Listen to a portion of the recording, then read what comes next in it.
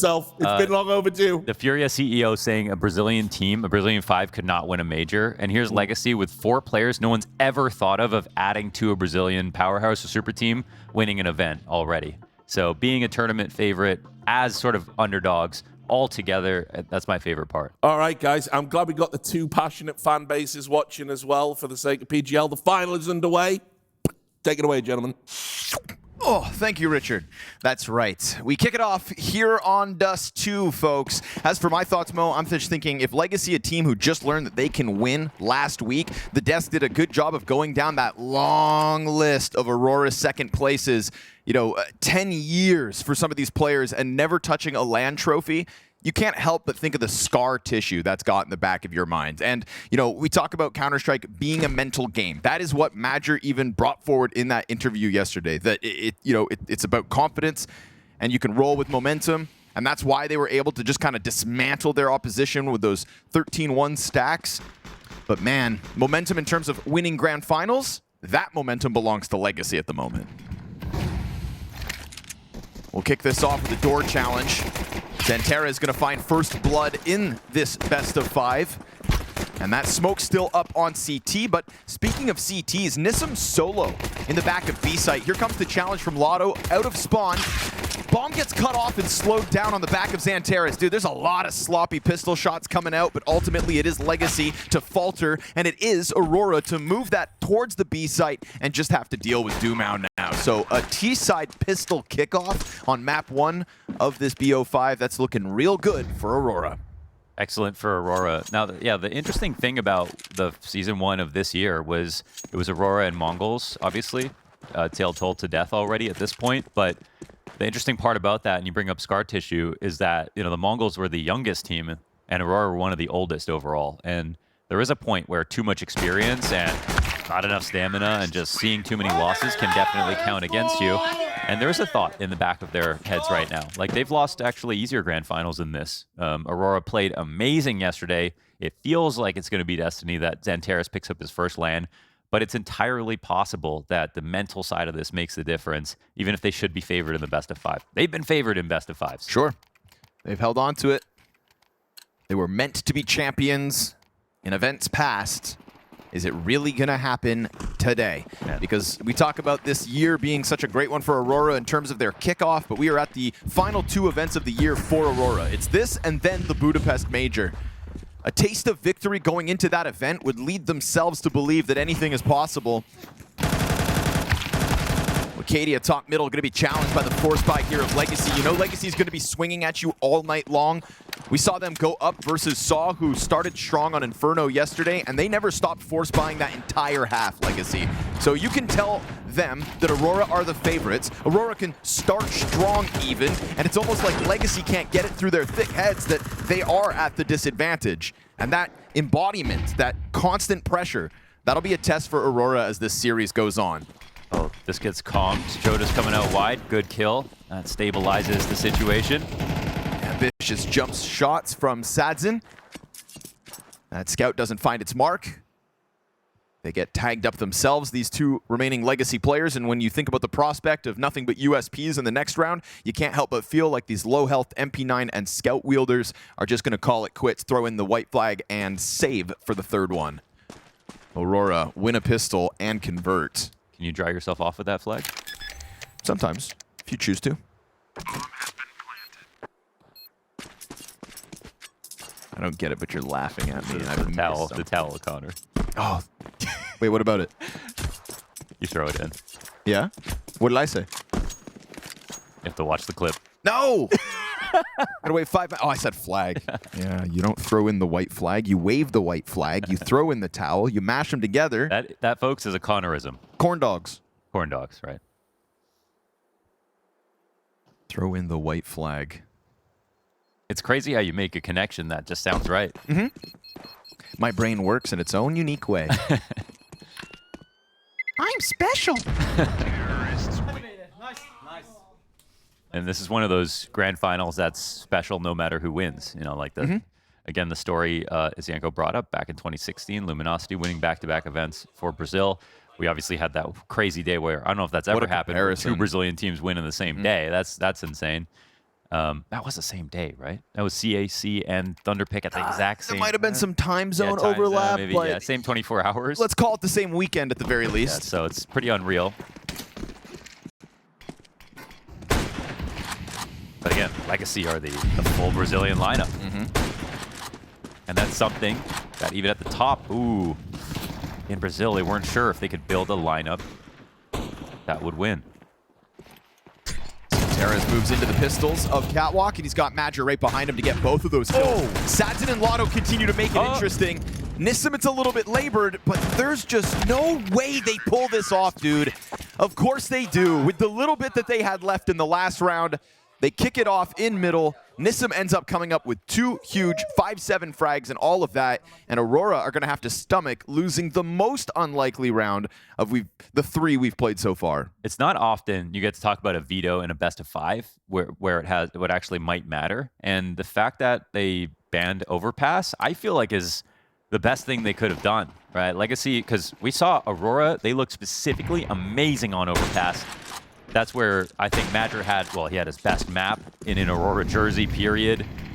He called incredibly well. The setups were fantastic. They've just taken that out, and I feel just like yesterday versus GamerLegion, mood is going to be a big factor. And Legacy, with the veto, bringing it to Dust2, not giving them the chance to have that 10-2 CT side overpass to start things off, I think is a great idea.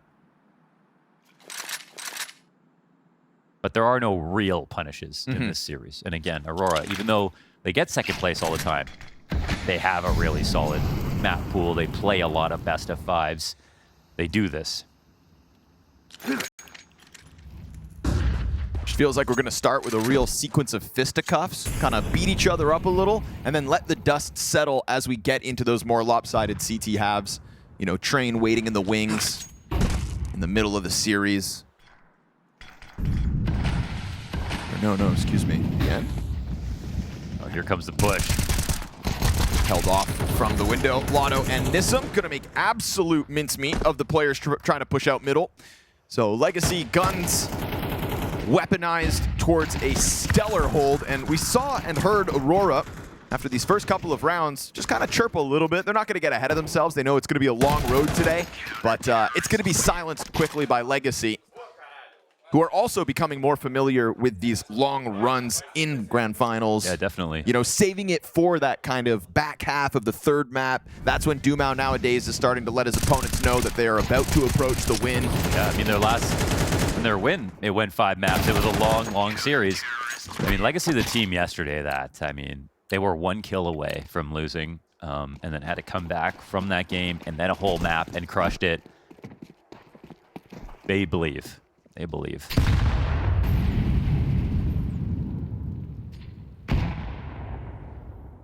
So a difficult pill to swallow if you're Aurora, starting off pistol with conversion, now down to Glocks in the 5th round of play.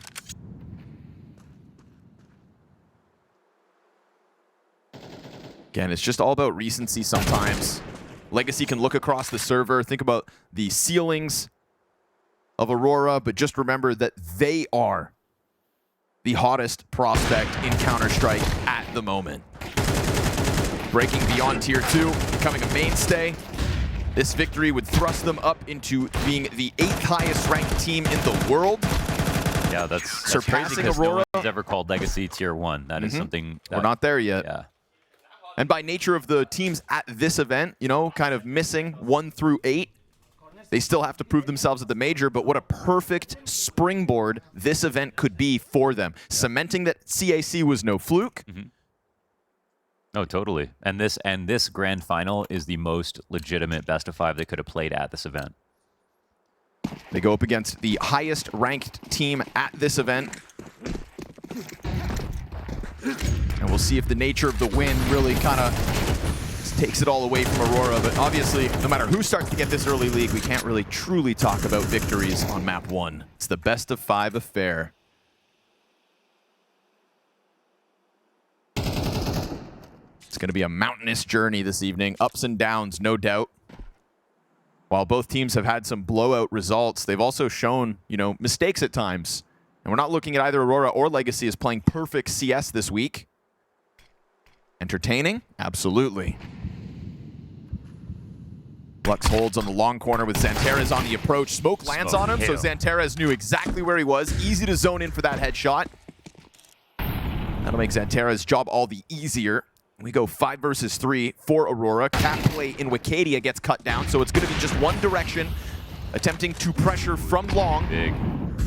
Frags opening up the smoke, but still no commitment to that cross. And Legacy just going to burn through all of the utility. There's one more frag here for Sadson. They're just trying to delay for the smoke to eventually come up, so they have to cross open. And the T's don't have any more utility. The T's didn't go for it. This is actually insane. Interesting. They don't have time to do anything else, right? Are they going to be able to make it all the way to B? The thing is that Legacy, they are still playing a little bit for information. Sure. Floating somebody down in CT spawn, it would have to be tunnels to avoid it all, and even that cat player in Nissim could maybe take a look. Woxic's scout presence is one thing, but they're stomping all over. Sadzin will cross. Sadzin thinking maybe there's somebody out middle, so he has to go for that desperate jump over. Takes a ton of damage. 7 seconds. Bomb stopped. It's been thrown to the back of the site, but Madra doesn't pick it up in time. Aurora try to rotate this to the other side of the map, and they miss out on the clock. Man, I'm not even sure if I hate the move. It didn't look right at first, but it did catch Legacy off guard. If Xanterez killed Sadzin right there with his spray, done. That's it. They get the plant, they have the site, the retake's probably impossible. So it might look silly if you're watching that and you go, oh, they lost because of one shot. But in reality, they did catch the rotator, they did have an open site, they did have enough time to get there, even though it was close. And they walked to make sure that most of the time it was totally unspotted.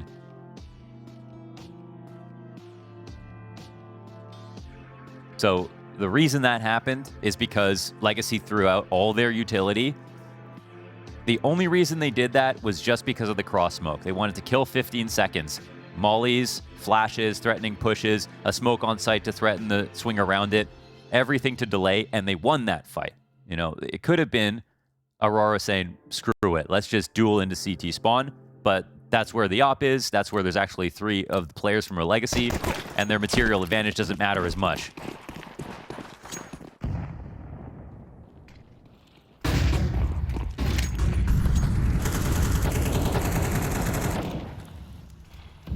It's going to send Aurora for a bit of a spin, having to move into this one with a scout and MAC-10. Low utility and a confident opening move here from Lux.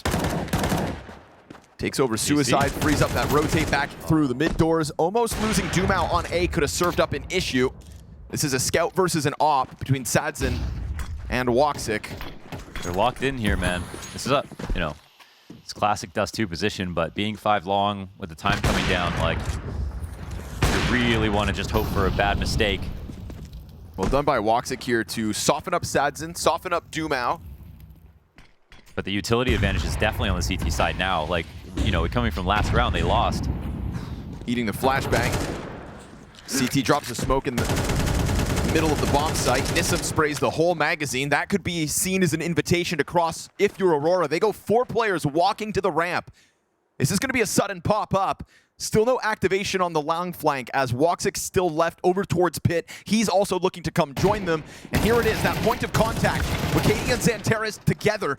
It is only Nissim of the 3 players on that site to get anything going. Down goes the scout player. Still a little space within that bomb site for Aurora to work. The flank continues. Oh, the damage racks up. It could be both. Frank gets one off the play, flushes Madra down to the base of the ramp, and he's still got fight left in him. Huge move from Sadzin to go back around towards long, and you can see Madra blindsided by a USP of all things. Legacy down to 1 player means Aurora almost just broke through that site. They love taking that shot off Cat and leaving. That was such a fast rotation, hard for Madra to read. They almost win the round, right? They almost get the trades, but to be honest, I don't see them at an advantage at any point in that round until those, you know, that became a 1v1. And even then, there was that rotation that came through. Aurora, they were pretty low on money to try to go for that same utility exchange, where Legacy already proved they were very good at spacing it out.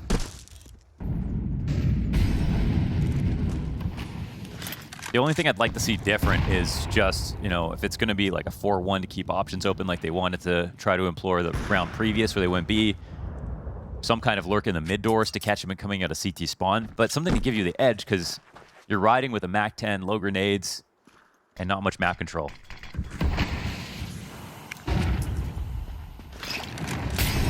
Badger just stomping his way up to the B split. But opening up that smoke will open up an easy hold. latto sprams through, makes sure the bomb goes down on tunnels, and there is nothing for Aurora to get going in this one.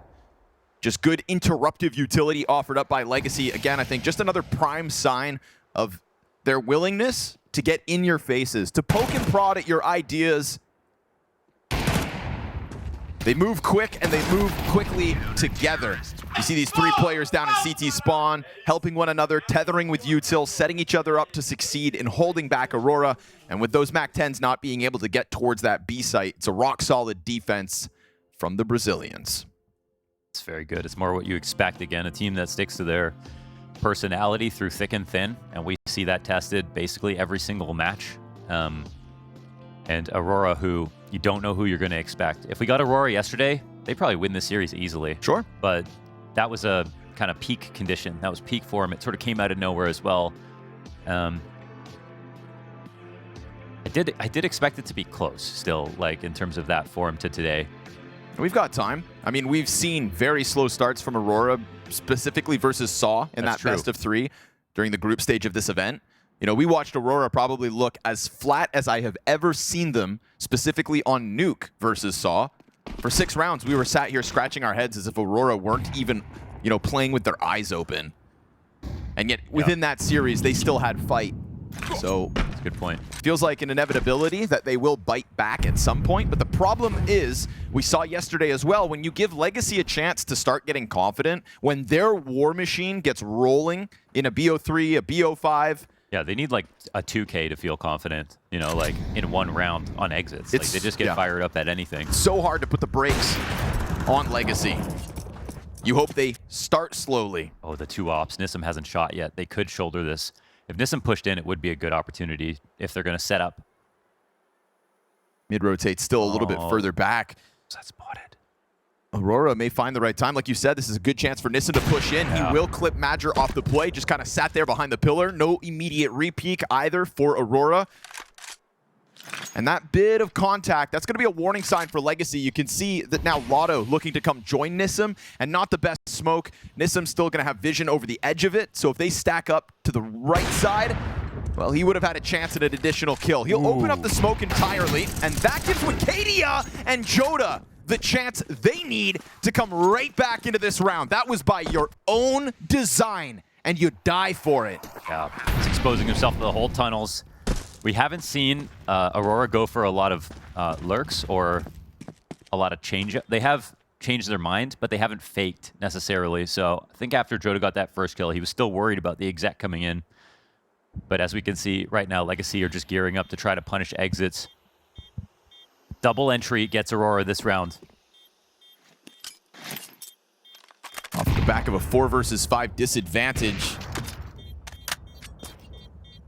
Legacy had to know what they were signing up for when they threw out that frag grenade. Xantera is going to try to alleviate a route for Jota, but that's Sadzen from spawn to just try to keep the costs up. woxic dying to the bomb as well. It's a round on the board for Aurora. And even if it's not a perfect round, like they get caught on that push and it takes them a while to get back and they just continue with their, you know, simple idea to get in a B. I want to see Aurora winning off of rounds like that, getting 2 entries at once. Like they should be standing tall over basically every team when it comes to their entry potential or just overall individual skill. With Legacy as individuals, it's mostly a win by committee.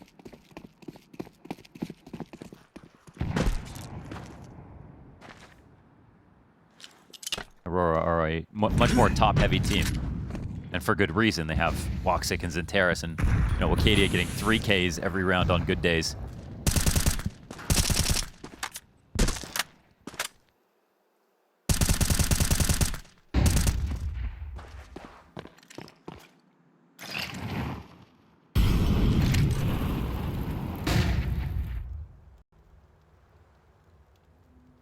Sadzen now with a chance to shave a player off of this mid setup. woxic still just a scout. Limiting factor in this head-to-head, but he doesn't actually peek into the angle. Now you're going to catch woxic with a nade out. Flash finds its mark. Xanteris doesn't pounce entirely, but gives himself a good position in the doorway. Has to forego it off of that flashback from Sadzen. Crazy push to come in. Absolutely had a chance, insane. got a shot off, right? Didn't miss that by a massive margin. But it does give Aurora an advantage to work with. Frag grenade damage is very good here. Two players incredibly soft for Lux. A reload needed and a flash goes high. That's a great chance for Wicadia to pounce, if not for dumau winning the duel up close and with a 4v5 disadvantage in their faces. Legacy fight. 2 nades into the cat execute, denies Aurora a chance to move that execute forward. And Legacy will thrust them back into winning ways. If not, for a chance here over towards tunnel. Xanteres is low health, 6 HP. This is a sitting duck for Nissim. He spotted it though, right? He knows he's here, and he'll finish that one off. Woxic, do you try? No, sir. Not at 10 seconds. So with Aurora winning the previous round with only 1 player left alive, man, that was Legacy so put the pressure back on. Dude, Lux is standing out, you know, on Legacy, who we're getting used to seeing them more and more often. Like, he's been so clutch at this event. That round, he uses 2 HEs. He basically assists himself. 2 HEs to get a player into the red, 1 bullet when he's dropping down on a CT, a second kill off that spray.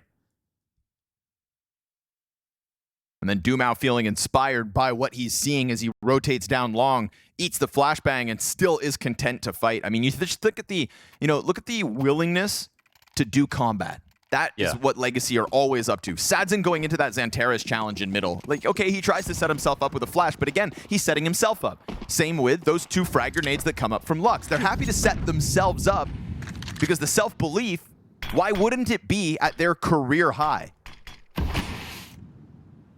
Legacy winning more than ever right now. There's a 2 nades get juggled to the ramp. In good hands with Lux once again. dumau could have his hands full here. He's going to be solo on the door hold. Mac-10 jumps out, banking on Xanteres to trade, but he trades with 60 damage coming his direction. So they'll establish a bit of long control. Nissim could fall victim to the Wicadia corner hold. Teammates far behind this, and oh no, Wicadia's got to get it. Nicely done, Nissim. It's a crouch peek. Solid on the read. Awesome to see Nissim have this great of a start to the series as well. This is interesting. They tried to do what they did last time, taking long control, but this time they're rotating back so early to B. They keep trying to create this this timing over on this side of the map. And to be fair, they have found an open site, I think, 2 out of 3 times, but numbers are against them. Nissim's going to start to come back, and he's coming back too quickly. Oof. Oh, and this is actually now going to be a 3v3 retake on the B site. Another scramble to try to get back into it. Smoke on the door, so you'd think that op shot on the cross made impossible, especially with Sadzin still in the backdrop. We've got 1 smoke grenade here for latto. Insane from Lux to go flying through that window. Wow. Legacy just trying to pounce on them when they thought Aurora wouldn't expect it, maybe because of a symptom of the fact that they didn't have utility for the play. Yeah, mollying the window, then running through it just to get their crosshairs off of it. And maybe that molly was off the mark. Good on Xanteres to recover this round. I mean, Aurora's game plan looks so simple here on Dust2, and obviously it's working way better for Legacy fighting against it, but these plays, like going late to B in different timings, this one a little bit earlier than the last, I mean, they're getting what they're looking for out of it.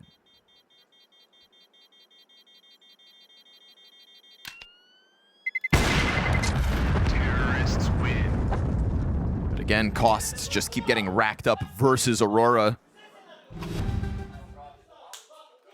Feels like any hope of momentum currently exists on a knife's edge.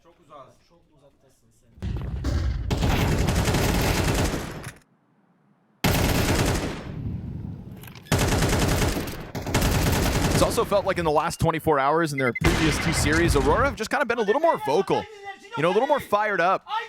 Weaponizing some energy, get it out of your system, even if sometimes it's frustrations, right? This is a team that we've seen actually start kind of yelling at each other as the pressure gets high, as these grand final losses continue to stack against them.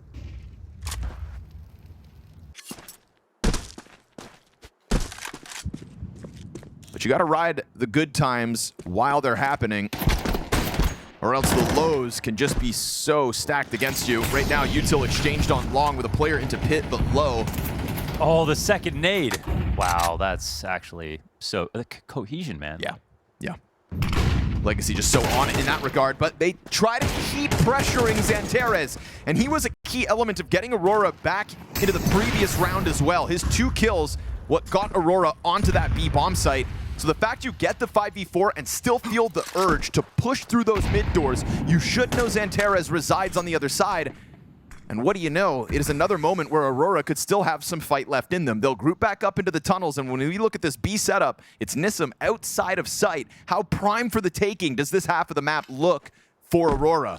Oh, they're going to go through the smoke, right? It's going a bit too far. Oh, they tagged him, but doesn't matter. Another good chance to take B here. Just leak through with Wicadia on the coverage.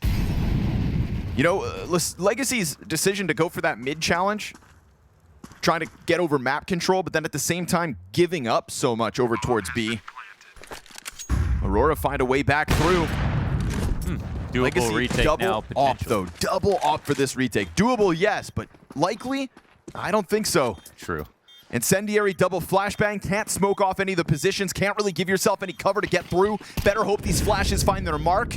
And with jottAAA looking up towards the windowsill, doesn't seem likely. He's got to turn, tries to track the drop, and him, Major, and Wicadia will all pick up a kill. So great little rebuttal here at the end of this T side. Aurora finding an affinity for this B site and the success that comes right with it. I mean, you look at 8-4, it's disappointing. 5-7, I think that's adequate, especially those being comeback rounds. Still really well done for Aurora. And again, I like that their game plan just kept paying off in the end. I mean, they're putting lots of pressure on Nissim to like push to get his kills early inside of upper B.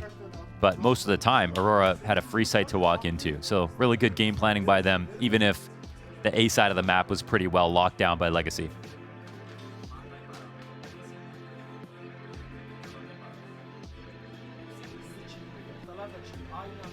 Looks like XANTARES isn't going to waste this opportunity to shine. Looking for impact in a grand finals, as the dream of touching a trophy lives on. It was a key part of the recovery within those last 2 rounds. And we've seen Dust2 games where Nissim's over towards that B site letting rounds go because he doesn't have many frags to talk about, but this is still a stellar first half from him. Highest rated player in the best of 5 series versus 3D Max for the CAC Grand Finals. He will play a role in the victory if Legacy have intentions to win tonight. Their first T side of the best of 5 begins with XANTARES down in the lower tunnels, ready to meet the Lux and dumau duo. Ooh, fire at his feet. Good call out. Well, they're still pushing though. Wicadia, he's out in front of this.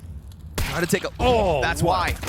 Turns back towards barrels, but sticking around there, reopened the threat of Legacy. Beretta's tap back, and XANTARES shaves Lux off this one. So man advantage still held on to by Aurora. Okay. latto not even looking for the duel.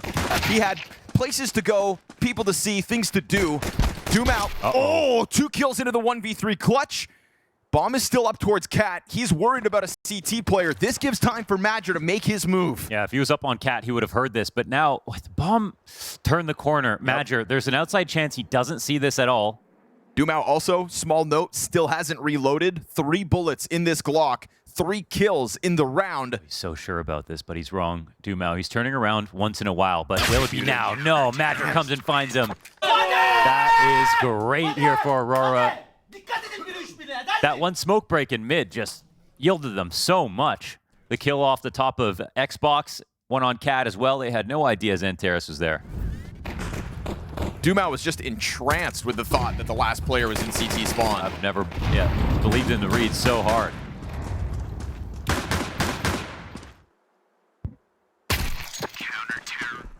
Easy for Major. Sadson scout damage through the mid doors on the cross.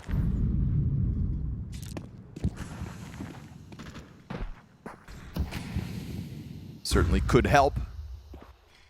But it still requires a lot of work from Legacy. I got the hiccups of getting nervous. Game's getting close.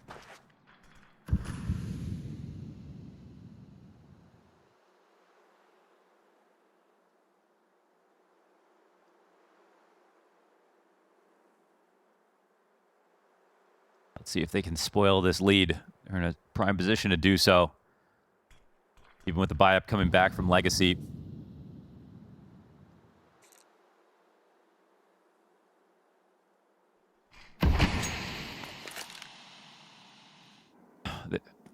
It's going to be the B split. Actually, there's no one inside of middle. It looked like it might have been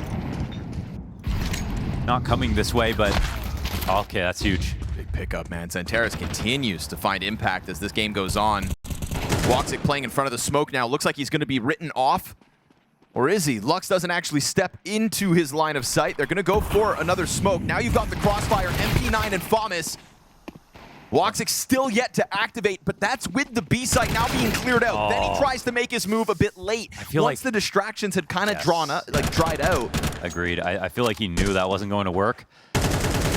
They had nothing to watch, but this actually brings MIBR back into the rounds. Lux will feel pretty upset about this if this ends up losing it. AK picked up, he's got to reload. He's got a bit of time, no kit though.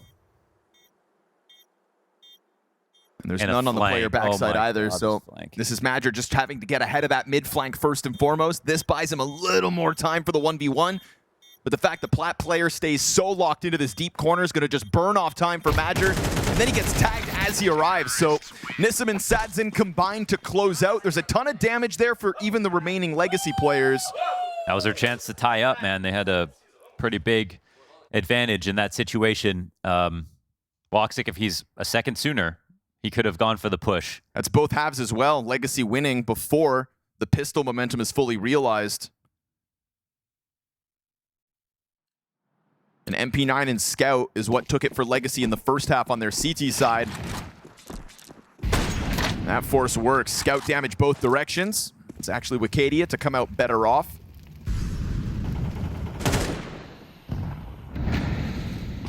Aurora making this harder on themselves by not converting that pistol for everything it's worth. Good spam damage comes through from latto. Hit them both.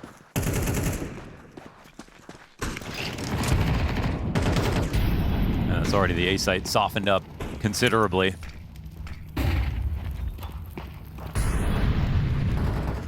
Taking over cat presence, but right now we've got Aurora stacked strong inside this site and banking off with Cadia making a move. And Xantares is going to draw Lux around the corner, exposing him to everybody. Nice little bait and switch between Xantares and the whole pack. Again, Cat Crasher's going to get this kill, yeah. Further damage continues here from Nissim. He's looking to find that route towards B. We get the tunnel push coming out, but just avoiding it, man. They're going to see an empty site and then start watching their flanks again. This is just great mid-rounding from Legacy. When they saw two people, maybe heard that scout in the background as well. They said, okay, let's just avoid it. Oh, wait a second. 4v3 now. 4v3 with damage on 3 of the 4. jottAA's going to double back. This is a 1v1 versus Nissim. And if Nissim suddenly has to go help on... never mind! He doesn't even get the chance to turn around! Now Aurora are working with something and they finish it off!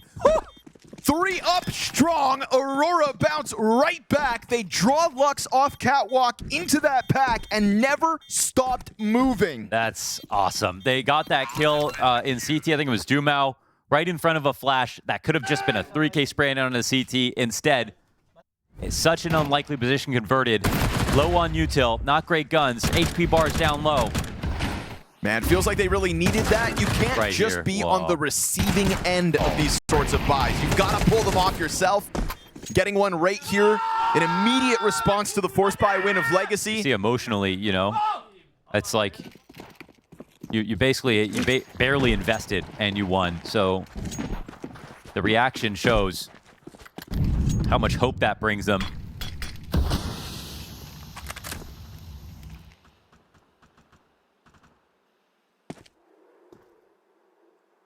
Now just another cute T-side idea. The lurk smoke the end of the B tunnels. That one missed.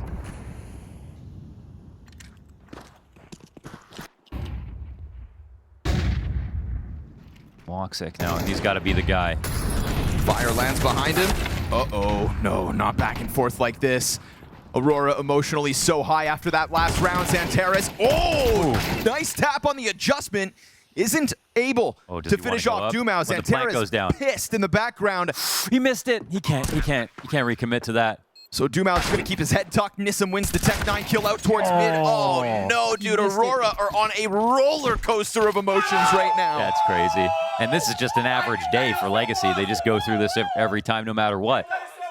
Did he get clipped on the box? Not sure. That might have been bad clipping or bad movement. Either way, it was bad. You don't Not want to say he wouldn't have died anyway. Like, they kind of covered that perfectly. You don't want to start a chirping challenge versus Legacy. Yeah, they got some birds.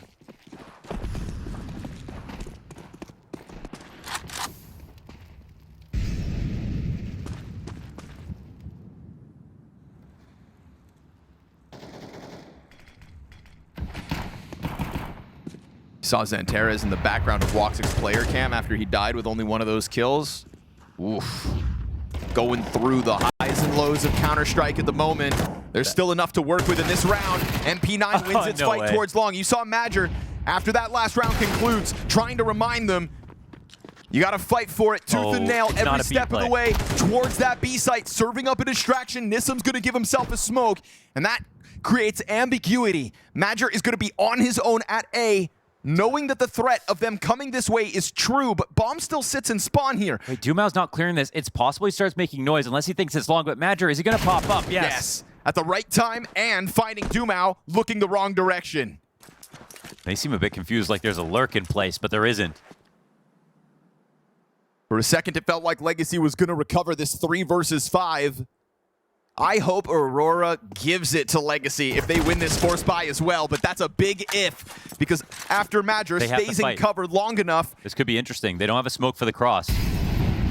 Gonna try to just pressure it with the flash, and it does blind both, seemingly, but they didn't actually jump over in that moment, and Xanteres has pressed this MP9 in behind the site's boxes.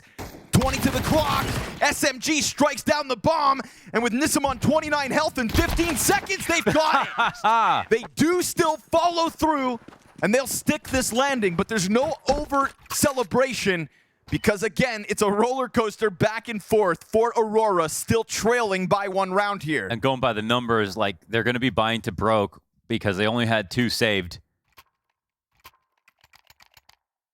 They get the op here for Woxic. But you play this back and forth for the T side, they're always going to have more chances to embarrass here. So 5 rounds at the beginning of this half, none consecutive. But it looks like Legacy will actually finally concede. Oh, wait, I got the awkward money, actually. Nissam, oh, did he drop that scout? He's $0 with a deagle and the armor. They all forced up a little bit. Just so imbalanced. Okay. Sells the deagle, gets some more utility instead.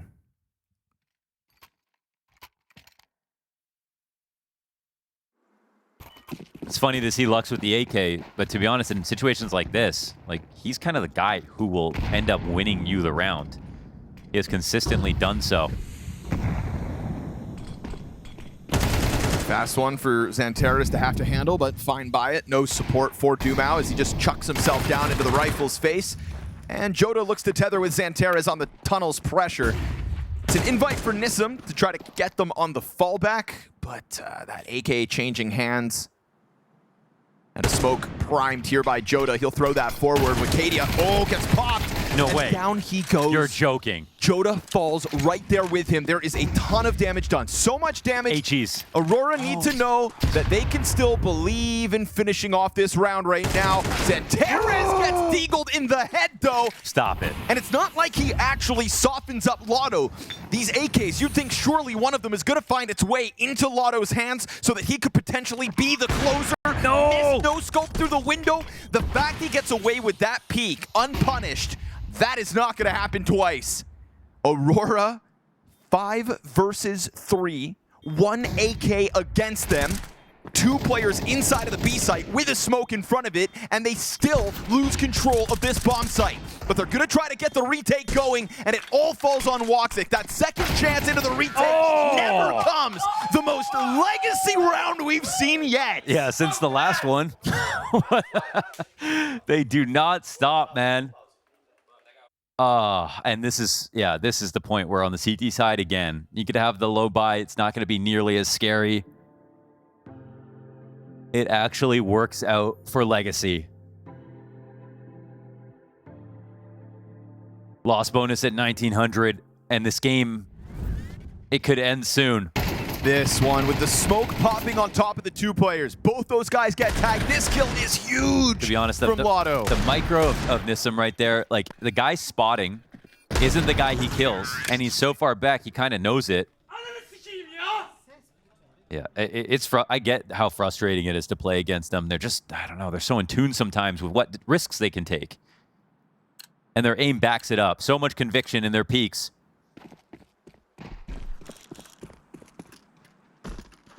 I'd kill for live translations. But that's that steam that I'm telling you Aurora kind of have to blow off. Hopefully it just doesn't start to come inwards. No point in playing a blaming game while the BO5's still live. Aurora have proved to us that they can win rounds similar to those of Legacy. This back and forth affair will just not stop. 6 rounds consecutive. We go back and forth. A scout to challenge through CT gets toppled, but it is damage on Lux. And they know Xantares should still be back there. Jota activates from long, has to pick a target. So many backs turned, but he shoots way too late, and they've already gotten their path opened up towards that B site. That's so tough. Legacy finally able to string 2 rounds together, and it comes by way of an 11-8 lead here on Dust2. Anything but an SMG, I guess, and there's a chance, but there's a reason he has one. All of these rounds going back and forth, it being too costly for Aurora. It was bound to happen. Someone was going to break through. Unfortunately for Aurora, it wasn't them. And yet another instance here as well where we look across the board for Legacy. You know, you said at the start of this event, sometimes it's hard to kind of pull Legacy apart and evaluate each of the pieces. Yet another moment where they are seizing the opportunity across the board. No weak links. It's crazy. Just X factor from top to bottom. I think it's what you picture when you think of a good CS team, and it's just never what actually happens. It ends up being much more top heavy, but it's a game where everyone starts. There's no like roles like you have in, you know, Valorant, Overwatch or something like that. Like everybody has the opportunity to do the same stuff. All the roles are sort of made up and they change on the fly, but it really goes to show how much range each player has at different portions of the round. Whether it be the clutching, the rifling, you had Nissim opping in that first half, like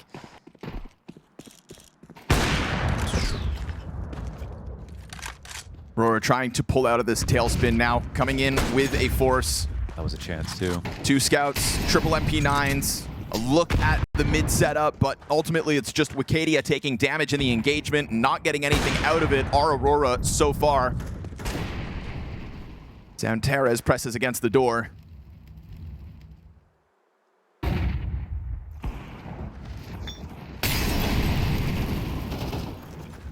Molotovs to unsettle Madger. They hear him burning on the fallback. Second Molly's actually a dud. And a quick shift for Aurora, throwing Xantares at this problem, adding himself to Woxic. It's a capable duo. We know what it can do. But working with less in the face of a strong Legacy. Missed shot on the fallback from the scope, but Xantares is there, and that's why they put him there. I swear the best part of these rounds for Aurora is these MP9 kills. Like, they've proven to be enough. But a 4v5 for Legacy to face, and they go silent here still with Majority stationed on Cat. they're both protecting a gun and readying a split. They want to keep it simple. To be honest, if Aurora don't move, I don't even think they really have an advantage, like versus a full buy like this. They're not working on any pushes, no rotations. Retake odds are obviously very low. If they get another kill on the site hold, they could talk. But okay, here comes a flank. And the kill. Yep, and they're being corralled into Woxic.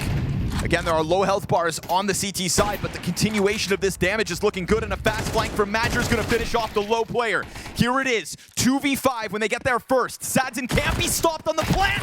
Oh, the cover's there, but the health is so low. Wicadia's got the cleanup, and I got to say it, Aurora needed that one. Needed it right here just to keep themselves believing. Yeah, need is such a crazy word in this game. It feels like they need him every single time. Can't get that 2 in a row. Working here the hard way. Both teams know they could have won this game already. That's sort of where we're at this point. So the gap gets smaller. The buy comes back well. Aurora, again, MP9's getting the opening kill many, many times in these last few rounds.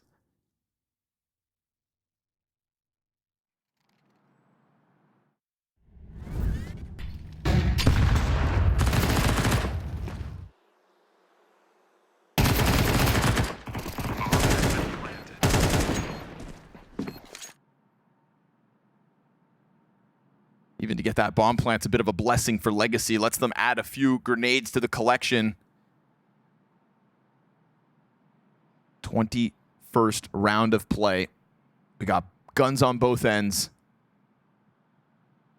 And still this CT side for Aurora has not won 2 rounds in a row. That's got to change right here.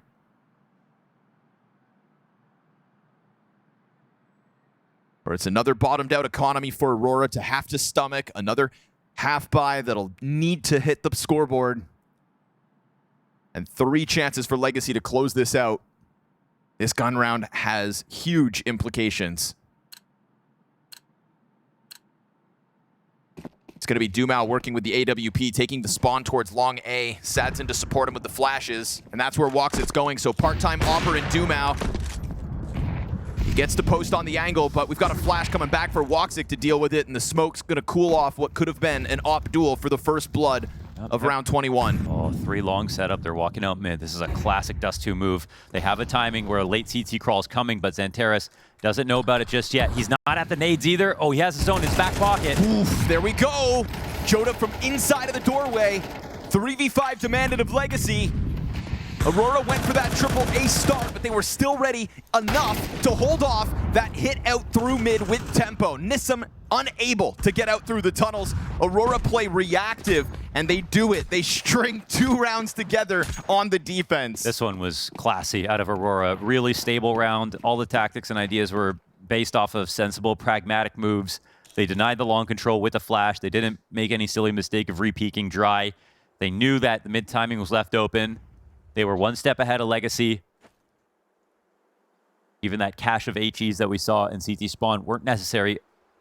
Xantares made sure to stay loaded. Perfect support for the B players.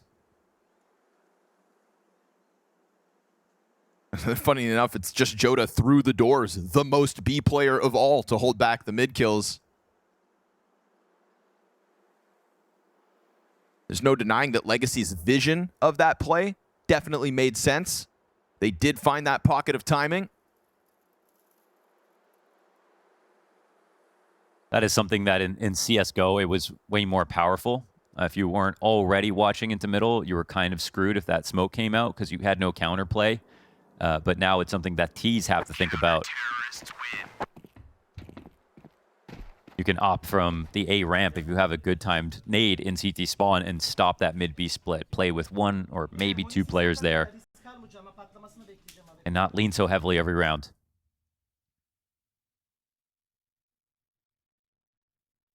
All right, well, it feels like this game's about to get tied up, but you'd have to call me gullible if I called that. Like, we don't know what's going to happen in any round this match. Legacy playing the odds that this one goes to an 11 all game, keeping Glocks on 3. They've done more with less.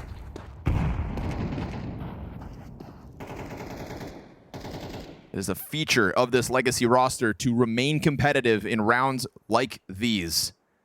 But down to double flashbangs on latto. An op that's looking to walk out middle. And nobody close enough to hear that scope. There's no one scaling into mid. He's looking for the bottom ramp kill. It's kind of a big gap in the timing, but there's an op on the line. He's got to watch Cat too. Is woxic even looking down here? Yes. No, he's watching Cat. Wow. Sadson. Just, I mean, he's finding the golden ticket in terms of spacing. He can't believe the lack of presence here from Aurora. Like, where are they? He has to ask himself. There we go. woxic adjusts his attention down towards middle. Map feeling a little too quiet.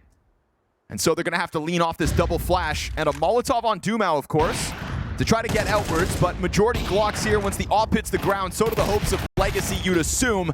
Nissim, never too late to the party, but a singular Galil kill as that bomb's thrust forward towards site. latto just wants to get away with a bit more money and just knows the threat's too close to do so. Aurora tie this game up. We go 24 rounds of play here on Dust2 no matter what. already a banger series, and it hasn't even started yet. And still, though, a sketchy amount of money for Nissim and Sadzin. Direct duels won here between Xantares and Latto. 8-1 for Xantares. Yeah, that's not a rivalry. That's a beatdown. All to claw them back into this match. Oh, what? A shot from Sadzin. He couldn't afford a not, but who needs it when you've got that aim? Oh, Aurora have to look at that. But you almost get one back for free off Madras Intuition. Finds good damage on Latto. Xantares and Woxic trying to join forces in mid. This smoke's not going to last forever. Frag with some chip damage on Lux as well. He's keeping his head down. If he jumps up, Woxic could snap this into him. Kind of missed that chance. Trajectory of the nade tells him somebody's behind that box. There we go. Huge headshot for Woxic. Crazy. He's going to put that scout to the dirt. Gets revenge for jottAA's death. Him and Xantares still floating around here on the CT side of mid. But you can't stop that cat climb up.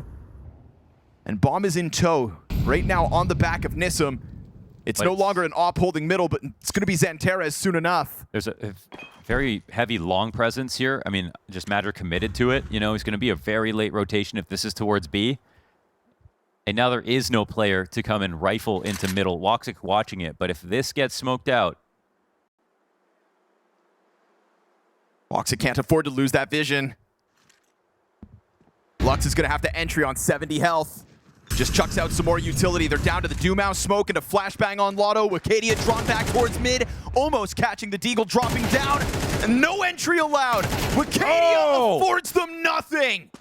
Triple mow down on the hopes of Legacy to secure that 12th round. Aurora have been through the washing machine and yet come out on top with 12 rounds first. Holy smokes, man. Heads spinning at times throughout this half. Frustrations on full display. Xantares just shouting. And that is jubilation. That is Aurora knowing they have one chance to shut this down and that the money hasn't been good for Legacy in these last couple of rounds, and it won't be any better here in the 24th round of regulation. Surviving that shot in a round like this after this game is incredible. And here's that Wicadia 3K. We finally get it. Round 23. And now a buy that looks very familiar here for Legacy as they try again.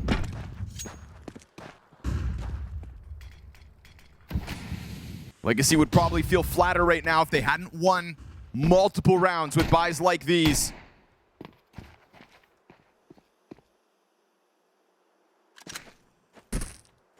Every round a possibility. And this time there is no contest through that mid doors.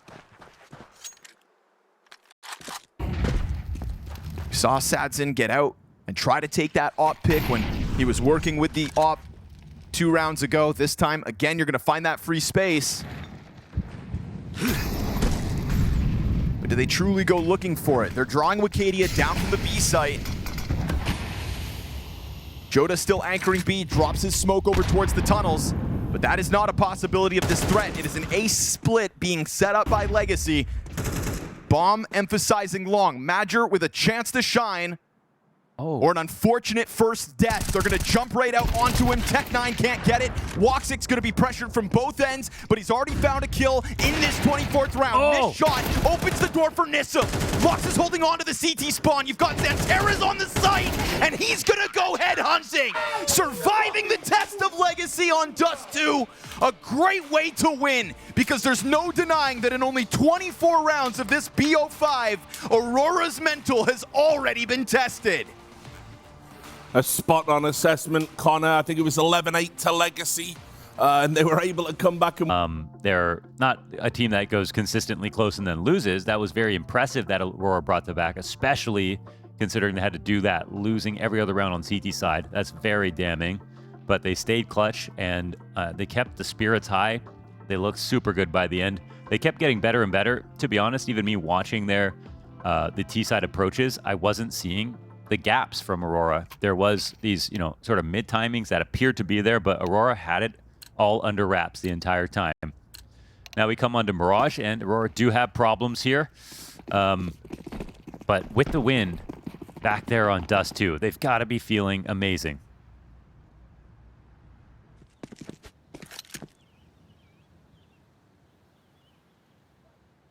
Creepy crawly palace approach. Smoke in front of Xantares. Wicadia gonna rip these Berettas when the time comes, and he's got 3 players to jump at him. No problem for the first 2. Third player never emerges with that bomb. It's all good for Aurora thus far. Some damage that goes back the other direction. But with bomb down on the ground, smoke's soon to fade. Sadzin knows that if he's gonna get this plant off, you'd think he's gotta do it right about 5 seconds ago. Tries to get back around, but there goes the smoke, so now he's exposed to Ticket instead, covered off by Nissim at least, and Aurora kind of give them the space to put that down. 2v4 post-plant, already starting to get cleaned up. Aurora will let them have a little money, but they're going to take that pistol and run. So again, like veto-wise, I think they were sad to see Overpass get banned since it was possible that it came through, but since they've survived Dust2, this is, if you missed it yesterday, the energy they had playing on Overpass yesterday. They've kind of unlocked it. Legacy have let them have it, especially after a comeback victory within regulation. That just seemed impossible. 5 rounds in a row to close that as well. Wow. You know, felt like any one of those rounds from Legacy could have broken Aurora on a different day. Yeah, the fact that anyone won 5 rounds in a row in that second half. Stellar. Don't get me wrong, I don't expect Legacy to give up anytime soon. But it's more so the confidence that kind of Aurora can work with stemming from that regulation close. You saw genuine frustration across the board from some Aurora players.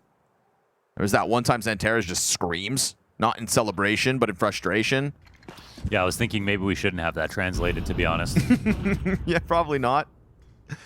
But I mean, if Nico can pound a desk so hard he makes a hole in it, start bleeding from his knuckles, and still win a map of Counter-Strike, then I think Xantares has earned that as well. Let the Terminator get wild. Lux's Tech 9 and Sadzin's Tech 9 are the only 2 pieces of success here for Legacy, so trying to break down the doors of that B site has just led Aurora to what should be a majority alive conversion. I say should just because Lux has picked up this M4. He's a looming threat out there on the field with 45 seconds.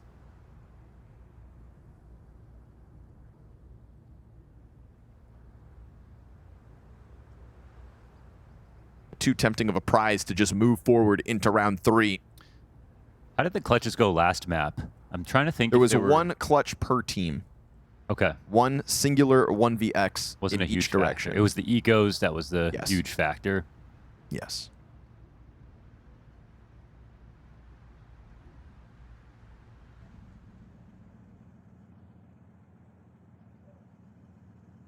We've seen games with way more clutches from Legacy than that last one.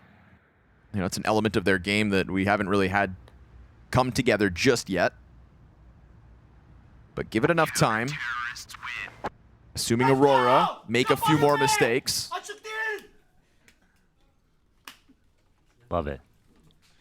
Lanteris looking for that first chip. Dude.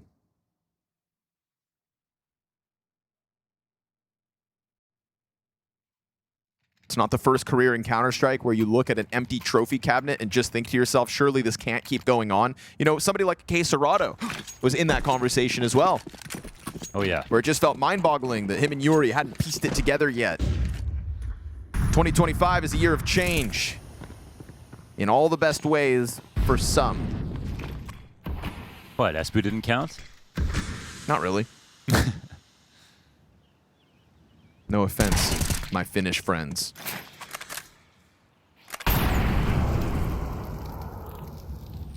That M4 keeps changing hands.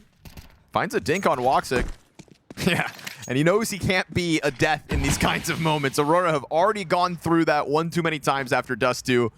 Look at this huge reposition from Woxic to go over towards Ticket Booth instead. Get as far away as possible from that ramp challenge. It's the only thing that Legacy are working with in terms of real primary guns. Sure, Desert Eagles, Tech 9s, we know that they can weaponize those as well, Legacy. But just not the M4, please. asks jottAAA. Transitions into backside instead. Funnily enough, it could still be a position that latto gets a chance to challenge. Oh, Nissim just killed jottAAA. Now the pressure is indeed on jottAAA, but his reposition's worth it. 2 headshots off of this unexpected hold. Eventually, dumau getting it back into Legacy's hands. That M4 in a third player's grasp.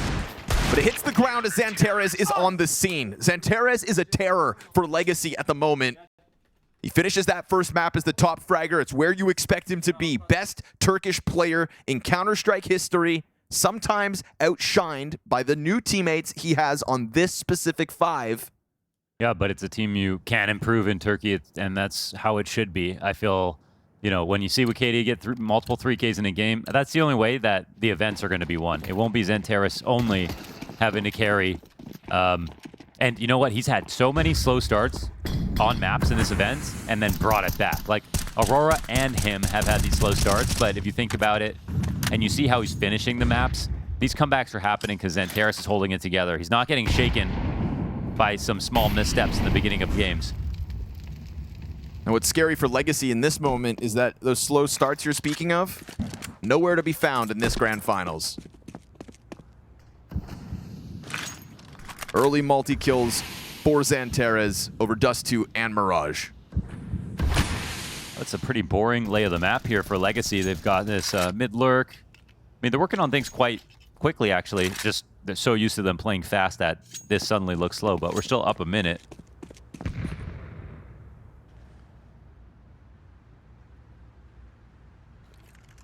Aurora really don't start going for full flanks until later in a game. Here they're perfectly content with their op advantage on CT. Now the split is starting to take a little bit more time. dumau is the final piece of the puzzle. Nissim can lurk.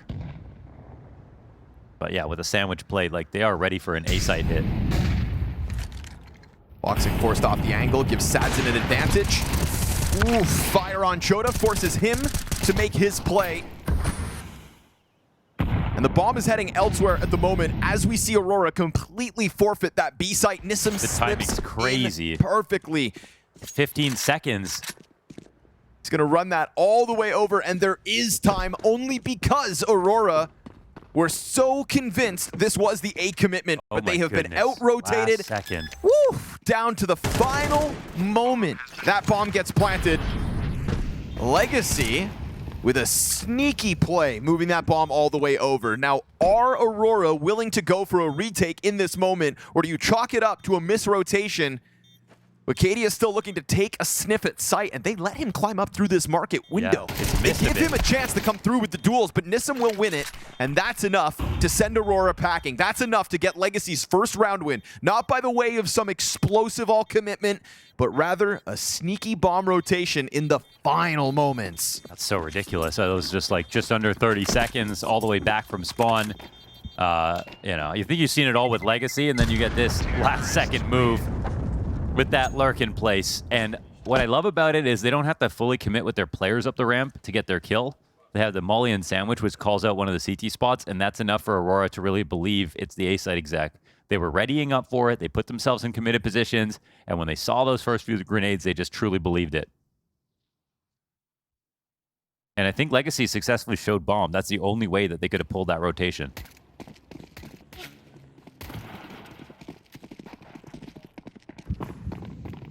Very classy game of Counter-Strike in that last round.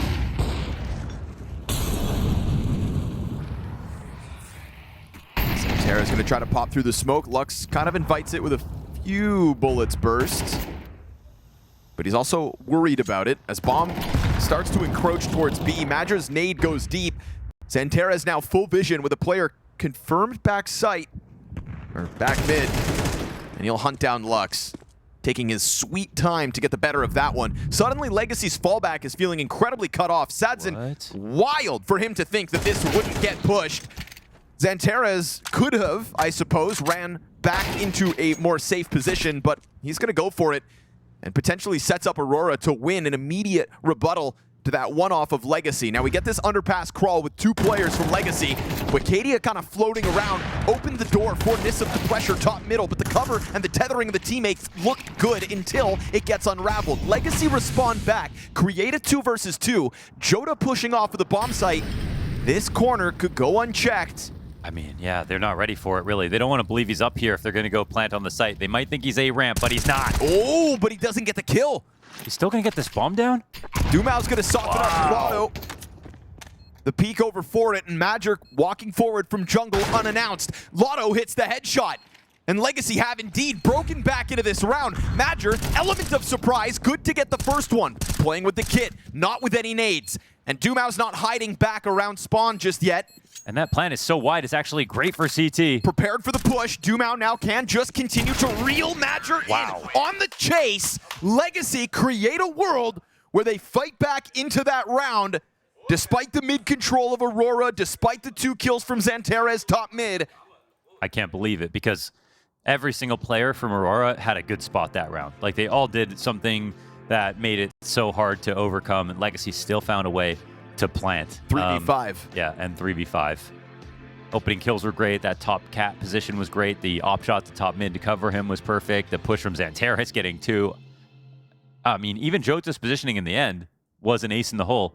I think the problem is he has a really important spot to just threaten presence, but he actually commits out and peeks 2 players who are already holding him right here when they're safe to everything else. Like, they can hold on to that. So that might have been the one mistake.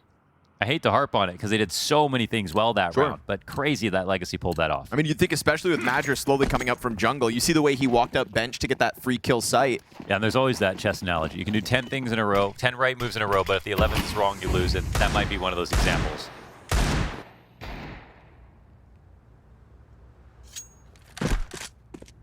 Well, luckily after Dust2, Aurora know this feeling well.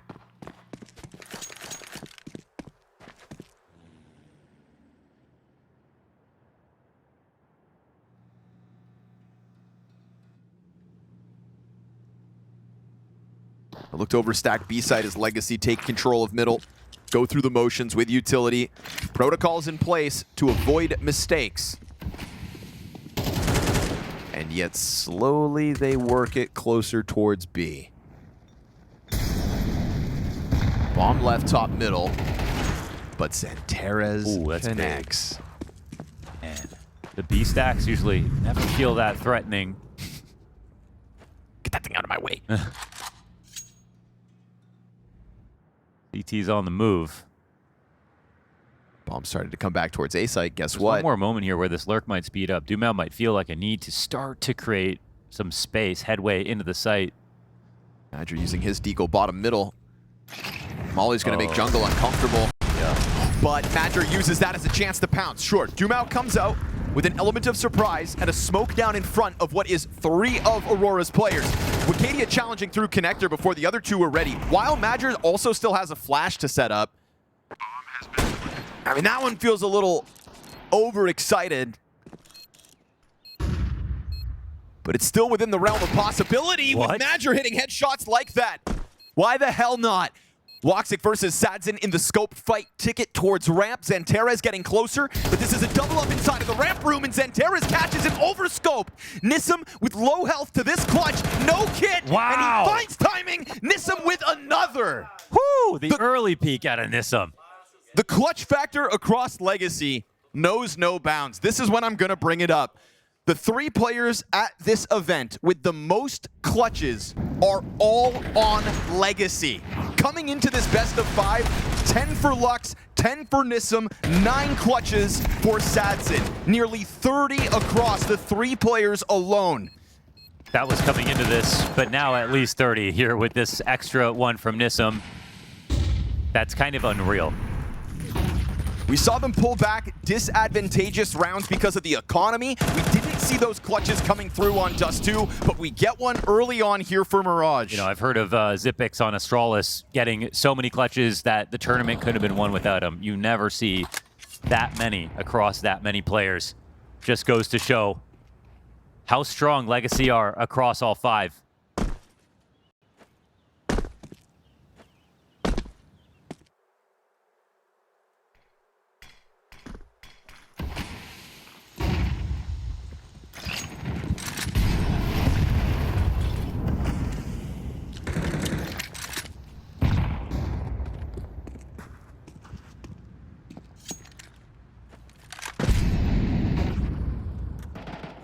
Still two of Aurora's players facing down this ramp, and it works. Sadzin steps into his death.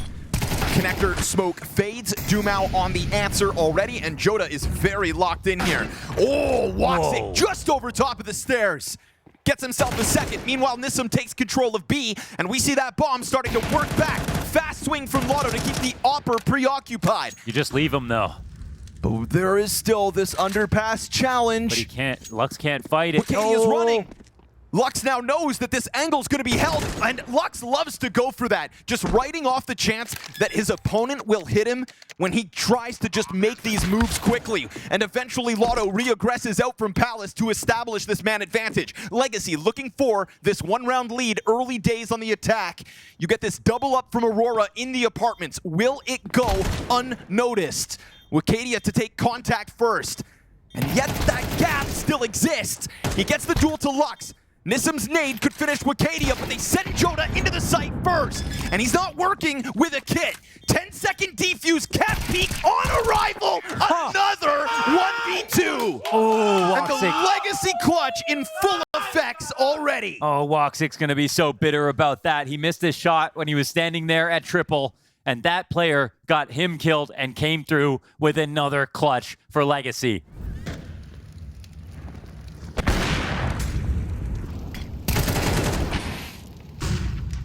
Oh, that was such a great shot, and would have been a great round for woxic if he just locked this one down.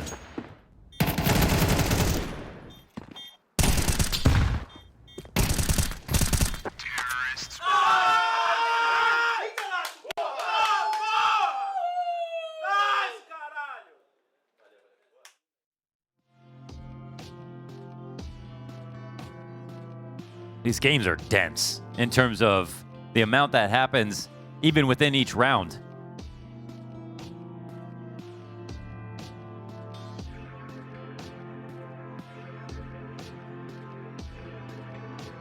They've always got this relay to B. There's always a chance that they change up.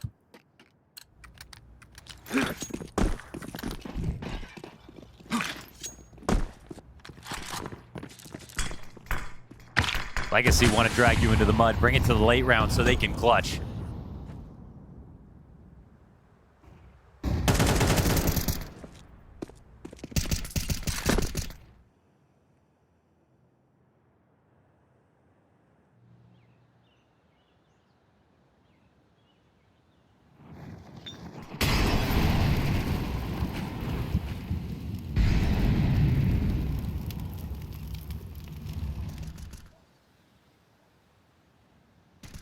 And through with the window boost, dumau starts to move this. Murder hole is a prime spot to flank. And Aurora may be working with little, but leaving so much of an opening. Sure enough, Legacy find the crack in the setup. We could take his time with this one. You might even pull out a knife in this spot, man. It's going to be a blindside on woxic to get the blood boiling. Spraying him down, and with the scout, no chance on that. So dumau just finding the perfect position to push at a passive Aurora. Their hopes of this one go up in smoke. And then Wakati writes off the threat inside of Palace, so the idea of trying to save the majority of what you buy into is now gone as well. Nissim's been such an effective lurker, whether it's the leadoffs into B up here in Palace. It's been a huge thorn in their side.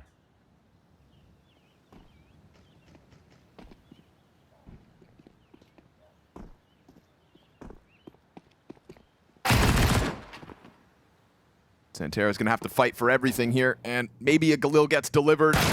If Nissim dies, he can go ahead and save that. Hopefully, how many more bodies do Legacy want to throw at this problem? And is it really that big of a problem when your own cash is yet to build? Yeah, 2 deaths enough to stomach for Legacy. Good guarantee with majority alive, and the fact that MAC-10 just cuts through the murder hole is salt in the wound of Aurora. It's the nicest way to win an anti-force, not have to let it get scrappy at all. 2 kills, no response. This is the second 5-round streak that we've had so far in our grand finals. The first one was Aurora closing in regulation of Dust2. The second is this, an early answer to Aurora's 3-round straight. Back to mid with the climb up.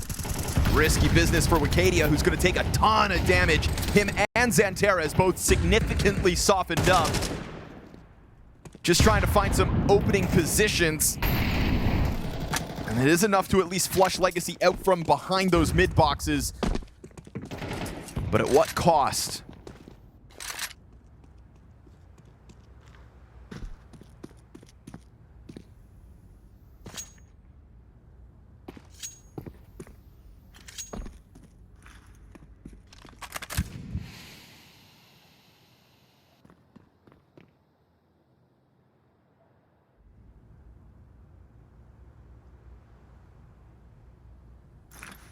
Smoke comes down.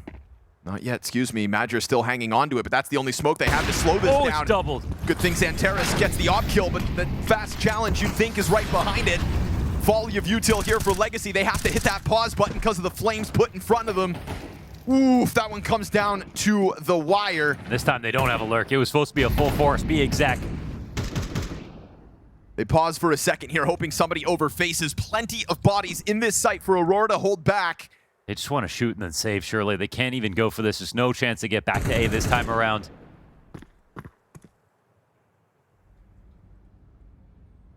Every window is guarded. No one's jumping off here. 2 entry denials out of Aurora looking solid. Xanteris, rare sight him with the op collateral shot. He was nearly the first death of this round in that mid pressure. Also just feels like they could have ran over top of him and MIBR going for that boost if Legacy's timing was just ever so slightly quicker. Hell, even if they're able to get a nade over towards the van, that would have killed Xanteris and no collateral to be concerned with. But instead, Aurora cut that lead down to just 1, put a quick end to the 5-round streak of Legacy. 5 is enough as far as Aurora are concerned.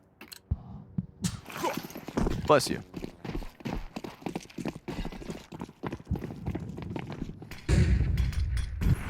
Posted window for jottAAA, just lost vision as the smoke plumes in front of him. Would have known about Lux's fast tempo, but the fact that they expose connector and then look through window again and haven't seen him, I think this position and timing from Lux could catch somebody in mid off guard. How much do they want to throw at MIBR this early into the round? Bomb is throwing flashbangs over top. Oh, that molly's perfect, just as they were about to exact. Again. I mean, Aurora, they look so alive, active, and they're actually not even playing aggressive spots. They're just being very careful. Legacy catch almost everyone off guard with their just ahead of the timing you thought was the timing.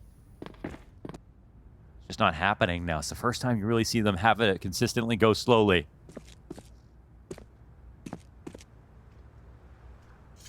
Lux has been hanging out here for almost a minute now. Now they can turn this into a B split. Totally fine, obviously. First person to try to stop him will be Wakadia, prime spot up here on Cat.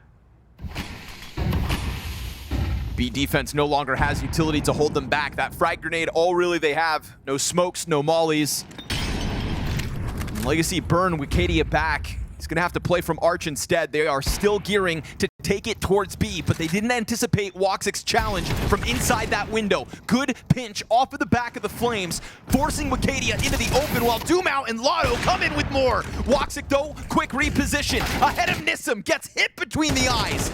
And that bomb is going to just run its way into the B site, but they missed their timing. Wait. They got slowed down long enough that Legacy lose it to the clock. You're playing a dangerous game, one that they got away with previously, but not here in the 10th. All right, 1 second to get that plant last time. 1 second too slow this time. Wow, that's close. I mean, rearranging to go for the cat exec after that incendiary lands right when they're about to pop B, it makes sense they don't continue forward with it. But yeah, then they were playing with fire.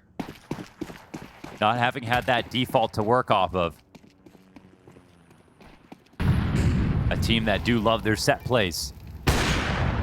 Wow, clean one. Beacon of which, setting up Sadson out of the gate here as they work with 1 op, 1 AK. This might be what they've needed because, yeah, they're 5v5 in a lot of these situations. Oh, man. Bro. Oh, that's tough. Really? I mean, jottAA's had no mid support at all. Yeah.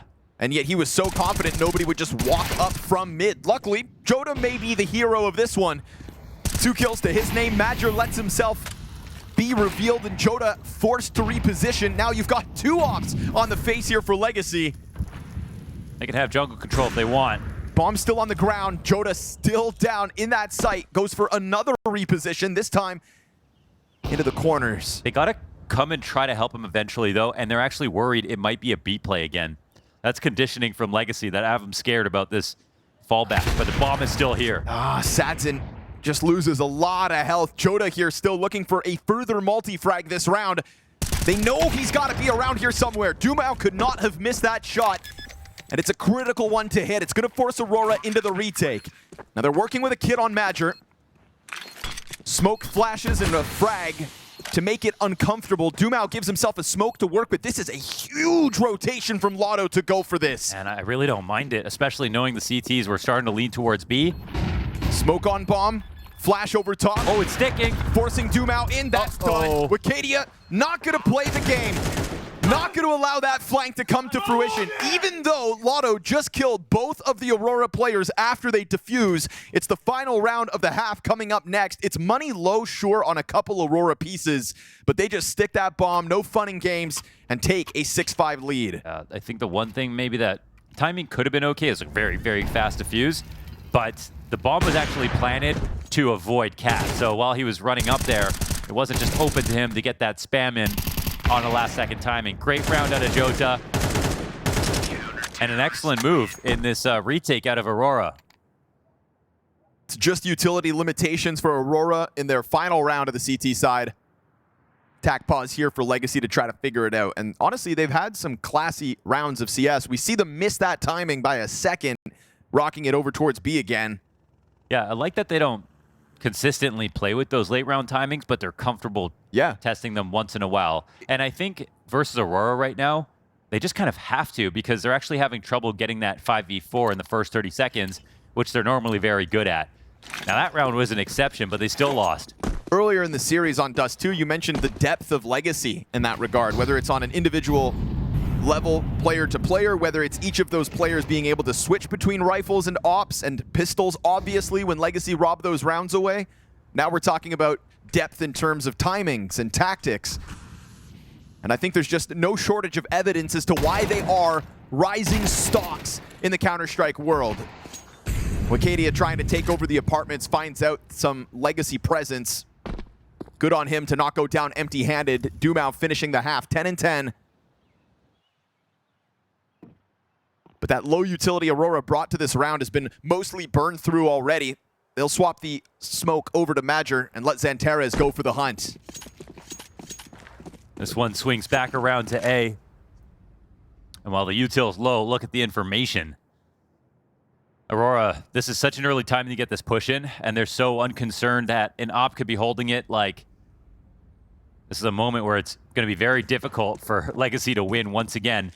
They're going to have jottAAA create some space in the back of CT spawn for MIBR to get a spot, and they know eventually this becomes an A play. The only thing they don't have info on is mid. MIBR's got that last smoke in hand, thinking about throwing it towards ramp, but it's this heavy Palace emphasis. jottAAA waiting for somebody to overstep. He's going to go for the player on ramp first. Can't snap it up for the multi-kill. Woxic buying an extra second, getting tagged down low. Good cover here from Sadzin to force Woxic back. latto sees that as a chance to pounce, but he steps into his own death, and Xantares late on arrival, but still just in time. A Sadzin 1v2, no clutch this time. Legacy, your luck has dried up. It is Aurora with a 2-round lead, switching over to the attack. You love to see this Aurora, man. They've gone through it. They've had to fight up against very difficult rounds. A Legacy that look just as consistent as they have so far. They won Dust2. They've had a great CT side here on Mirage. We know that was a win condition. And that was a clutch shot out of Woxic as well. He was dizzy from that flash. Came to instantly hit that shot. I think the chase down was a perfect idea on him. Yeah, I mean, not to mention the low health. Made total sense to try to take it to him.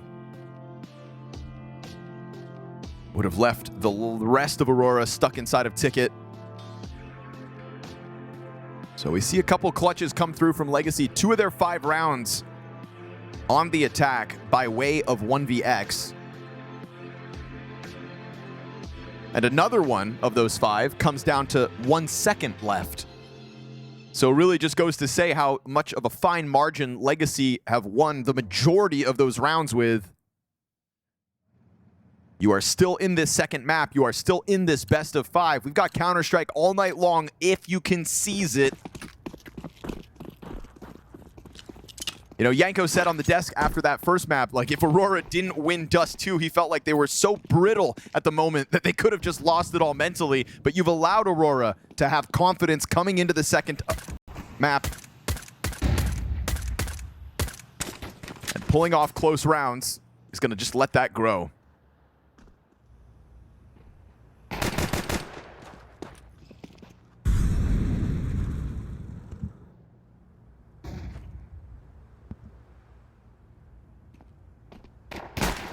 Rumblings of this connector to A hit. latto, he'll find his. Ooh, double kill for latto and a chance at that third, but it is good damage. Out from jottAAA to try to open it up for the bomb to cross over, and that deep angle out of Palace ends up being the bane of Legacy. Won't be able to stop this plant. Gonna smoke off the Palace support at least. There is a world where jottAAA swings through this if he wants to get that risky, but you can just bank on Xantares fighting on his own. And so Aurora extend the lead, and it's early momentum to a T side. Without this map, you know, the like we've seen one reverse sweep in history happen just again at Thunderpick a couple weekends ago. That's, you know, in best of 5s, you go up 2-0, you're pretty much guaranteed a seat. Now, the thing is, it's Aurora. They're looking for their first land. So, you know, they might still get nervous when push comes to shove, but they look like they're in control totally of their emotions. All their strategies are looking good. Legacy are having trouble breaking in here. Yeah, I think that's not to write off Legacy, even if they lose this one.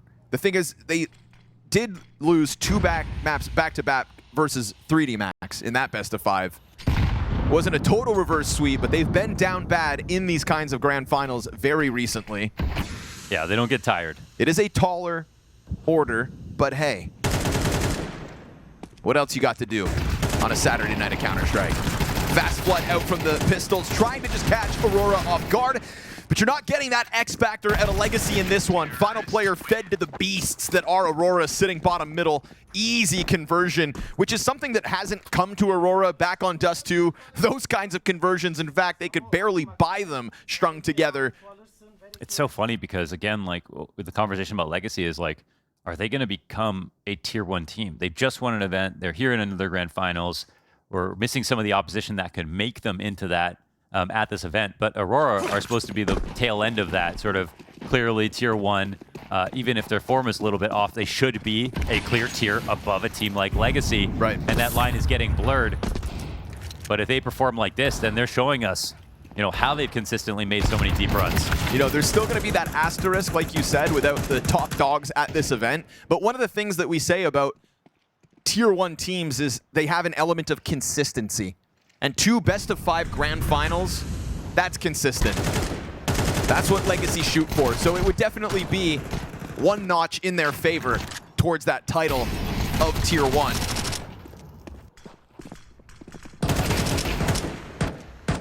But to hell with labels, it's just about the trophy lift for these 2 teams today.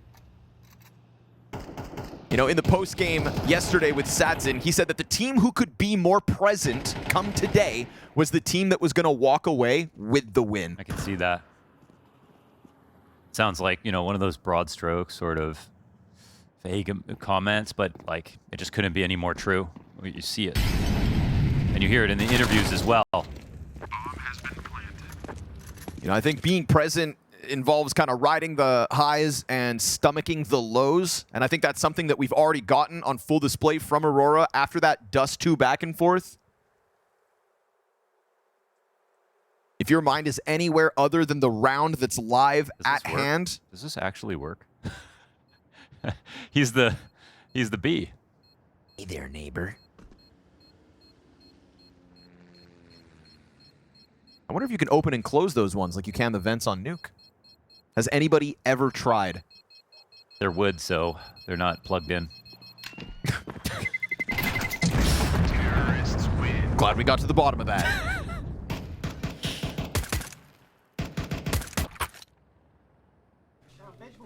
Nothing to be proud of in that one for Legacy, obviously stacked against them. First gun round of their CT side comes at a 5-round deficit. MIBR wins this. He can't take off the kinesio tape until they major.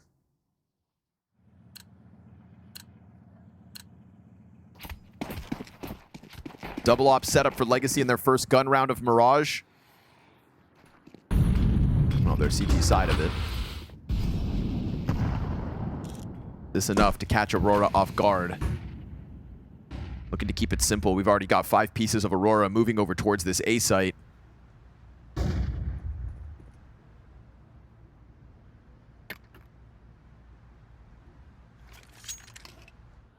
No surprises as to what's to come from our perspective. Full-blown execute over the top and a numbers advantage. 5 on 3 inside of the A site, and that's assuming Lux can challenge out through jungle. The nades are good. Really well placed Util. Latto's able to hold on to his position. Sadzin unable to capitalize as he opened up that smoke. He will give himself one underhanded so that he can try to pressure beyond the ticket. And then we're going to get the challenge here from Connector. Good on dumau to take this back into an even 3v3. Now, they still don't know that the ticket push has happened here by Sadzin. Palace can come out at any time. Nice! Sadzin finds his counterpart. Jota, though, will not let that go unpunished. And with fire in front of him, he is forced to peel back. You have Aurora with 40 seconds to work this out. Wait, is this the bomb going back to Palace and MIBR just taking some speed into mid? Or he's just going to lead off. Wow, yeah, I mean, they have the time to make it over here, and Legacy just don't believe it at all. They just think this is eventually going to be an A play. If we have to, we play this retake over towards B, but they're coming in op for this retake. Statuesque here over in their positions, just believing that Aurora, we're going to commit to this decision. Man, outplayed. I mean, totally. Out-rotated. Funny that we just kind of discussed the idea of presence. And you're sat there staring at the walls of an A site, not believing that Aurora would have. There's one moment here where they can get back in, and that comes down to if MIBR takes his peak too soon or too late. Hasn't gone for it just yet. dumau into the market. We've got a huge duel here for MIBR, and he hits the headshot. Forces Nissan to fall back. There was limitations for the retake. No kits, no nades, not even head armor on a couple, because all Legacy wanted to do was weaponize the double ops. Yeah, they actually totally gambled on that. Sometimes if you're unsure, you know, you have that player go underpass, try to cut off the B rotation that's lengthy in a late round. But no, Aurora, they didn't doubt themselves at all. MIBR, a lot of conviction in that call just to run it all the way to the other side of the map.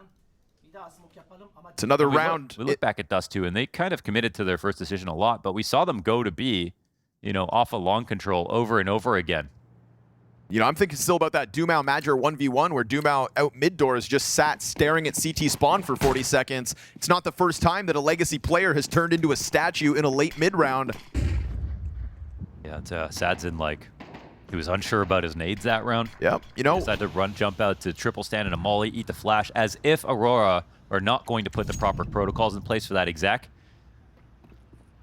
For a team like Legacy that have made their money on being this dynamic, quick-to-the-call style of Counter-Strike, they're getting outdone by Aurora at the moment, and this gap has just led them to what now will feel like an insurmountable challenge. You're talking about 2 pistols, an MP9. If Sadzin and dumau are not the heroes of round 17, then this could be a golden moment for Aurora to run away with this best of 5. Smokes to block off the rifles. Pressure here on latto to get into a new position. He's going to try to press down underneath the Palace, but he's losing his rotators already. Zantares peels back, low health into the Palace. They're going to try to come clear him. dumau's unable to save his teammate or get a multi-kill going, but there is still damage done. Zantares, Jota, susceptible. Small mistakes could cost Aurora a chance at securing overtime. Fake planning and then swinging out with no teammate behind you. Why would you do that? Ask for cover. 35 seconds for Aurora to get Sadzin off of this bomb coverage. They're not able to find them until that jump spot. They know Madger's stuck in sandwich. It's an easy climb up.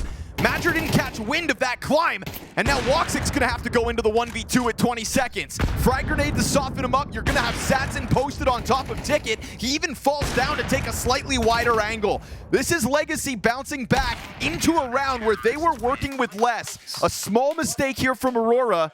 Maybe call it big, you tell me. Yeah, it's big considering the numbers and the fact that you have a teammate in Palace, right? You have a teammate in Palace and you have two covering the right side site.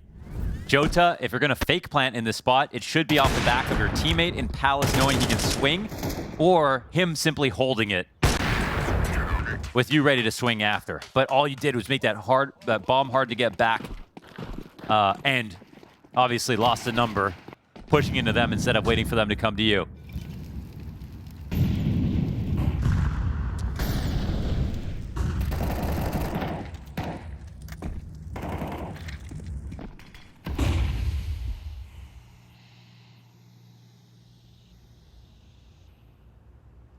Double op again, a feature of Legacy CT side here, and a boost in bottom mid gets caught. Madger lucky to be standing, I'd say, on still half health. That could have been an easy opening for dumau. Not able to finish the fight. Sadson challenged here from ramp with a player up on bricks. Oh, that's too known here on A site. There's a lot of info up for Jota. Jota drops a Molotov on top of them, and then you see that bomb peel back. Nissim goes deep with the secondary op. Will they still consider that Legacy have come back in with a second op? Too high. Missed his shot and has to dive out into a less favorable position. Nissim calling for support, has dumau inbound. I like that he's playing with some activity because now they've just given up so many clues across the map. Double op known. They are in danger of a strong exec coming this way. Nissim's got his work cut out for him. It'll take a massive mistake to run into this op again. Minimal support here. Cat's open. I think that Legacy need a lean. Or they gotta blow this open. They already did once and they didn't see anything. Sadson pops it open a second time and it didn't go deep enough. Nissim's shot lands, his support goes down. It's gotta be Nissim, only one bullet left, and at least he makes the most of that. It is a 5-7 for him, or Lux the Savior on the rotate over. Another moment where Legacy fight back. The door is still open. It is a 4-round lead, but it's not Aurora with an overtime guaranteed just yet. The economy is going to start bottoming out beneath them. It was a big mistake followed by a smaller one, I suppose, but really great round from Nissim regardless. Even re-aggressing slightly, getting up on top of that fender to watch into B-Apps gave him peace of mind for a second to know he could focus on Cat. But the fact that he could take 4 or 5 shots without any of Aurora actually punishing him for it, like he literally had to reload his op. Way too much value from that position when he was clearly scared and very low on space. But they've opened the door now.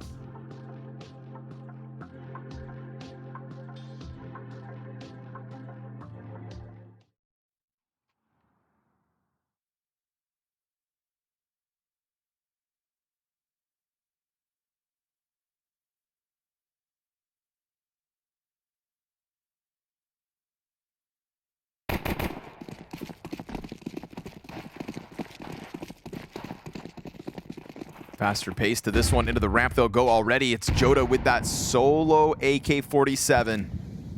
Mac-10 Tech-9s, but what about timing? Timing is everything. Wikadia's Tech-9 wallbang's huge, but then inside of Sandwich, latto holds on, and the flashes come over to assist him. dumau's chance gets denied. Jota's now into the action. That AK rips them apart. And it's X Factor back the other way. A taste of their own medicine.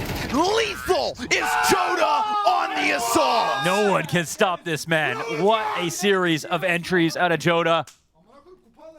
All he wanted to do was nade into the A ramp. It's a fast play to the A site. It's been their favorite site for these set strategies. I love that there's not even a need for Jota to go that deep through connector on the other side of smoke. Yeah. There is no need for him to go that hard to close it right there. But Bloodlust is blinding for Jota. And the taste of victory way too sweet for Aurora to let this go now. Lux challenges top middle, trying to fight it back and successfully opening again. Bottom mid is held. Him and dumau and Sadson for the third. It is a recovery out of Legacy and a swift reminder to Aurora. They came into that last round with all their money on the line. Sure, you kicked down the doors of the A site for your 12th, but the job on Mirage is not done yet. Yeah, it's impossible to build momentum versus these guys, man. Legacy, they just got aggressive on this round. It could have been their last.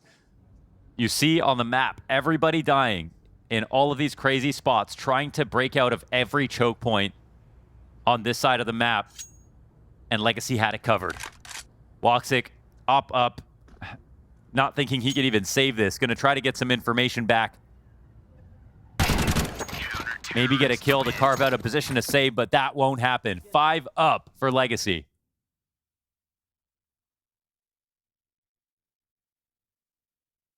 You can't condition them.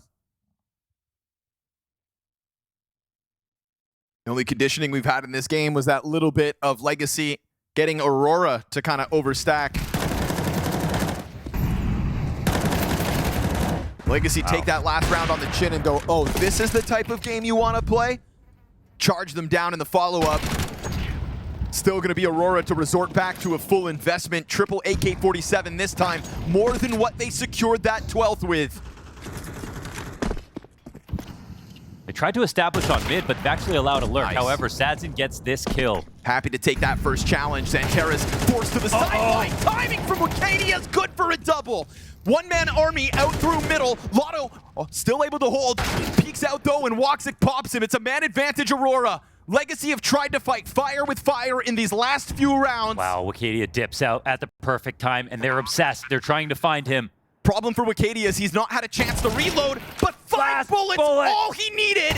And as he goes back in for the next one, it's a dumau clutch factor moment.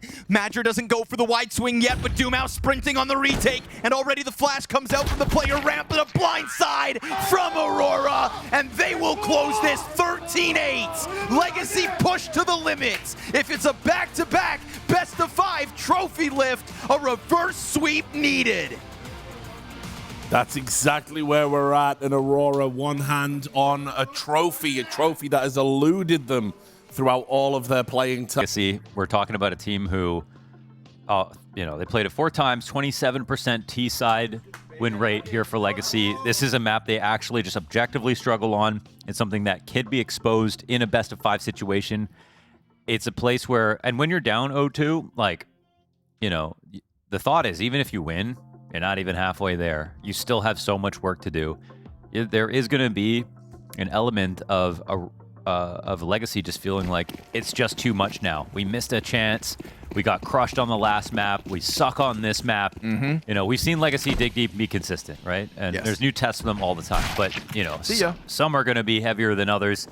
At least they get to start on CT first. Sadson taps one through the smoke of all things, so feels like Wicadia actually didn't do anything wrong, but he's the first casualty of map 3. Xanterra is on the answer, and dumau crossing paths with MIBR's got this one looking like it will be locked in. So how much of an uphill battle will Aurora face if they don't pick up the T-side pistol? Whew. Legacy looking like they're not playing any games in this one. I brought up that fact that they were able to fight tooth and nail for the best of 5 against 3D Max, but at least that one, you opened with a map win. You may have gone down back-to-back maps versus 3D Max, you're trailing, but you're going into map 4 knowing you can win on that day. That is not where Legacy are at mentally right now, but you can forget about everything else with a CT pistol victory. And then also, if you're Legacy, I think take refuge in knowing that, well, Aurora have never been able to do this. Yeah, absolutely. And they've had way more chances than a team like Legacy, who realized it in their first outing of a grand final. I mean, they're beaming with confidence, definitely, in that regard. But Aurora have showed up today and done their best to try to give them a reminder that they're meant to be a cut above, and they're in form. We started this event as Aurora being the highest ranked team in attendance, and yet they didn't feel like the favorites in certain ways. And then they started with a 2-0 run in the Swiss groups, only to require all 3 attempts to progress into playoffs. And even in playoffs, their first match was some back and forth affair. That 13-1, 13-1, that was something different. That showed us where the ceiling truly lies. And MIBR said it in the post-game interview as well. If we can play that kind of Counter-Strike tomorrow versus Legacy, we will win this event. Oh, what the Glock, and that was not a burst. My goodness. Can't believe that. That was like an Austin CS spot right there. Bomb is over in Ivy, though, so don't get too excited. Aurora going to try to walk MIBR forward. No. Okay, that gets dangerously close. Way too close. He was The fact that it was Glocks on the field. He was zigzagging the opposite of that S spray curve for the FAMAS, just perfectly, weaving through those bullets. You lose the pistol, you don't plant in the follow-up, but you've got AKs here if you're Aurora, so first gun round is the test. And the question will remain, how many T rounds do they need? Because their consistency on train would put confidence in the second half. How many is enough if this fight from Legacy will continue?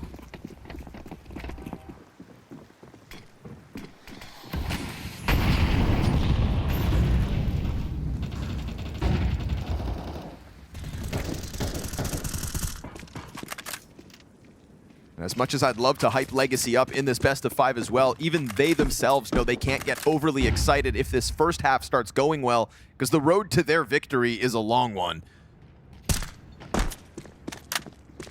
Every map from here on out.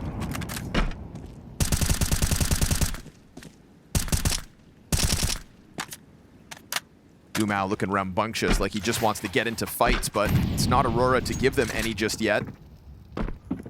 Jumping around in the box halls. Here comes the execute into the B site. It's going to be this forward-facing setup between Sadzin and Nissim. And support from dumau inbound, giving himself smoke to try to work out with Xantares. Takes a bit of damage off that nade. Good flash support from dumau, and he comes through with a kill on his own. Nasty. 2 flash assists, a frag to dumau, and a total shutdown of Aurora inside of this B site. Wicadia's gonna fight it back. This would be a massive clutch to get the first round on the board for Aurora. He's got the bomb, and he's halfway through this 1v4. Yeah, he is, and he actually could find a way out if he gets this kill, but he could still do it, honestly. There he goes. This will be a plant. A retake will have to come back in the other direction, and they have to be worried about coming in through Z, doubling up via inner. Why does it feel like Wicadia has a chance? 12 bullets in the magazine, 2 players grouped up. What sort of a position does Wicadia want to play for this? Oh, he's going for the E-box move. With bomb planted on the CT side of that train. Wicadia looking to shave them off. God, if they line up, this is going to be such a tough pill to swallow early. And he goes for the shots into latto's back. Lux has got this kit, and he's going to tap that bomb to elicit the peek, but now Wicadia's got great cover. Lux defusing it, comes off a second time, and Wicadia early on train goes 1v4 to remind Legacy who's boss. Absolutely unreal from Wicadia. Teriyaki, baby. Saucy clutch. Wow, that was delectable. The kills were one thing. The move to Z with knowing that that guy who's playing back there in CT Sun, throwing nades, they're cascading over your head. They think that you're still over on the default. You get out to Z and then wrapping around to E-box if they're going to double up is the perfect move. Perfection for Wicadia.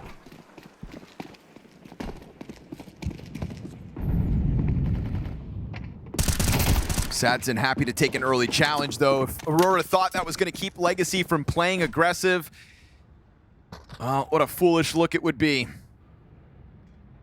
He's missed it. He's missed it. Oh, no. Supported by only a 5-7 as well. That 5-7 out from Connector is going to have a hard time stopping this push. Woxic misses a shot, though, and with the fire burning in front of them. Oh, that shot was... Yeah, they know they can't just dive it. There was a world where maybe they could have. Ooh.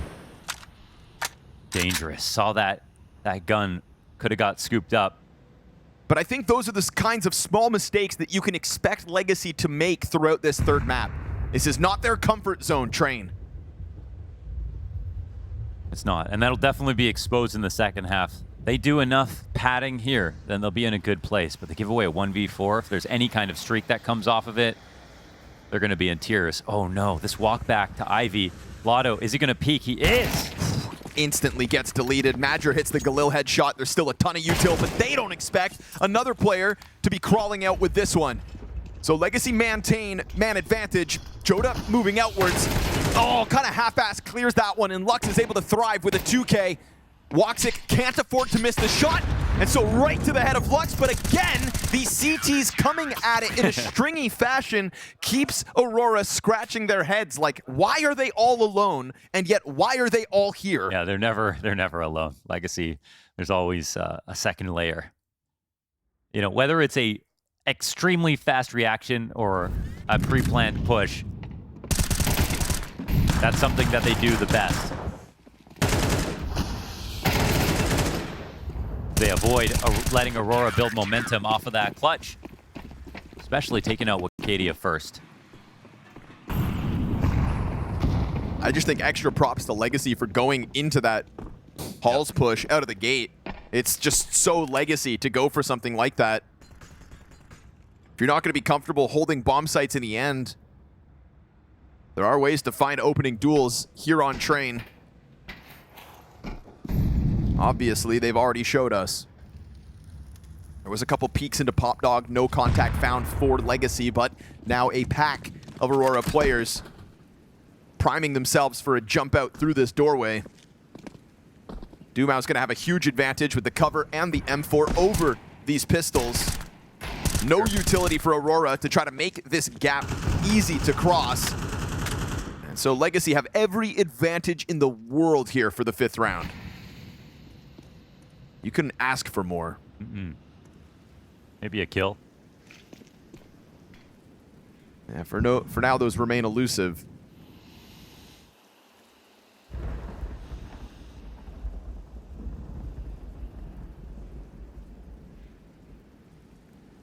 Like they're going to try to time this jump out. It's all to set up Xantares' Deagle. He'll, you know, one chance to get a good swing and a kill. And there is that kill. No. Desert Eagle finds one, but still you're leaning back on another couple of He got M4s. another kill. No.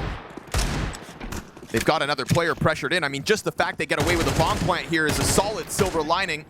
I said it like it was a guarantee. Woxic, oh, he gets denied just in that final second of the plant. Why did that feel so doable for a second? Xantares? That's all I got. And maybe a Legacy timidness. Or more so an unfamiliarity with winning on this map. But context be damned, a 4-1 lead has always got to feel somewhat good for Legacy. Yeah, they're still, you know, they got this lead, but now it's time to make some money.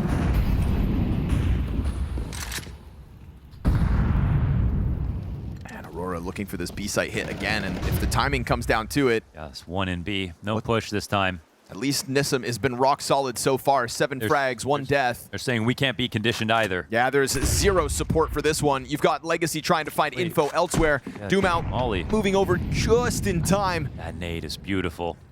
Nissim blocks off the upper push, but here comes that execute over top. 3rd layer of the defense still delayed.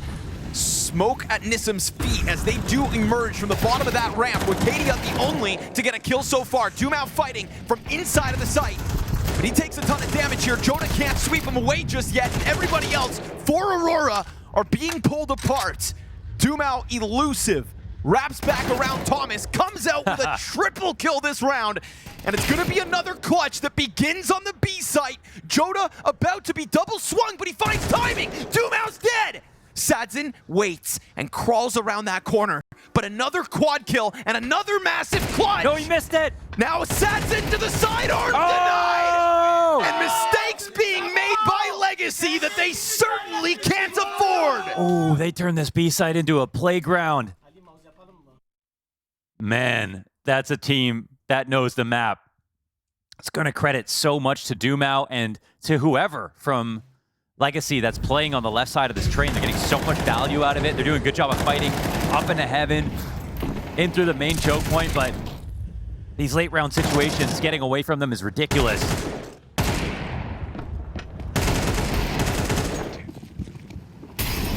And the ramifications and they do are the push massive. again. dumau tries to take it to Jota, but just the mag 7 for damage. Already outside, Aurora are fighting their way through. Legacy did a great job of stopping this out of the gate, but 2 massive clutches, and Aurora now starting to flood to where they belong, which is in victory lane on train. They didn't skip a beat with that transition into the outer yard this round. Yeah, it just changes everything here. Winning this cleanly. We'll see if Legacy can get any exit kills.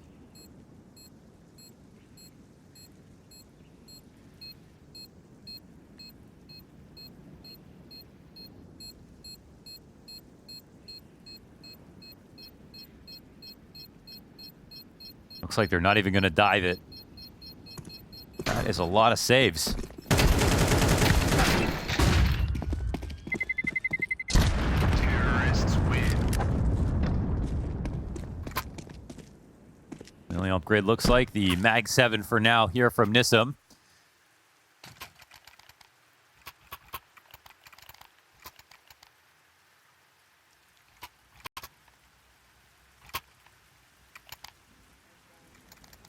Those are 2 clutches that maybe you could afford one of those in a map and come back from it. I mean, luckily, Legacy had a lead and had a lead.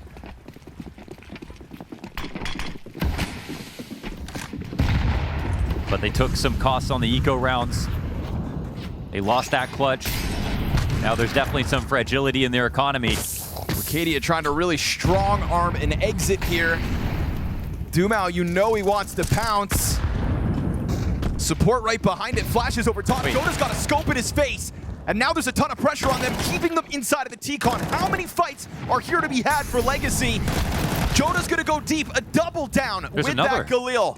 MIBR slips the net into the Z.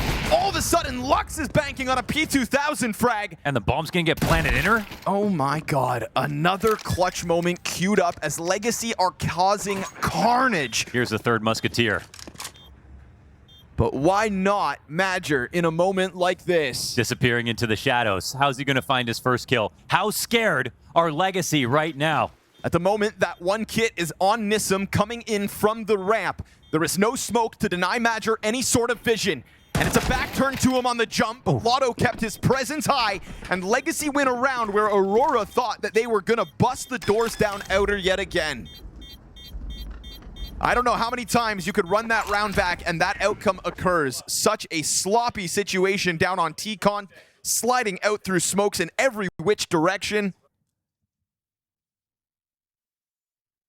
It feels like at this point, Legacy just have to hold on for dear life and bank on them within those chaotic moments, being able to win rounds as they do. Which, in terms of playstyle, it feels like they should be good at train, and they do play it. It's just in the recent results aren't very good. They've got reps, but Aurora have more.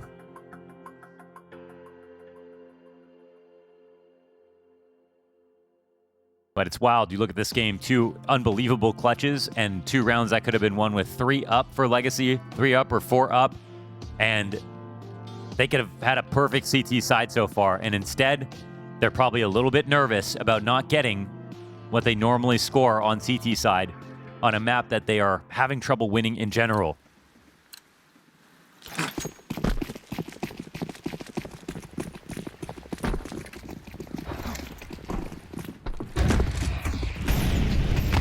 Fast op post to try to catch that cross, but Legacy haven't gone that deep outside. Instead, it's Sadzin taking a look over at Ivy, and he's not alone either. latto is standing right in front of him. But how long can you really commit to a 2-player Ivy setup? How convinced are you that this is worth your time? Wow, they got the read. They're backing out of Ivy. Legacy got to be scratching their heads right now. What do they know?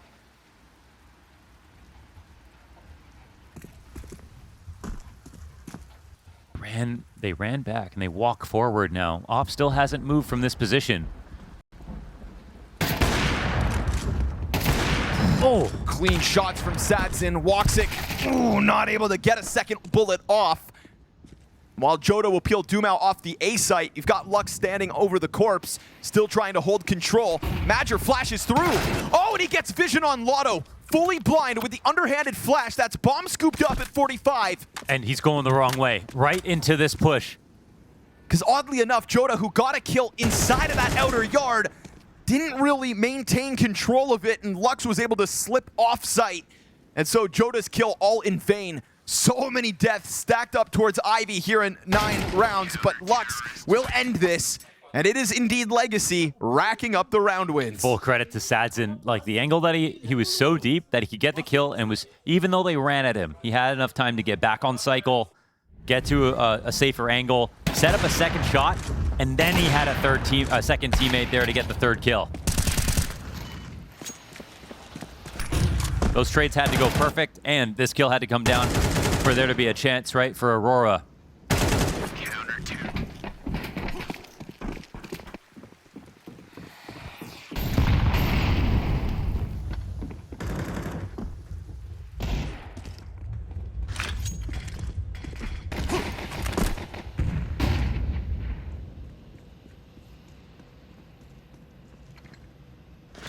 Oh, they may have finessed 2 massive clutches and an eco, but overall, Legacy have been doing fantastic in the early to mid rounds.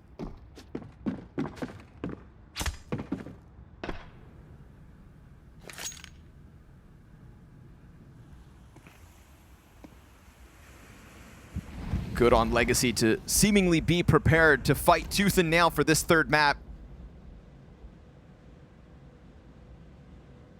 With their ban of Overpass, they knew that Train was going to be in the equation today. The uncertainty was in Aurora's mind as to which of the two they'd get to try to do battle on.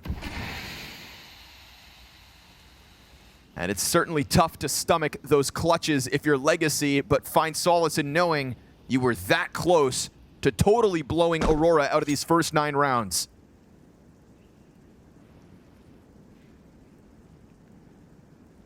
A 10th that should come with ease, but Xantares has already showed us that he is good for a double Deagle entry. Good on Legacy to put him down first.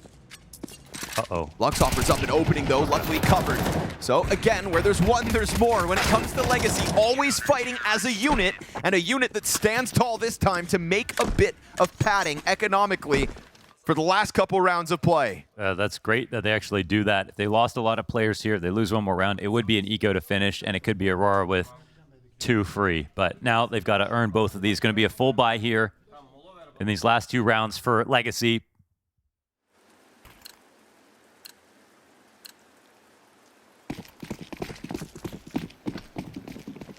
The execs have looked like they've got all the fixings, but like the players in B site, they're always getting away with these multis to kick it off.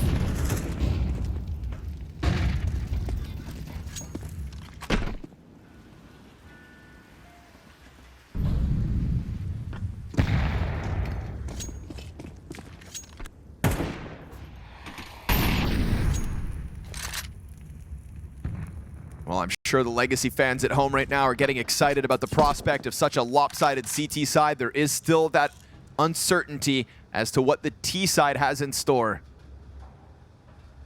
A challenge they knew they were going to be up against. A challenge they'd like to make as easy as possible. Letting those clutches slip. That's going to give Aurora hope to still squeeze out a 4th and 5th on this attack. Now, we've seen the ramp play come through into these B hits, but this is an emphasis on the upper shelf instead. And Sadzin sat there comfortably, finds his first one, and a second right with it. Wicadia takes damage in the process. He's going to prioritize plants, but check out the radar. Woxic is still over in Ivy. MIBR's going to have to be the hero here. How long of a rotation will this take? They're going to throw a smoke on the bomb, and Woxic's not even taking a look at this. I don't think there's any world there. Smoke diffusing right here. 2 players guarding Z. They don't know where he is, but he's too far away for it to matter. That is Legacy with 8. That was meant to be their insurance for a prolonged B take with players that are alive that can delay a little bit. But it's this one spot on the right side of the bomb train that's, again, kind of, well, it's what they targeted this time and got their kill in. But they're always pairing it with that player, and that's at least drawing some attention. The op that was in there watching Heaven covering him was a beautiful addition to the setup. It's the second time they've got a kill on that walkout.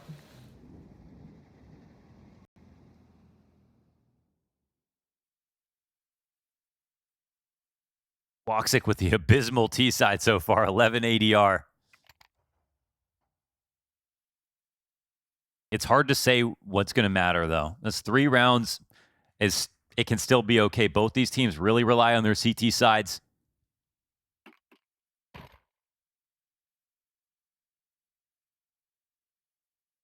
This will not be a free close for Legacy.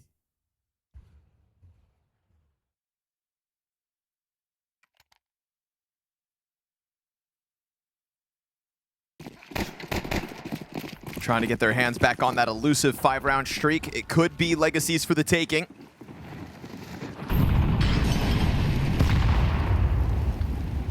Not that upwards ramp attack that Legacy have used a couple of times already, but it is T-Con control taken over, and I think a good picture as to what's up at the moment.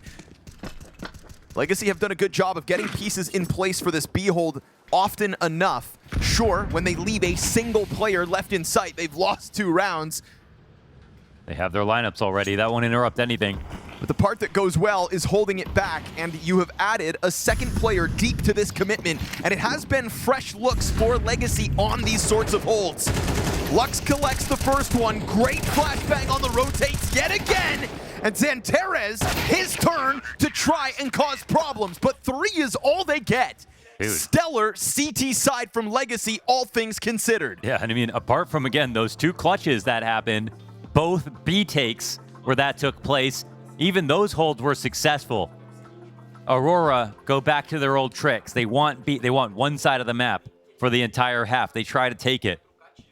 And the only success they find is in those 1vx's. They happened so early, it felt like they had a lot more to show. But in reality, they couldn't get the first kill on B ever.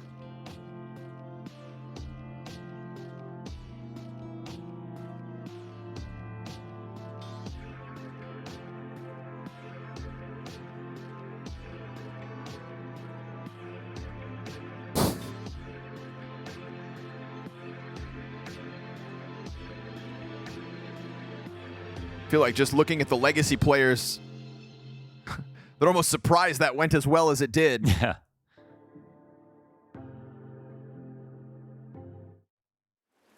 dumau somehow stunned at the prospect of extending this best of 5. Inferno is up next. I like that Aurora leaned really heavily on their set execs back on T side on this map, considering how difficult it is. You know, they looked really practiced, but the spots that Legacy held from, they looked so insulated from those flashbangs that came in. It felt like they knew exactly how to deal with those full execs. And now again, these headshots, these could be everything. Only one player coming down just to draw some attention back, and he gets a dink. jottAA's backing up into Ivy. Oh, fast headshots, good and all, but that's going to be bomb spotted on Sadzin. You've still got players hard committed to inside of this A site, and so they drop that bomb on the approach. Woxic and Xantares, what a duo. But over towards that B site, there's still success here for Legacy and plenty of time to make this weird. Yeah, and they will try to. You can see their eyes split up. One into T-Con looking for refuge. Woxic on another part of the map. They could set up 2 1v1s here. We'll see if the clear comes down. It's a big position for Xantares. You have to consider whether Nissim will clear it. Nissim is a lurker, you know, so he thinks like lurkers as well. We see him crouch into positions like these. If it clears it, he kind of saves the day. If not, who knows? Oh, and Xantares, too sharp. Put to rest. Now, no eyes on the bomb, actually. And this That's going to get scooped up. Yeah. Lux just going to look for the bomb plant here. Game doesn't have to be won right here and now. They have that benefit of the doubt, but he will give this a clutch attempt. One of the most clutch players Legacy has falls to this one, and it is indeed an Aurora pistol round win to get this comeback on a side they'll be favored on. Started strong. Good on jottAAA running over towards Ivy, gets that instant headshot, spots the bomb on Sadzin, and it's that Woxic-Xantares combo outside that Legacy have to be careful about moving forward. I think they're lucky to get a plant even in that situation, so that's kind of a win here for Lux. They could throw a wrench into the works right now with a good half-buy call. We can't say that's beyond them considering what we've seen from them already in this match. But Aurora, they're going to be feeling extremely good now. It's a comfort side. Xantares, he wants that land. 3K on this pistol. Massive impact already in this finals. I mean, it makes sense that it goes hand in hand with just Aurora flailing through that first half, but obviously slower start for Xantares. Thing is, we've seen slower starts and yet consistent recoveries. You're giving him a chance to now power up and remain at the top of that leaderboard for Aurora.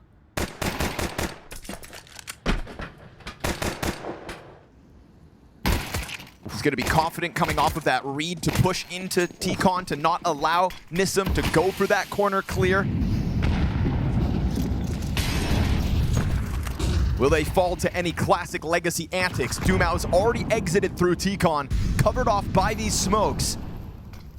Got a small pocket of control as they'll get ambitious with the wall bangs. dumau's going to make a move here. Madger spots it out, but it's Madger supported by Xantares with fire in front of dumau. Easy first blood as far as Xantares is concerned. Transition towards the B site. Jota on the support. Spots a couple bodies coming down that ramp. And it's pistols on the upper shelf, but the rifle hits the ground empty-handed. And so money to be made here for Legacy, but the retake already well underway. And 5 players strong for Aurora. That's a lot of money made. Again, another bomb plant, which is good for Legacy. We've seen some CT sides get out of hand.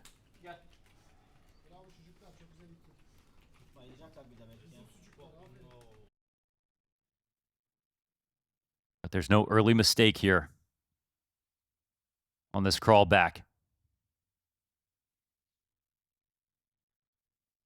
They're not going to aggro. They're watching everything, looking for all the smoke pushes that they can find.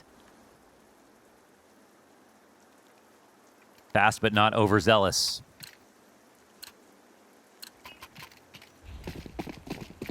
Luck's going to be pushed to his limits here. He's actually been a top fragger on Train. He's calling. He's been so clutch for Legacy in the series, but this is his hardest test. Train T-side to stay alive at this event.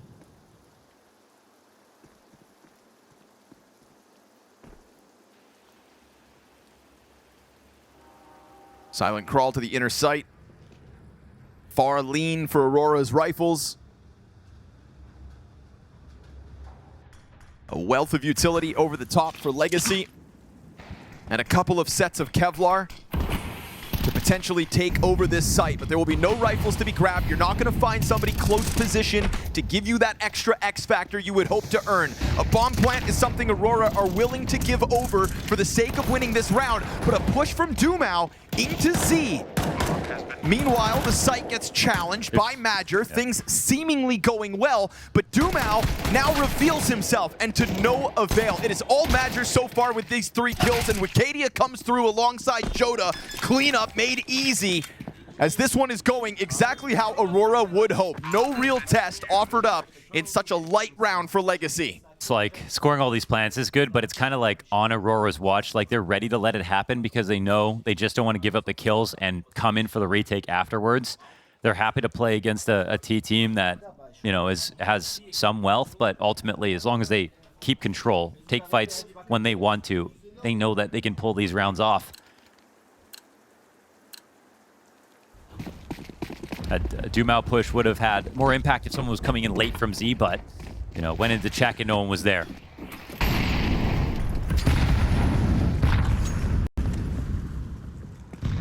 Got no pop dog push here.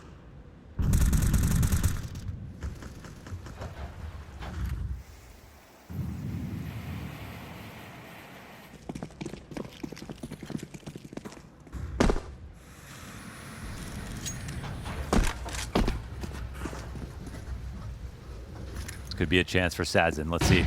Oh. They're expecting to op fight. Oh my goodness. Visual confirmation without dying there for Madger. Careful shouldering it.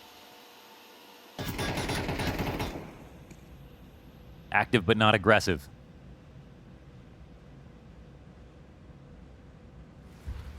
Time can just bleed down on Train. It is so hard sometimes if you can't find that first kill, to figure out exactly how to organize a full exec. Scaling on Ivy is one of the hardest things to do on any map in the history of this game.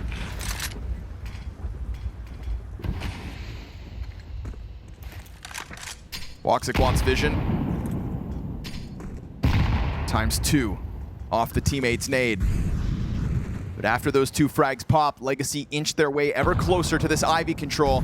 It's a dangerous game for latto to try to move through. Flash wasn't where it needed to be. Xanterra's easy test. And we said the mistakes would be made by Legacy. That utility not what it needed to be.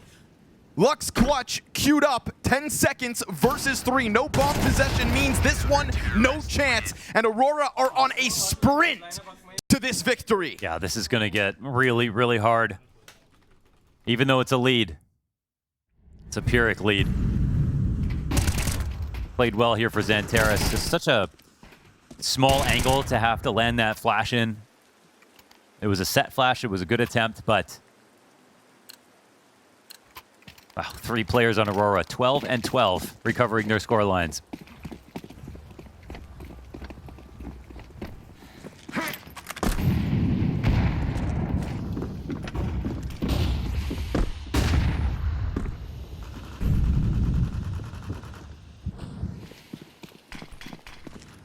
First T-smoke is errant.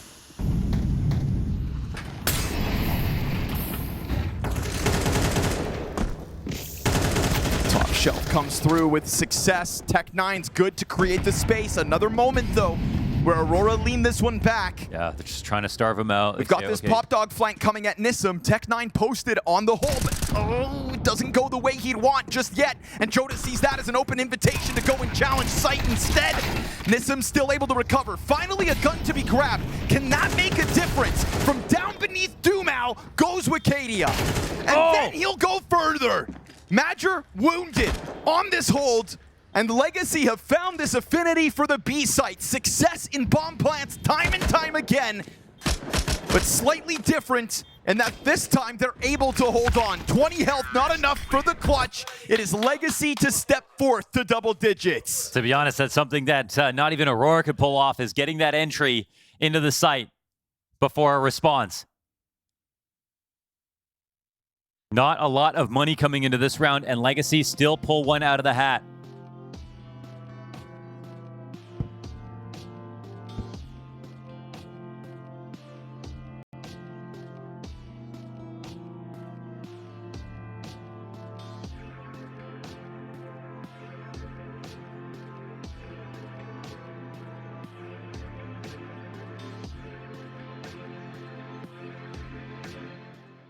It's nice to see ideas like that work, but you're always looking for that one sustainable type of round on a full buy. Oh, wow. Wow, paired with a headshot.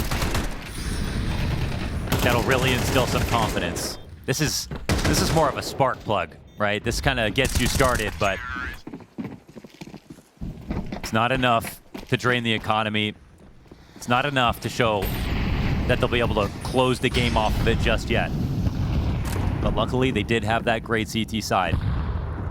Feels like if you're going to continue to give room over to Legacy to make these B hits happen, then why wouldn't they be happy to continue and rinse and repeat?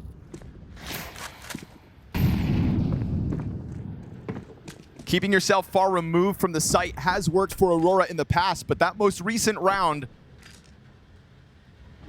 that's one where a distanced defense wasn't enough. So yet again, Legacy set their sights on this B bomb site. MIBR wielding an AUG awaits the challenge on that upper hit. Nissim and Lux on one side, dumau to try to charge down ramp on the other. AUG gets away from him. It's gotta be Wicadia.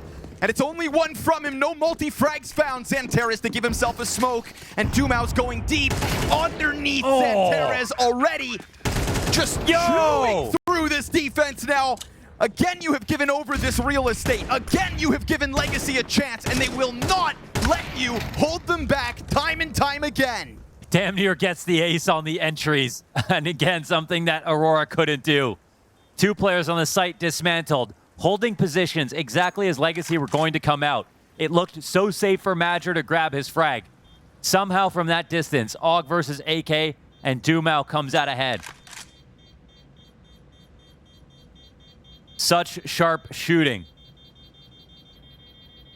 And dumau, the player with maybe the most name brand value on Legacy to come to this team.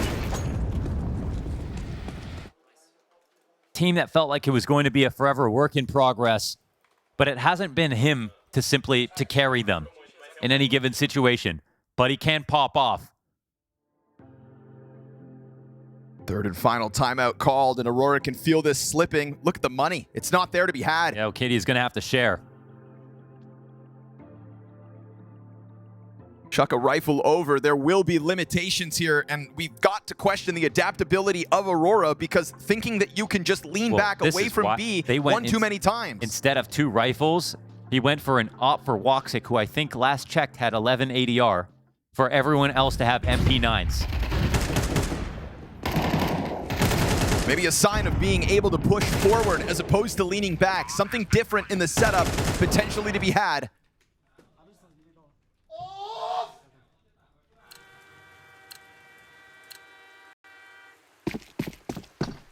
And jottAAA has always been such a trained specialist in the past, but when they've come closer than ever to a trophy, nowhere to be found. Sure enough, you do get this forward setup. Obviously a sign with the MP9s, but something that we have not seen from Aurora, as they were just sitting at a distance on B, ready to go into the upper halls, finally looking to show some teeth. They're going to push forward while this Molly's still up. That's what they wanted to do. It's a bite in the back of Legacy if XANTARES decides to pull the trigger on this push. And over towards that ramp was Wicadia. He was forced to take a step back. dumau turned. That's the perfect moment. But they don't take it. They don't make their move just yet. A full-blown execution. Wicadia's got a double. dumau burns. And now dumau up still in the halls. Tries to hold off. The Opera drops bomb. And with Wicadia and jottAAA on top of it, they do enough. The most fight Aurora have been willing to show us, and surprise, surprise, it works. It's with MP9s. That's something they're genuinely so good with. Those 4 MP9s. XANTARES on 1 HP in this op, and this round is still live. Never right. Legacy off in the middle of a clutch. Oh. Ready for the shots towards XANTARES. That op connects. Op gets saved. Game's alive. It's actually 2 now in play. MIBR stokes the flames as aggression ends up being key. That was one part of the map that hasn't really been used or cleared out. It's just been a series of B execs from both teams. No one's really pushed into pop. Legacy have tried to double nade it, but it was around where Aurora didn't try it, and it shows us like they haven't really been pushing up this way.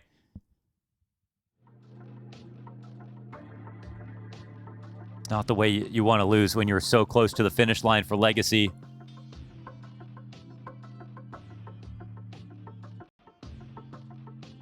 But surprisingly, the guy they invested most in, jottAAA, with that up, really didn't have to get involved.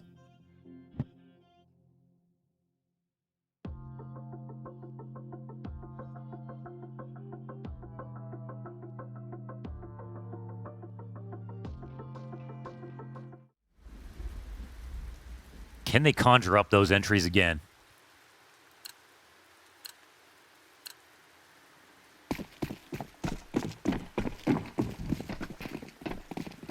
Double op adjustment now that you can afford it, but again, it was MP9s that pushed into the fight. SMGs that forced your hand to get dirty on a B hold. Once more, they will try to lean back, but maybe Ops will make that difference because the AUG didn't hold them back.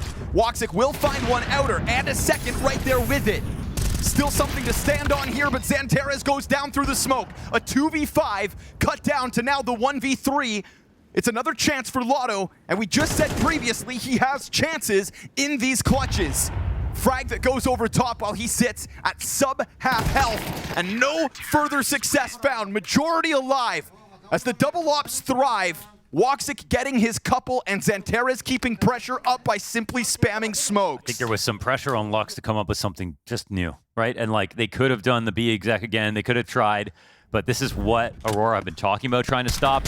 And we can also see now why maybe they didn't want to try upper this whole time. This looked easy for Aurora. None of the flashes were actually paired with a player wide enough to take advantage of someone being blind.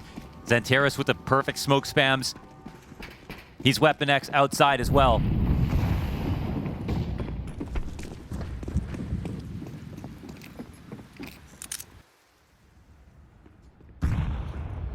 the kind of round that got Legacy back into the game.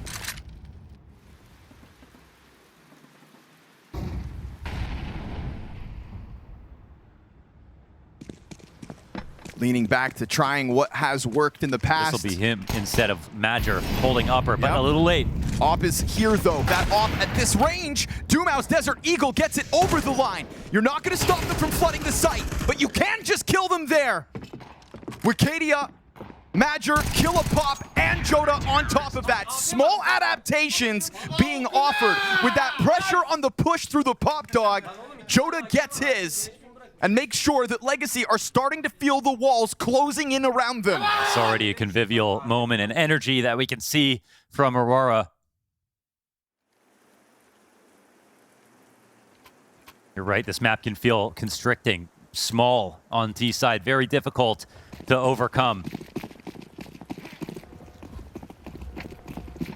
Shout out Legacy for trying to make that entry happen even with only Deagles getting the better of Woxic to prevent that multi-frag potential. It is crazy how often they can do that. Like, you want to have a map where you can play 4A, like 1B most of the time, but in this game, no chance. Not for either team. Shot for Woxic here to be had. Only needs a small margin. The tiniest of gaps. A 5v4 advantage to tie this game at 11-all. jottAA's given him a chance to maybe get a kill back. Can they see over this? Oh my They goodness. could, but he gets away just in time. Intuition for the reposition. Utility down the B ramp, but it doesn't seem like they're going to fully bite just yet. Aurora will remain adamant that this is still coming to the outer yard. Maybe they can feel Lux trying to somehow shake off Aurora to just go for something different here on E-Box. jottAA holds one frag to him, but Major gets dropped. That Ivy pressure could be key. Xantares, it's just the dink. Woxic sees the barrel, but as he's preoccupied here on Ivy, it's going to be Wicadia smoked off towards Z. 2v3 coming together as dumau plants that bomb and tries to get over towards Train to get Solus any kind of cover. He'll be able to lock in behind this box. Nissim's low health at a distance to try to cover. We've got kits on both members that remain here for Aurora, but a 12th round prime for the taking, if not for this massive health advantage. Wicadia's got limited time, and an incendiary thrown towards Pop Dog as he can't figure out where the hell Nissim's got off to. This bomb's ticking quick. Oh, He's got it! He catches it Oh from my down god, he has beneath. time! The smallest of margins as both teams hit 11. Oh, it wasn't even tapped yet. It wasn't even tapped yet. He showed a leg, and he didn't have to swing for at least a full 5 seconds. We said that mistakes would be made in the minutia. Has his feet taken out from beneath him. The dink from Xantares comes back to haunt him. And everybody stepping forth for Aurora as Wicadia posts the clutch. That one's gonna sting. 12 on the line either side. Woxic goes deep as Aurora have started to feel like they can take control of the map as opposed to sit back each and every round. Over the top goes Woxic, and they still are here? on top of him already. At the very least, it's the one from the Opper. That gun could be key for Legacy if you can put it in Sadzin's hands. Surely he wants it instead of the Galil. And they're desperate. They wanted to jump on anything. It's 4v4. They take a nade, trying to come out of heaven together. Now, CTs can try to reestablish control. It's a little bit of a poofy smoke as it bounces back here for Xantares. Even-handed on both sides of the map. You can tell that Legacy want to go back to their comfort zone eventually. Xantares gonna fade this smoke versus Nissim, looking for revenge from the last round. And Nissim, oh, he could have held that angle, but he walked away. For what reason, I don't know. That's very brave, though, of Xantares to even try to phase that. That's the kind of game he's playing right now, playing to win. To give themselves one map and match point to push this over the line, similar to Dust2, not allowing that to go to overtime. The horizon's coming up now on Legacy. They've got to make a move. 30 seconds. Sadzin's chucking out nades. Latto's going for the A-site walkout, but bomb gets cut off. And as this game's gone on, you have watched Legacy get pulled apart across the map, piece by piece. Such a key element to the success has been jottAA. Not only with these constant pop dog pushes, but the last piece of this 5 to unlock the potential in 2025. Absolutely, he's made this team, and at this event, we really haven't talked about it much. You know, it goes all the way down to Acadia in terms of fragging, but jottAAA showing up in this grand final with these major moments. Last few bullets. He is such a spark for this team. And how poetic that in potentially the round that wins him his first trophy, Xantares didn't have to carry. A tale as long as his career. His entire adult life spent in the chase of this moment. Frag grenade goes beyond the pack, but Wakadi is here to fight them. Legacy will break down the doors on B yet again. It is what got this T side rolling. It is what has given them the chance at extending play once more. And smokes go deep for Legacy. Yeah, this could kill the clock. They're pushing up aggressively. The CTs are going to come through, but everything's Huge being retake. watched. jottAAA doesn't get the better of dumau, down to now 59 health. He wants action over towards Xantares, and because they didn't expend utility to get position on site, they have so much of it to burn down this clock. 15 seconds on that bomb. Aurora are gonna have to dig even deeper because the win's not theirs just yet. Legacy in classic fashion just go all in B yet again. I mean, they kept trying B, they kept succeeding, and then they tried to put it on the back burner to show that they could threaten A, make sure that they didn't overstep on what was a gold mine for them in this second half. But they come back to it when they need to on the last round, and it works again. Wacadia only 1 on the defense.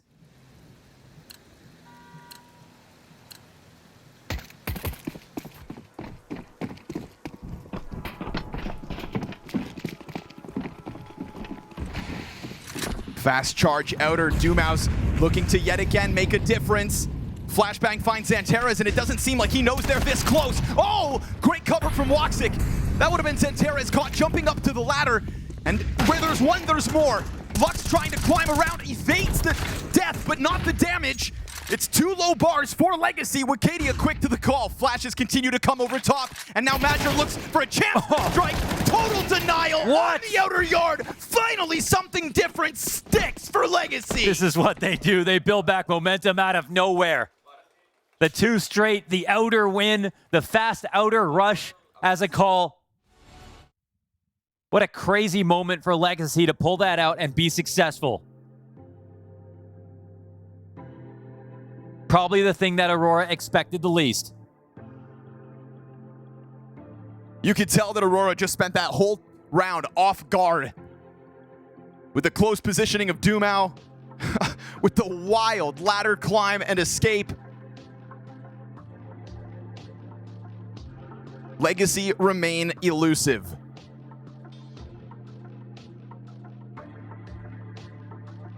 Legacy remain full stop. They got 3 rounds on their T side in regulation and the first of overtime. Those are so much more valuable per round.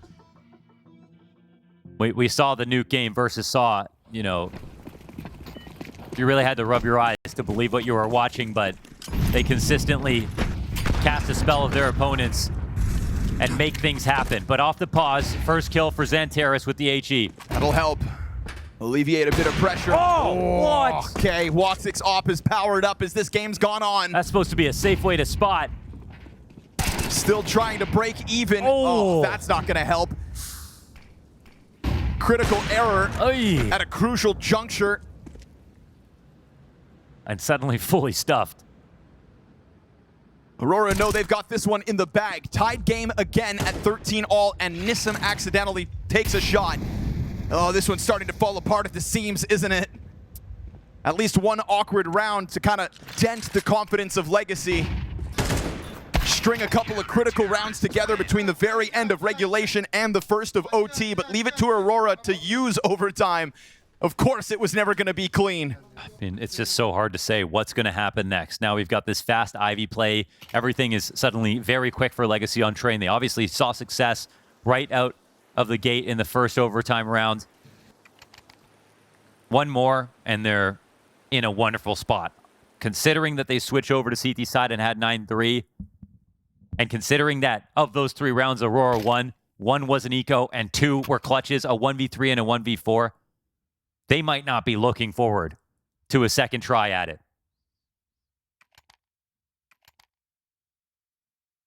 But Madger, after hitting that B site every single round, still has his ultimate trick up his sleeve. The one-off A commitment. Will it come?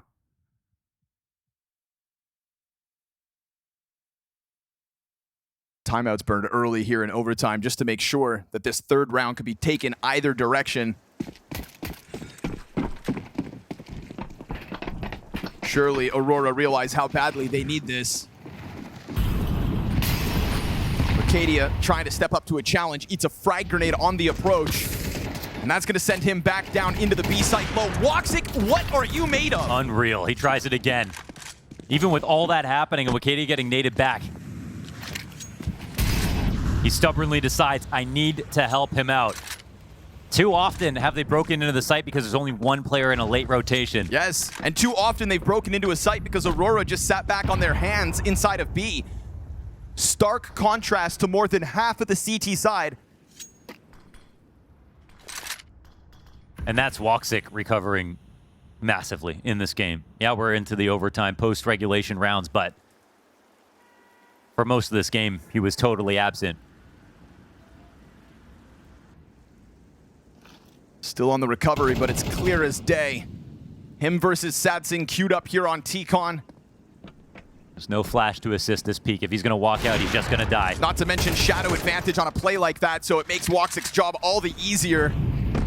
Again, small mistakes punished badly when you consider the gap between these teams. But speaking of mistakes, jottAAA walks through that not even with a gun in hand. What's even the What were you value thinking prop you could there? get away with? Maybe it's just to set up Xantares because he is the savior of this one.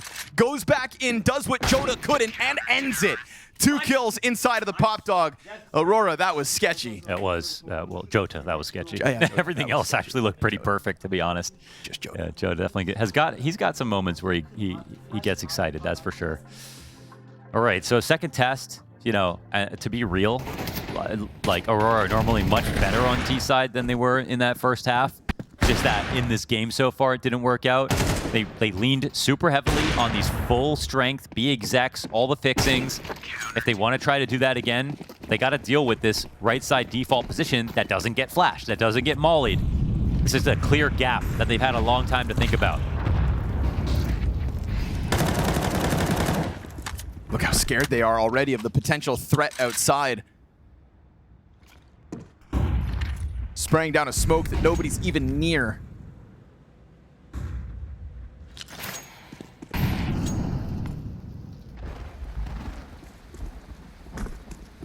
But maybe better safe than sorry.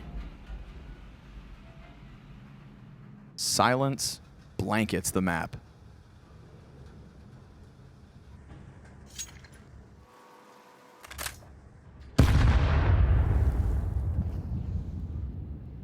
It's like everyone knows exactly what's about to happen. Question is just, can you stop it? dumau. For once, are not playing in this position. The full exec will come through. dumau kind of has a moment of hesitation there. They're already down the ramp. Again, those flashes, though, are so good. Nisso! Oh, come on! Triple kill to him on his own. The other 2 defenders in this site still yet to get their action going. Sadzen over towards Oil, keeps his head tucked down, and he hasn't found that crossover just yet. Xantares sees the leg, insta headshot. Won't be able to find another, but woxic could still pull off this clutch.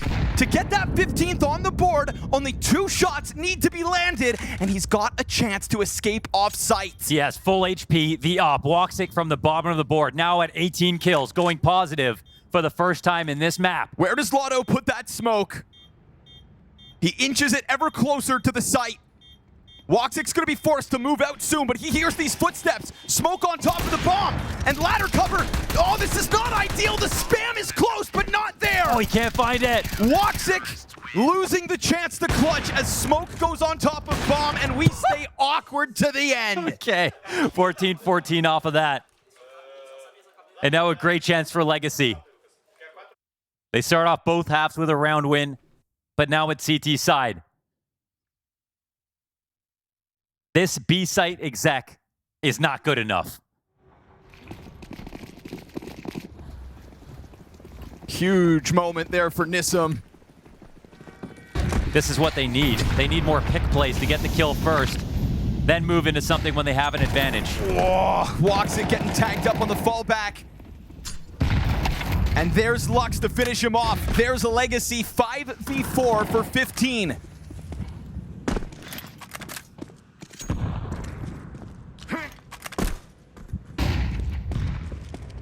Remaining active, our Legacy playing it their way as Aurora recollect themselves inside of spawn. And jottAAA finds upper halls clear for the taking. So it feels, but no certainty for Aurora when Legacy can pounce on you at a moment's notice. They're gonna leave Wicadia outside of T-Con. MIBR still as far as he can be in spawn. He's got a smoke lineup to offer over. Lands in front of T-Con, but at the type of T-Con smoke that creates uncertainty. And look at this, Wicadia has actually been given a CT smoke to work with. Yeah, he's chained it. Unless the CTs follow behind him, they have a way to join up from Pop and actually take outer. Thing is, they have to find these CTs eventually. And is this wall of smoke gonna tell them what they need to know? Also, not to mention, MIBR's bomb is cut off. Now that smoke starts to fade. T-Con exposed, 25 to the clock here. dumau, he got it to the challenge. Xantares is on the hunt for latto. He finds his, and they do manage to break through the outer yard. That bomb has to cross. Will it be able to? Nade's coming through. You know that they could still thrive in the carnage and the chaos, and Nisum gave us a 3K, 1 round to go. MIBR, it's bomb plant right there. Guns dry, health slow. Still Nisum survives. Oh! And it's MIBR to topple for 15 rounds. 1 round away from their first LAN. Aurora play with their food on that one. What a sequence of smokes to get that route into the outer yard. Insane. They assisted this wraparound from that train, and MIBR stayed alive with the bomb inside of main. Got the molly off on Olaf, and even though his teammate died first, everything came down to fractions of a moment.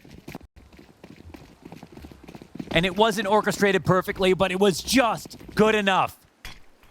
And right now, Aurora will take that. Because 1 round away from the dream realized again. dumau plays around with the threat of Pop Dog. jottAAA sees this as an invitation. Going back to spot. Mo, how many B hits in regulation? And now they're starting to target this outer yard again. Xantares, it's a near lineup. It's latto from the corner and a total stuff. Not this time. Not done yet. MIBR has to try to clutch 1v5, and it's a back turn to him. They turn on him, and now he's just gonna get cut down after the one. From the highs to the lows, yet again for Aurora. You saw that release of energy out of MIBR, and the sinking feeling of throwing away a chance at a 3-0 is right back in your mind. I'm not going to lie. Without that successful or overly successful CT side on either team, I just don't see them simply closing this out. When you get that eruption of emotion out of MIBR, you know it feels like it's at least guaranteed we'd have another chance. The next round, I don't know if they can see it. They have won 0 rifle rounds without a clutch. And yet here they are, still swinging. And as the game's gone on, evolving, for better or for worse. That Ivy stuff with a deep position from latto.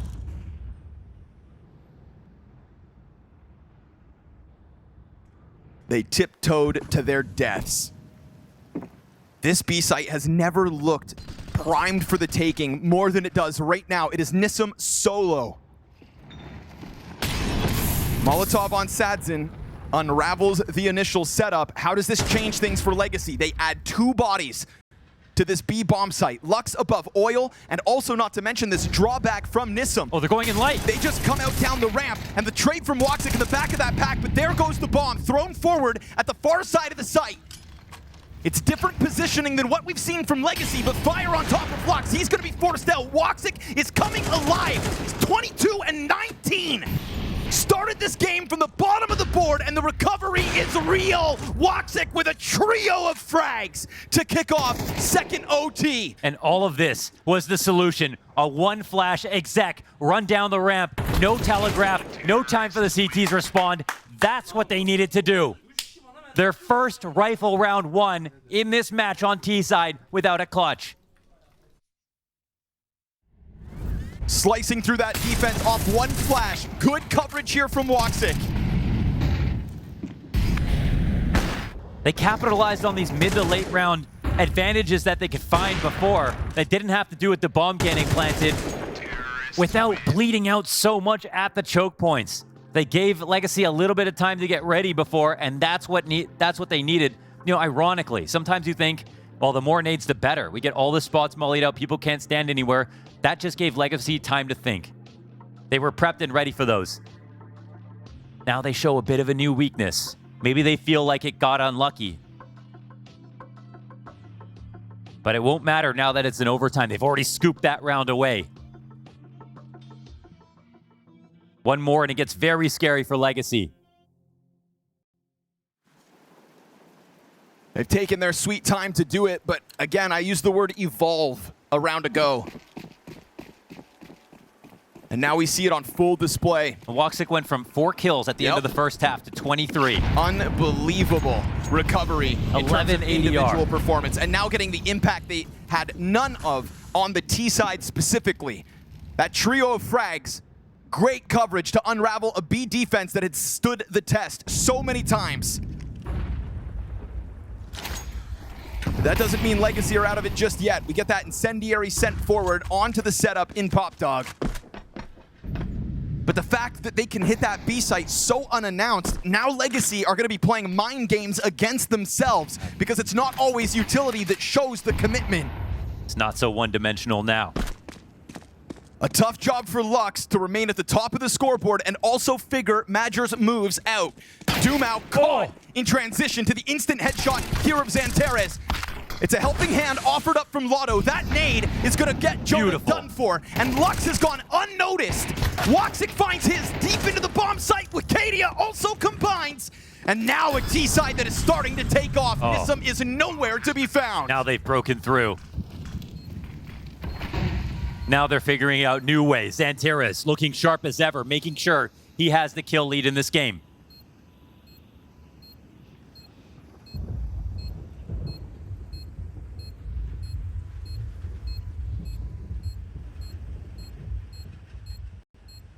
As much as this could mean to Xantares, it'll be equally so to jottAAA. Coming to play for his national roster alongside Xantares. The combo everybody wanted to be together to make Turkish CS work. Terrorists win. And this is his map.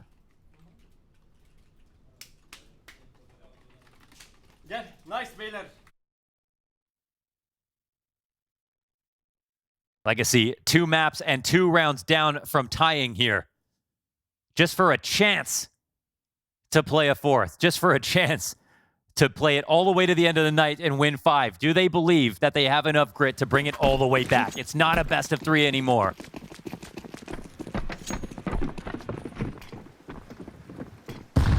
Smoke lands in the outer yard, but there's really nothing behind this. They are setting themselves up to take down that B site once more. Nisum with an incendiary in hand plays the front of ramp, but he's gotta be careful.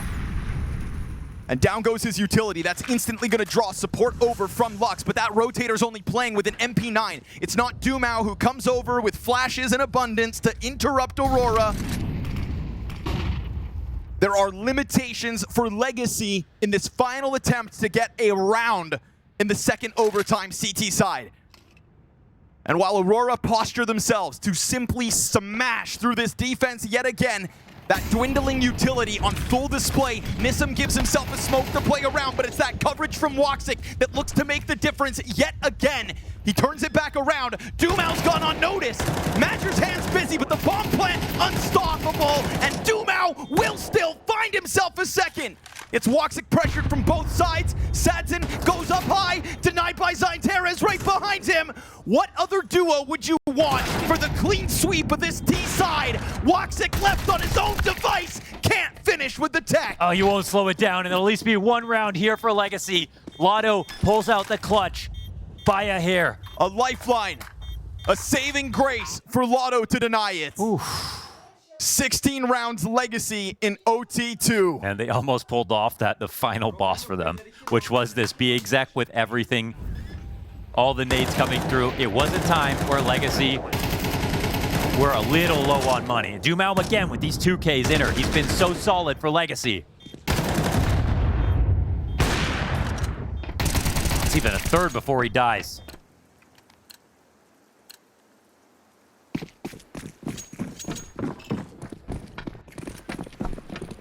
Now I feel it's time for Wakadia to try to get revenge, because Legacy have already been more successful at this exact same play. Fast And how much setup. is left in the playbook for Lux that he has new ideas like we just saw from MIBR, changing up to those outside hits that were successful. But you've given time over for woxik to get into position.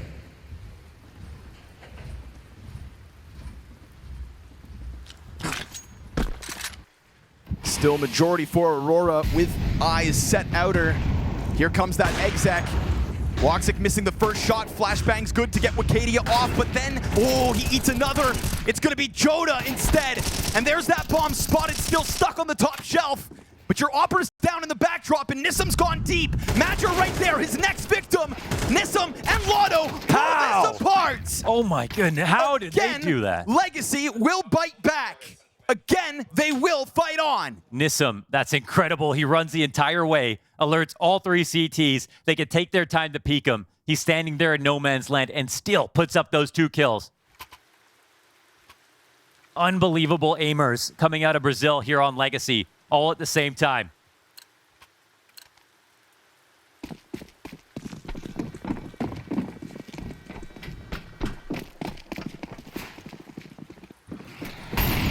Reminder to Aurora that Legacy fight on every single round. And jottAAA freed up to take control of T-Con. Is the solution to get more on A before you maybe have to inevitably rotate?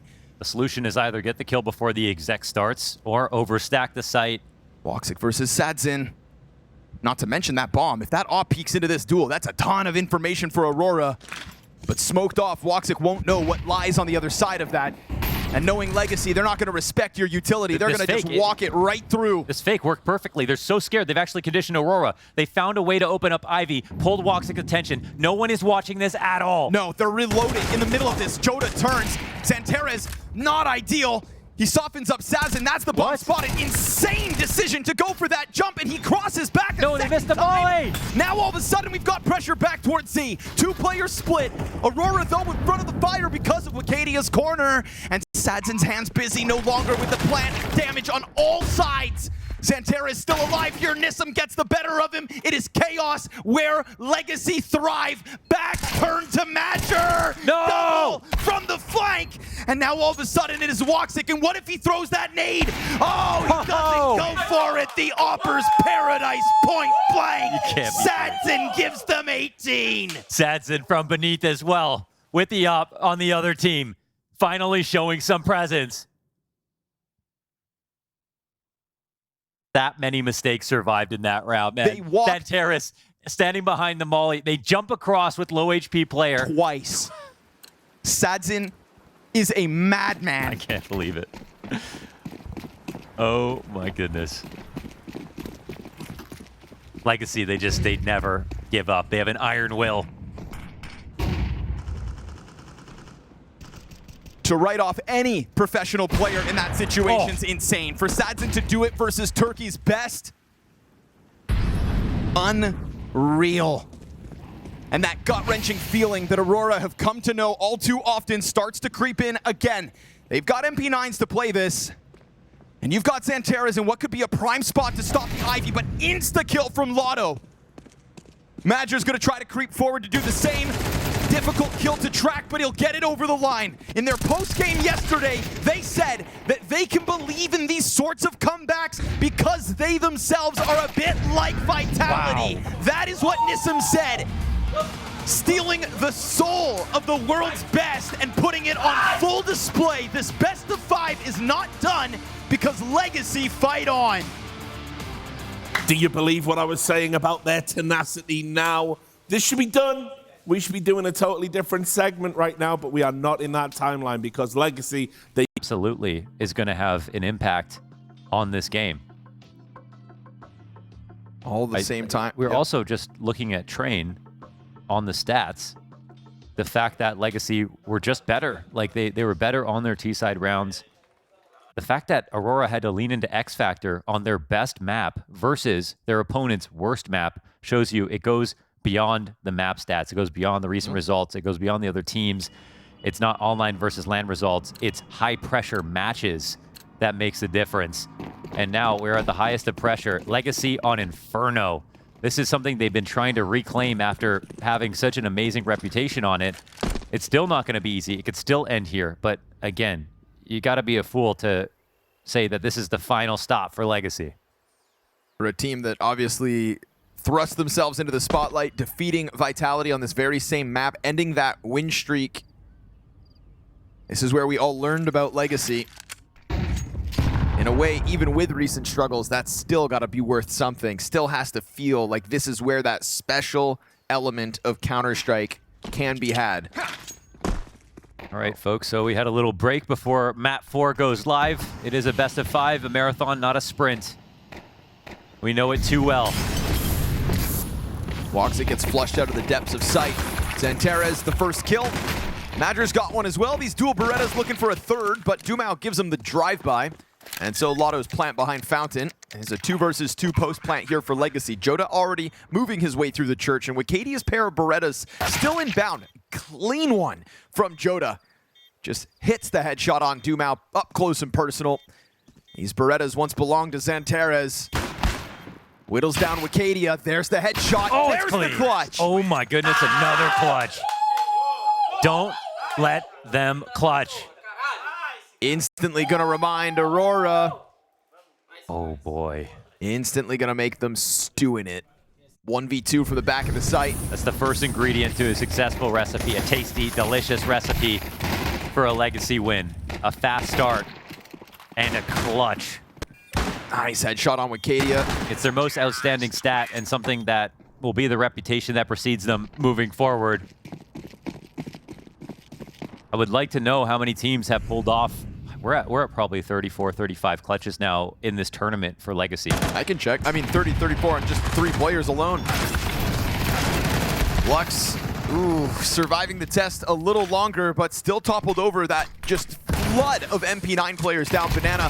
Oh, latto is stepping up to the test yet again. Goes for the Banana challenge despite the smoke pluming in his face, despite the threat of those SMGs on the other side. And now Legacy are going to hit that pause button for a second. And I like how they do it too. They don't just sit on Banana together looking back and forward. They take a small risk going to steps. There is the opening where there could be a full flank, but Nissim's not entertaining that idea. That's what makes their setup so powerful. Nissim trying to bait this attention. Wikadia actually in an interesting spot. Nissim above him, and he's not seen it. Oh, there's a chance. There was a chance. Just kind of blended into the backdrop, I suppose. The patience pays off. I mean, and like now we talk about latto, man. Like he's contributed clutches in this final, but like it feels like everybody else, yeah, they're just so even strength. There's just so many heroes on this team. They all take days off, and then they always know they have someone new to rely on.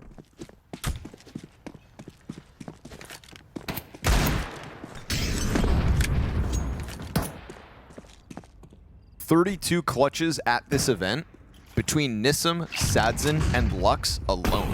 And I know latto already has 2 for sure. I'm pretty sure he has 3. We'll call it 35. Woof. All without knowing whether dumau's also in that mix. Don't tell me dumau's never clutched. I wouldn't dare. Eagle shot from Wicadia kicked it off, but, you know, again, Legacy never too timid, even in the face of losing a man advantage like that. latto didn't fully come back and clear this, so jottA's going to have a good, interesting timing on the mid flank. What can he make of this one? Two backs turned to him? Yeah. Lux kind of half cleared that doorway, didn't actually clear the wall beneath the balcony, and that's going to end up costing him. Aurora, it's also a hand on an AK-47. This is tough for Sadzen. He knows someone's in alt. He needs his teammate to come and join up with him. He can trade this info over. It's a big blind spot, though, in what he could see from the balcony window. And jottA is doing a good job of disappearing. All while Sadzen gets closer to just jumping it out onto the balcony. And I mean, at a certain point, they've got to just take a swing at this. dumau on the recovery, 2 kills deep in this 2 versus 4. And that's the site opened up. The plant will go down. Lane is a safe plant. Xantares trying to run, but just wants to go get that gun. Makes sense. jottA's AK-47 picked back up. oh, such a good setup for this. Fire to cut in between the 2 CTs. They decide to fight, and they'll recover the whole damn thing. 2v4 between Sadzen and dumau. Oh my gosh. Taking their sweet time up in the apartments pays off for the 3-0 start. I mean, I felt bad when it happened to Saw. This would be another level, though.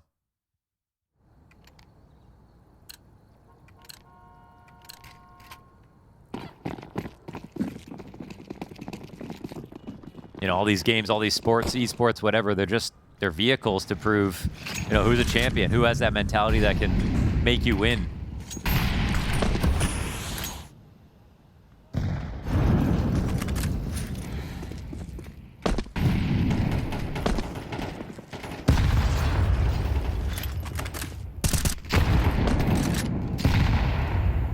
Nades through the smoke, don't really find their intended targets.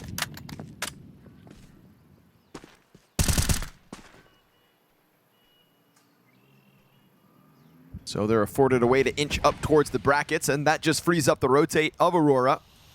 Going for the boost over the smoke. Xantares isn't going to see anything at this point. His bracket does get challenged. Lux jumping around through it. Forces them to disassemble. Frags follow suit.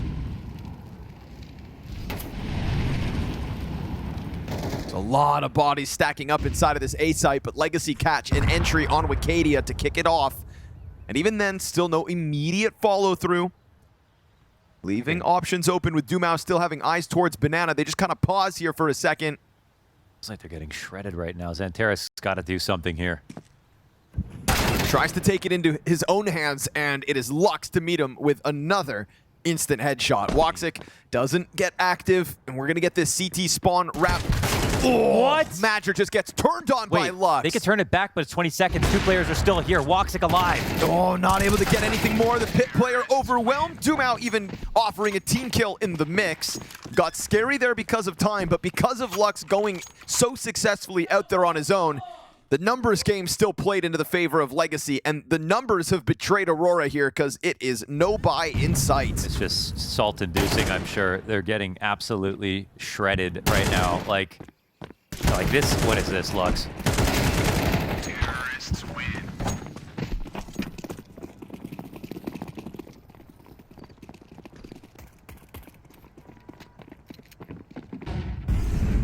Trying to forge a reputation as a standout Brazilian IGL. And doing an incredible job of it, man. And also just fitting in with the new crop of players that can call and frag at the same time. Oh. Wow, I can't believe he lived there. Jumps over top of it. Goal. Oh. Lux just saw the shoulder though, so Xantares is not able to offer any kind of a hold. Woof. MP9 and a 5-7 though around the corner to respond. A challenge out through the apartments as Wicadia gets whittled down and woxic gets toppled. Yet again, this A site looking prime for the taking. Wicadia on the retreat and Legacy on the offensive. Could have been Pit, but Cadia took a small risk getting back here. They don't know where the other CTs are, so they're probably going to be careful about it. And that's a small dink. Madger emerges through that moto smoke. Spotted. Ah, yeah, gets found out again, so health down low. Wicadia known to be up at the... Nope, never mind. But the reaction? Oh, with the pistol out? Sadzen's just running around with a Glock. Scary situation there for only a second because they forgot about the player in the corner. 5-0 for Legacy out of the gate. Just scaling incorrectly around the wrong side of default there. And it was a losing position anyways, but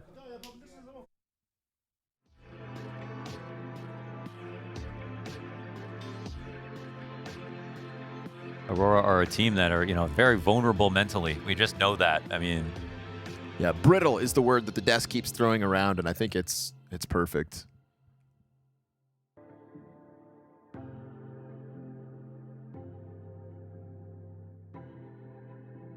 It's also scary to watch. yeah, absolutely. You see a team struggling like this, it kind of reminds you of yourself on your worst days, when you're not feeling it and when the pressure's on, and this is a live match. You don't get to sit around and relitigate your emotions and tell yourself how you're going to figure it out. You just have to do it right now. I think Aurora, you want to break. Aurora is such a good reminder of the human element of Counter-Strike. It doesn't always boil down to numbers, perfect strats and strategies.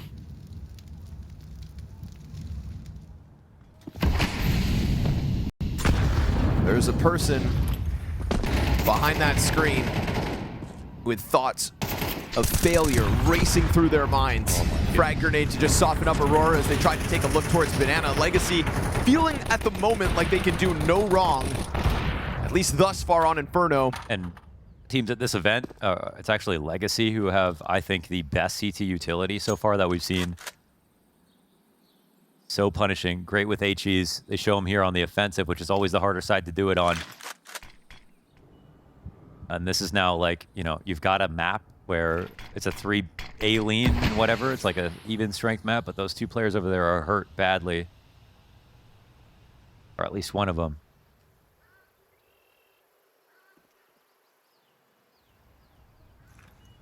Who's going to save the day for Aurora?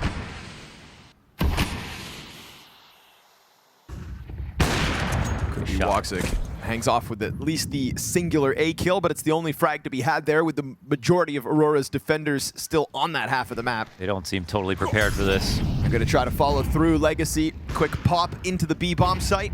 Assistance inbound in Woxic towards spawn. No smoke there for Khan. There's a crossfire available. Back's turn to Acadia is going to make his job all the easier. Oh, but now they're trying to push down into him. This is a 3 versus 5, evened out with quick kills to the back of sight. Woxic overstepping, and with just mere seconds left to spare, that bomb gets planted. They need to get even kills if possible, holding off these exits, and it's possible they die trying to do it. jottAA's going to take a sniff at this from the banana flank. dumau just locked into the coffin.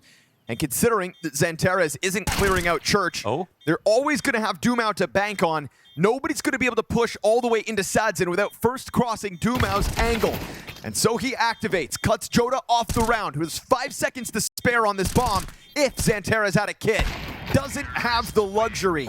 The kit was behind Nubox in the back of the site. He would have had to push and come back. Oh, and Legacy are just going to add it on thick. Oh, man. You're picturing the handshakes after this?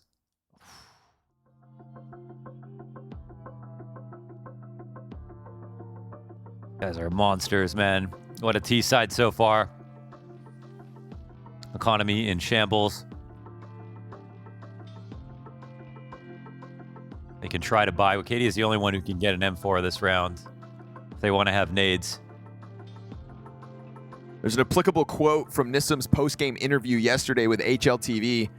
Quote, I think after a lot of hours in the game, the guys playing until 6 a.m. since they were 13, we all know that it's about the momentum. And if we win the pistol, the first buy round, that is why I think it was all about momentum. It's got to be their biggest strength. Like, that it's both the positive momentum that they can gain when they're winning. They're so good at getting it. But it's also not responding to another team that seems to get more confident. Legacy continue to play fast in the face of a terrible loss or getting wiped off the board within 30 seconds. They just go right back to it as if they're the team that's winning. And so after just squeezing through that train test, you come here, you win the pistol, you win the first gun round. That's the exact same momentum he's talking about that completely smothered their opposition and saw when Legacy were last tested here in Bucharest. That part of the formula between those two matches, No, I was almost in mirrored. jest. I was almost in jest thinking, like, oh, like that last map, this is a real test for Lux to show what he can do, you know, calling a comeback. And that's because they've never really shown that they can win Train, especially not versus a team like Aurora. And he pulls it off. Meanwhile, Aurora continue to show us that they can struggle in grand finals. Oh, this is so flimsy. One guy walking out into lane by himself, no crossfire available. The T's are just, you know, doing their average due diligence here. There's only a half investment from Aurora, but that was the only guy who could afford a M4 down. Now overstacking the wrong bomb site as Legacy are taking a look at B. So yet again, Aurora are just going to feel like they are so many steps behind at this play. Oh, man. It's a free plant. Enjoy your save. I ask you this. Aurora barely, you know, unable to close back on Train. You think the mental is going to be shattered coming into this game? What if map 4 is just a total blowout, absolute beating, a brutality that leads us to Nuke? Where Legacy have a chance to actually reverse sweep a best of 5. Oh, we saw the Nuke versus Saw, and again, that was Saw who picked Nuke 5 times, lost all of them here at Bucharest, but got to overtime on that map, came into Bucharest with a 9-map win streak. The stats simply just do not matter when Legacy are under pressure. That's when they have an advantage, an intangible advantage. We saw what happened on Ancient after that Nuke match. Totally eviscerated. Really just feels like Inferno could serve as like a chance for Legacy to just keep digging that grave deeper and deeper, and Aurora knowing that they might trip into it. Somebody has to lose tonight, and you would have never thought it would be Aurora after the first 2 maps, knowing they were going into Train. Kind of humiliation ritual that they participate in, where it's like, all we're doing is characterizing the loss for Legacy. They're finally losing, they're getting so close, and then they come back and absolutely blow everyone's expectations out of the water.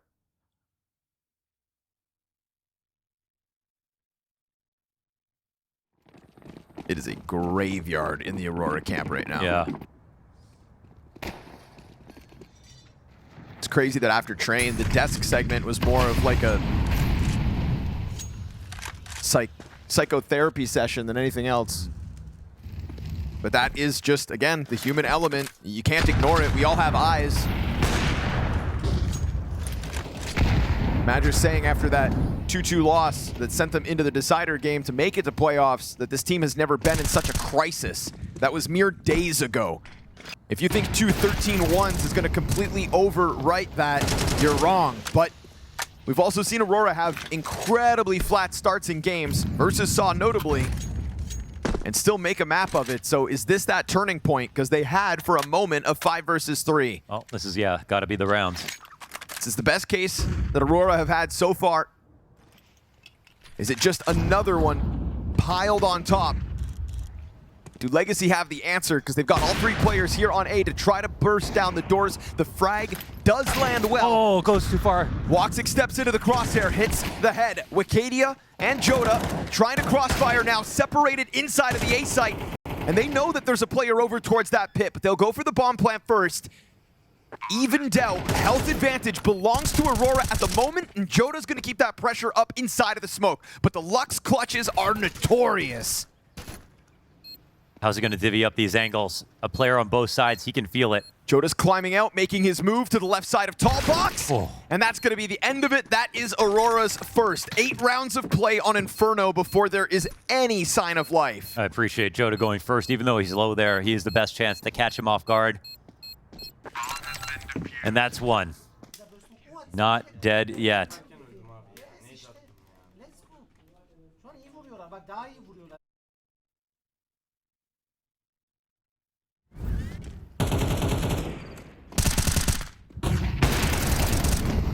Starting slow and clawing back is nice, you know, but it's not sustainable. It's not something you want to have to do every single time.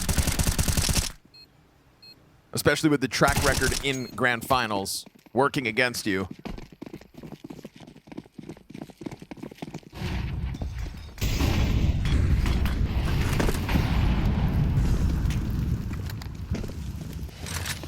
Sometimes, you know, when you kick Legacy, they just get up and hit even harder right back. Don't be surprised if they do something crazy this round. Lux already taken a look through the brackets, working there on his own. Bunch of utility expended by Legacy in that direction, and Madger's going to be found out just floating towards Banana, so he dives back into the site, and they're not going to give him a chance to really collect his thoughts. He'll continue to drop utility here in front of the commitment, but Legacy are charging through, right into the crossfire. Santeras with a double. And there is Wicadia, third piece in place. Much needed hold from him, but Lux kills Woxic in the background, and they know Wicadia is still nearby.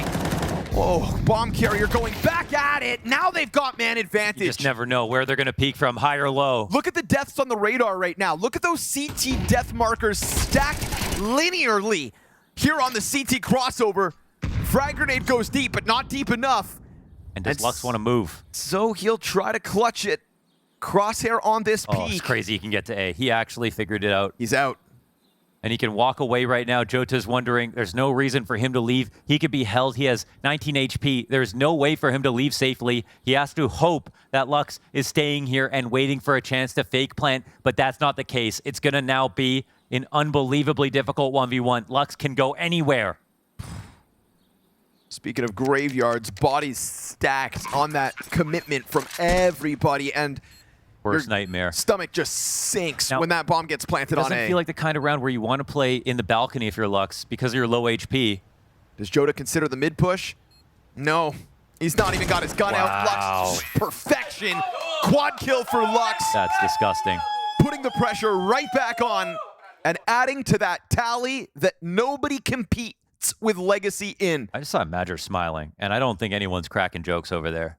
That's just got to be the first sign of insanity right now. Thinking of the number of ways that they can lose this situation.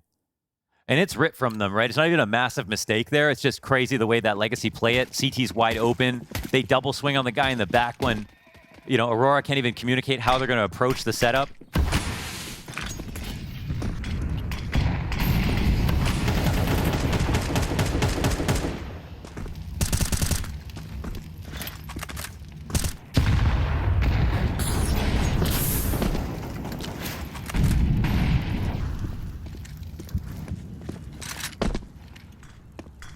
Not even a real B take. So much utility expended already over here at a minute 22. That's how scared they are.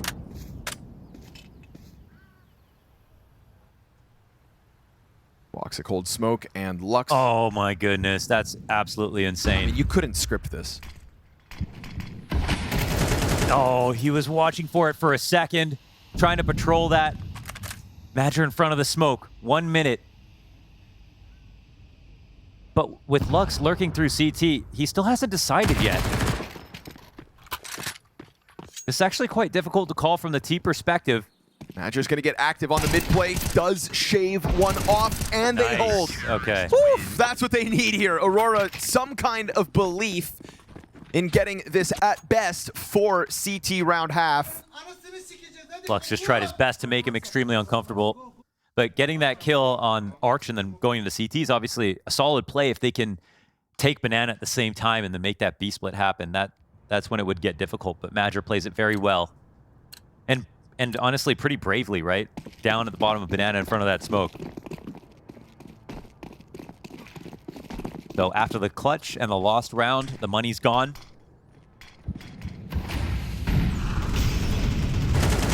The lead will live on.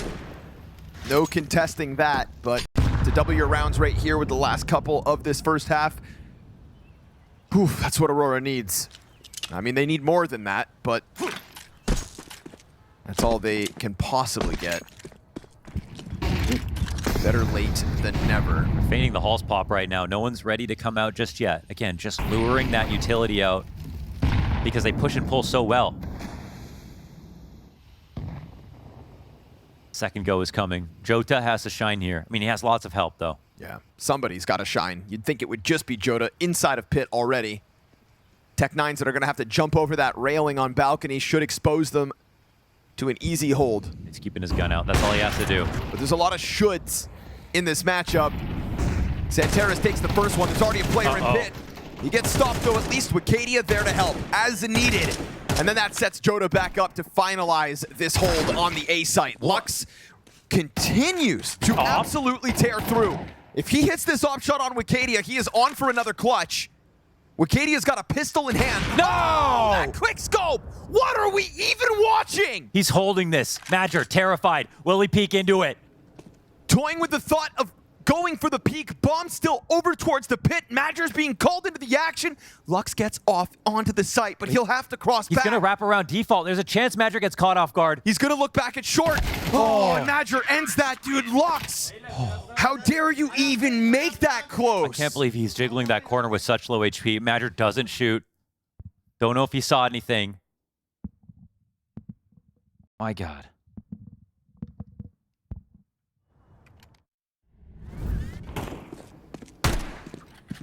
This guy's got the clutch gene. Counter-terrorists win. But Madger's also been posting some very important clutches between Train and now this one. Dude, Lux has 17 kill half. Wow, it's insane. Leading the charge and trying to slam themselves into B. Oh, they got Santeras to back What? up. Lux comes through with another double. Madger's gone unnoticed. Huge moment for him, but only 2 kills under the pressure of a 4-player push beyond him. And a very aggressive smoke to send him back, make sure they can't nade through it. There is no utility to do that. That missed. Trying to smoke their way upwards, and dumau ends up getting the damage they need.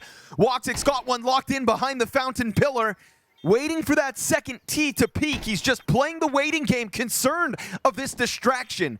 Woxic is going to sit here and ask, where the hell is this second Legacy player at? And dumau's already moved. The perfect crossfire.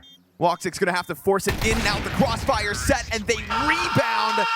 Despite that best effort from Madger in the corner of Banana, it doesn't feel like anything will be enough to stop it here on Inferno. It's absolutely filthy. What a round again. Lux with a double entry, one through the smoke on a Hobbit. That Tech 9 spam perfectly placed. Was an 18th and 19th kill. It's so unreal.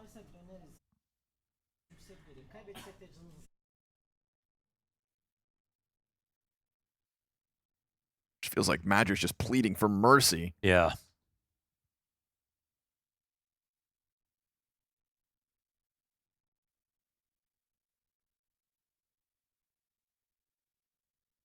Dads is over here just thinking, I love my team. I mean, Legacy have no scar tissue in terms of being told they can't do this. This is a team that was born in the unbelievable, in defeating Vitality.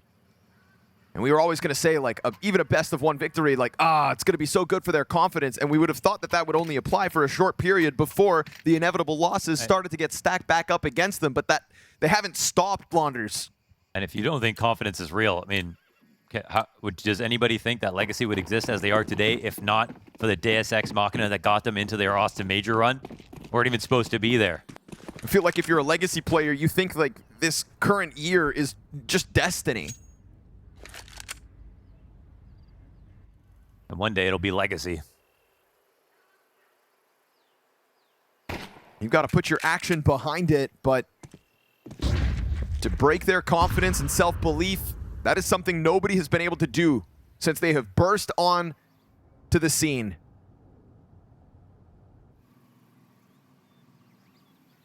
Confidence continues to grow as they make this road towards Budapest. Theirs for the taking.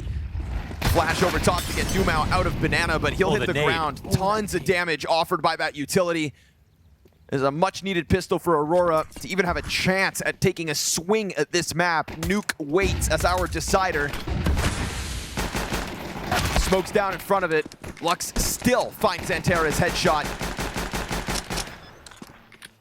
And the Nissa Berettas are just going to disrespect, try to just push right through. He got another kill, Lux! It feels like Lux can do nothing wrong. 21 and 10. He'll try to go back through that smoke a third time and finally put to rest. Aurora will catch their breath, if not for only a moment here. It took a Wicadia 4K to win that pistol. Aurora trail by 5 as Legacy 4 rounds from victory on map 4. Whoa.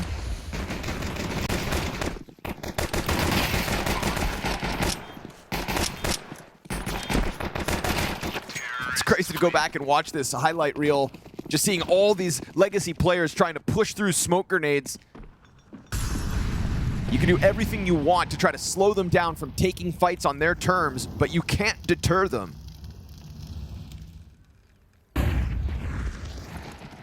They have less guns and no vision, and yet still they'll do everything they have to try to test. Now, Do such a good job of making the map feel so alive, even with sparse utility resources to work with. They've got pulse control. They have B smoked right now. I think Aurora have the right idea, thinking about going B, but there'll be reinforcements and reinforcements with utility. Oh. It's come over. It's not as much damage as the last round, but still a set. Oh, No. the 5-7 of Satson with a double. At least you get 2 back through to the Aurora favor, but They commit. There's one on the flank now, but he's holding back because the Aurora have slowed down. Xantera is afraid to follow through. I mean, wow. Oh, they get the smoke down. Oh my god, dude. dumau almost just had 2 players with their heads turned Nissim. away from him. He could be their worst nightmare. It's possible they just jump in and try to kill him. There's enough time to do it. But it's a part of the clock where you might skip some angles. Yep. Let's see if he checks it. If you don't check, Xanteras is coming to double check. Good on him. And the rotation has already started coming back. Lux is here with a UMP. Yep. Not somebody who's limited to the pistol, has the best weapon for the job. Drive-by A from headshot. Wikidia. Oh! And still the damage done. It's dumau versus Woxic. Hands busy for the plant. dumau lets that gun come back up. Woxic got the better weapon Oh, he got and the dinked. headshot to go with it. Woo! But like you said, got dinked. That is damage on both sides of it. And it's insanity that the first player of the 3 Aurora members that come running by hits Lux in the head. Yeah. And still with like 5 HP, he ends up killing the second player of that pack. And getting another dink, yeah. Oh, got 2 back through the smoke. Good on them for clearing this out properly. And Aurora will never know how close they came to actually losing that round back in Banana when the CT pushes off site, Yeah. jumping over because he thinks that he's missed the timing. Why would that smoke fade with members of Aurora right behind it? That would have been a free kill. That would have been Wait, a not spotted. back-breaking moment. 5-7 push down middle, doesn't get everything it could, but you shouldn't get anything in this round. It's 2 sets of half Kevlar, and finally a chance for Aurora to collect themselves here. That lead will be cut down to 3 rounds as this T-side has started well for Aurora. Might be one decisive round in this game. And versus pistols here for Aurora. But it'll be a money-building round.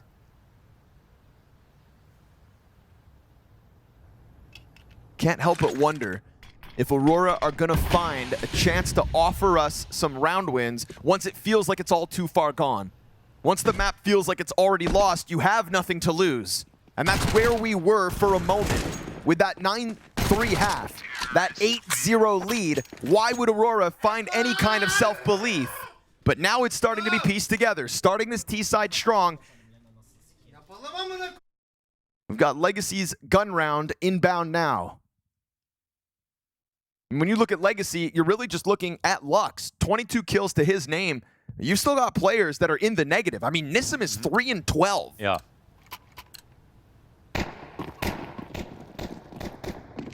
But has the mental damage been done to Aurora already? That is a genuine question. Round by round. It's all you can do now. They're not coming in from the balcony. Only the left side. This is perfect for the op setup, actually. Oh, he falls back. Sad's in. He's got this more depressed angle. He's got to hit this because Nissim's got a smoke out in hand. He's got to hit this. You've got to get a kill before the flood comes out from Aurora. You'll find jottAAA easy. Quick reposition as well. Eats the flashbang. Challenge is here from balcony. That mag just to allow him to get back on cycle. That's 2 players confirmed. It's just suppressing fire here, and Lux has mid control somehow. Got a smoke to his right side. Xanteras losing the fight to Lux. Woxic takes a ton of damage in the process, and Sadzin can just comfortably hold on to the pit, awaiting some kind of a challenge up short side. Support inbound, but very slowly. Yeah, they're careful. They want to know about lurks, actually. They think there's a timing in Arch, but there isn't. These players could actually press the issue up through short. with the op and hit. Madra gets the kill to sight. Sadzin's got to reposition. Player up above him's going to sweep right down. Aurora are fighting right back into this. Damage Oh, that so nade. significant. Oh. Nowhere to run if you're Wicadia. Nowhere to hide if you're Woxic. You've already got this other CT coming at you from short. Molotov on his feet. All this utility just pulling apart what was supposed to be the 2v2. Instead, it is Legacy with a 10. Just get right back to winning. That's the op from Sadzin. And even though other players on this team haven't really fragged, it doesn't feel like they've been struggling because they've been bought so much time by Lux, who again contributes, takes down Xantares in that head-to-head duel in middle. And they're working together, man. There is this chemistry, right? That op shot in through halls, falling back, and then his teammate just unloads an entire mag into the halls just to make sure he has time. And they're trying to wait out this spray, using that ammo as an extra resource.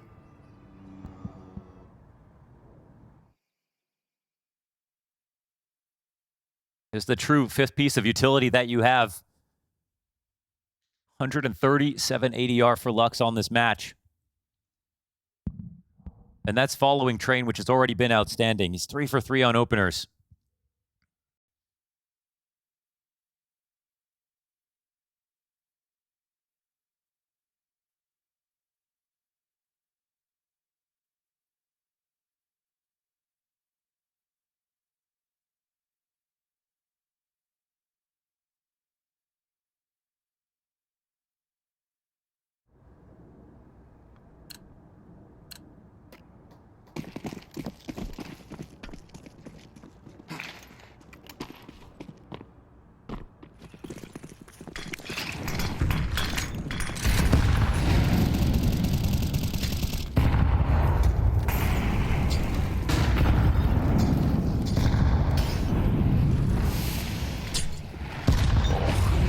Frag on Dumau's not going to make his job any easier, Whoa, especially with Lux getting peeled off that one. Aurora suddenly feeling like B-Site is prime for the taking, and they're right. latto, it's going to take something massive of a solo hold. He's going to look for that lineup if they try to exec back in. But instead, he's going to a retake spot.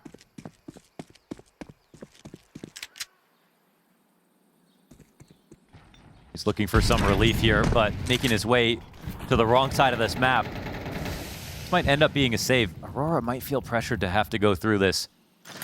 They're flying a little bit blind, though. No brackets, controller info, but they'll still find it open. Prime for the taking to cut this lead down to 3. Interesting turn of events here. Legacy losing the 2 players on Banana, giving over this free round, and hopefully for their sake being able to walk away with still 3 players alive. This is a one-off round win for Legacy. This puts pressure economically on this second half, all while Aurora keep racking up round wins. I mean, you want to talk about momentum, 8-0 out of the gate to the favor of Legacy. Only 3 rounds since 7-0. And that unreal start again, I mean, you can climb back into it, but it just gives you the only reason that Legacy won that Train match. This amazingly fast start, right? They have to eventually close it out in overtime, but they have so many rounds in the second half to learn. Beyler, hadi. Eyvallah. Şu an phase var kafamda. Ses. Bir de girmek tek flash. Look like they're feeling a little bit better about this.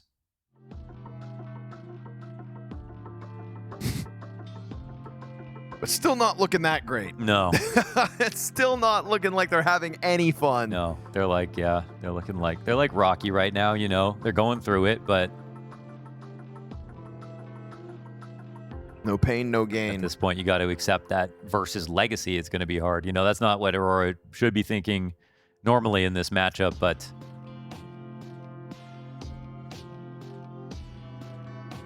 when a new team starts to break into the top, this is what their victories look like sometimes.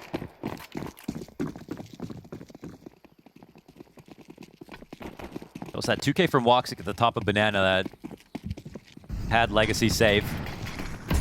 Gonna try it again. Taking Banana by storm. You're not gonna find Legacy overextending off site. But these nades, if you take Banana too fast, you will get punished by Legacy. They drop a lot of HEs. That one got jumbled up in the rooftops, or else it feels like Jota would have maybe taken more. Still got a lot. Oh, dude, it just keeps on coming. More mollies. This is Legacy laying it on thick. It's gonna be dumau to try to challenge on that smoke, hoping to line up sprays, which he will for a double. Xanteras gets the answer back, but you've already got Woxic just take down to 5 health. Oh, another! Okay, something left to fight for Aurora. Incendiary's gonna interrupt the bomb plant. Yeah, big time. Smokes are soon gonna come up. Challenge out from Coffins. That's 2 of the CTs announced, and the third one nowhere to be found. Sadzin's still over towards that A site. And Woxic's terrified, right? He doesn't want to plant. What if there's an HE that comes down? And Lux is over here really deep. Are they going to be able to double swing? I don't think so. I mean, Xanteras just slipped off. He's going to die. No cover for the bomb plant. No cover whatsoever, but Jota at least kills Nissim. And now you're going to know that Lux is out here on an island.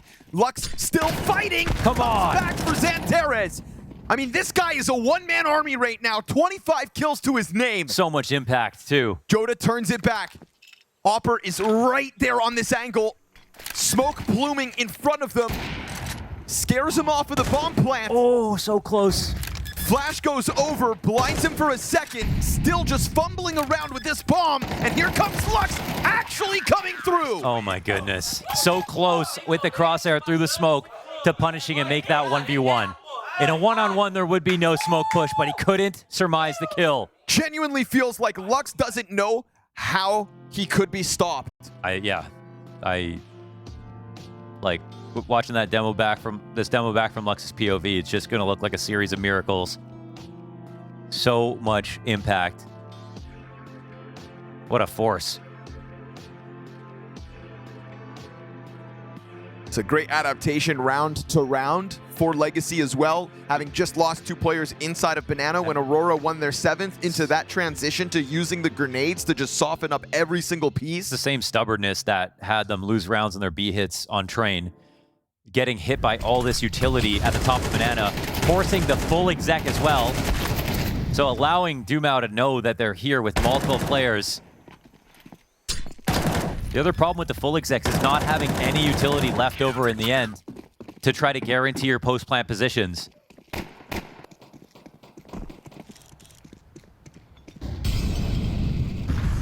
No cover for the bomb plant. Oh, it's gonna sting. Xanteras eats a dink, but at least comes out with the opening kill.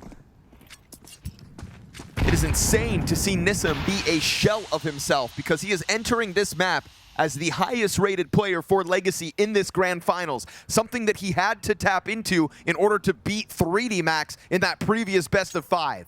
And when he is nowhere to be found, finally takes a map to kind of let off, we have Lux dominating here on Inferno.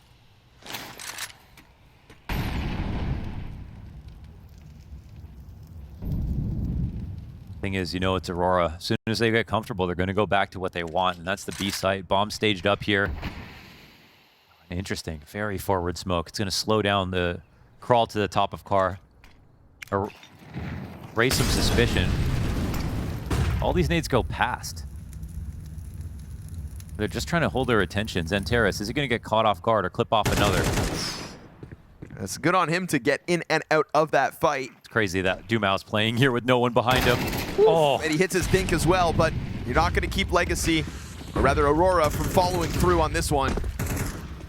That is an insane setup for dumau. Talk about confidence that you're going to hold it all back. it's actually so nice, though, from Xanteras with his HP, because he knows he can't peek, but he uses his utility and his presence to make it so that they can't clear him safely, and he keeps making them think they're just going for a brackets clear, when instead it's really just about this banana hit they want to get back. And you could be repetitive if you dress it up a little bit differently, and that's what we're seeing from Aurora.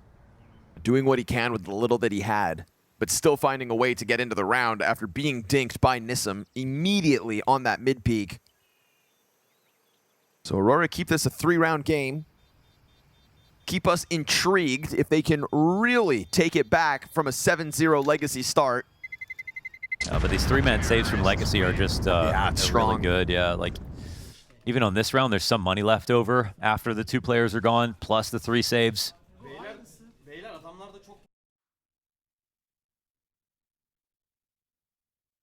It's got to be said as well, though, just while we can, this is a very rough major, really rough grand finals for Woxic. We could talk about that recovery he had on Train. Yeah. But I mean, his rating on Dust2, 0.63, 0.94 on Mirage. The more lopsided of the two. Oh, and then Train started so slowly. Okay, yes, he recovered as the game went on, but now we're right back into this 8-14 map. You know, Woxic is not being a part of this grand finals as he could be. Well, at least it was the 2 maps they won. Now that they bought him time, it's time to contribute. Oh, Xantares goes down to Nissim. Dry. No. Oh, that's just such a big upgrade. 5-7 into the AK-47. Sadson, freed up to go for the deep op peek out through apps. And Legacy fighting for a 12th right here, right now. There's this invisible gap. They think that it could be an R trap. It's going to be a B play again. I don't know if it's going to be a huge surprise to Legacy, but surely they start cheating back soon. They do get through that smoke grenade, just kind of taking a chance on it. But I mean, this time you've got to go deep. You've got to get these players off of Coffin so that they can't just interrupt your bomb plan. Last time Lux was allowed to just walk up for free, completely uncontested. And while Madger's going to have hands busy, Woxic gets whittled down to half health.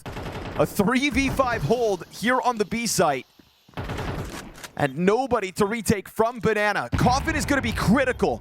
And they tried to open it up so that Woxic could shave a player off. Him and Sadson trying to hold the same line.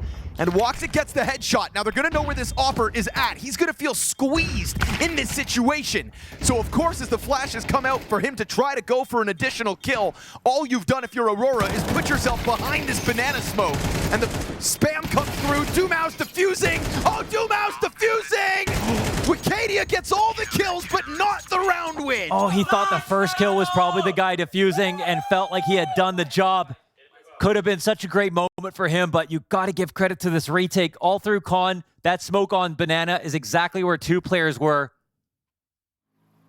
I don't know if Aurora can stomach this, man. Oh, man. Wicadia goes massive in a 1 versus 4, cleaning that bomb site of everyone.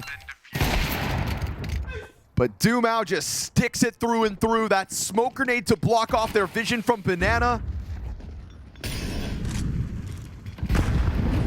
4 map points for Legacy to push us to that 5th. 2/3 of the way through this best of 5 reverse sweep.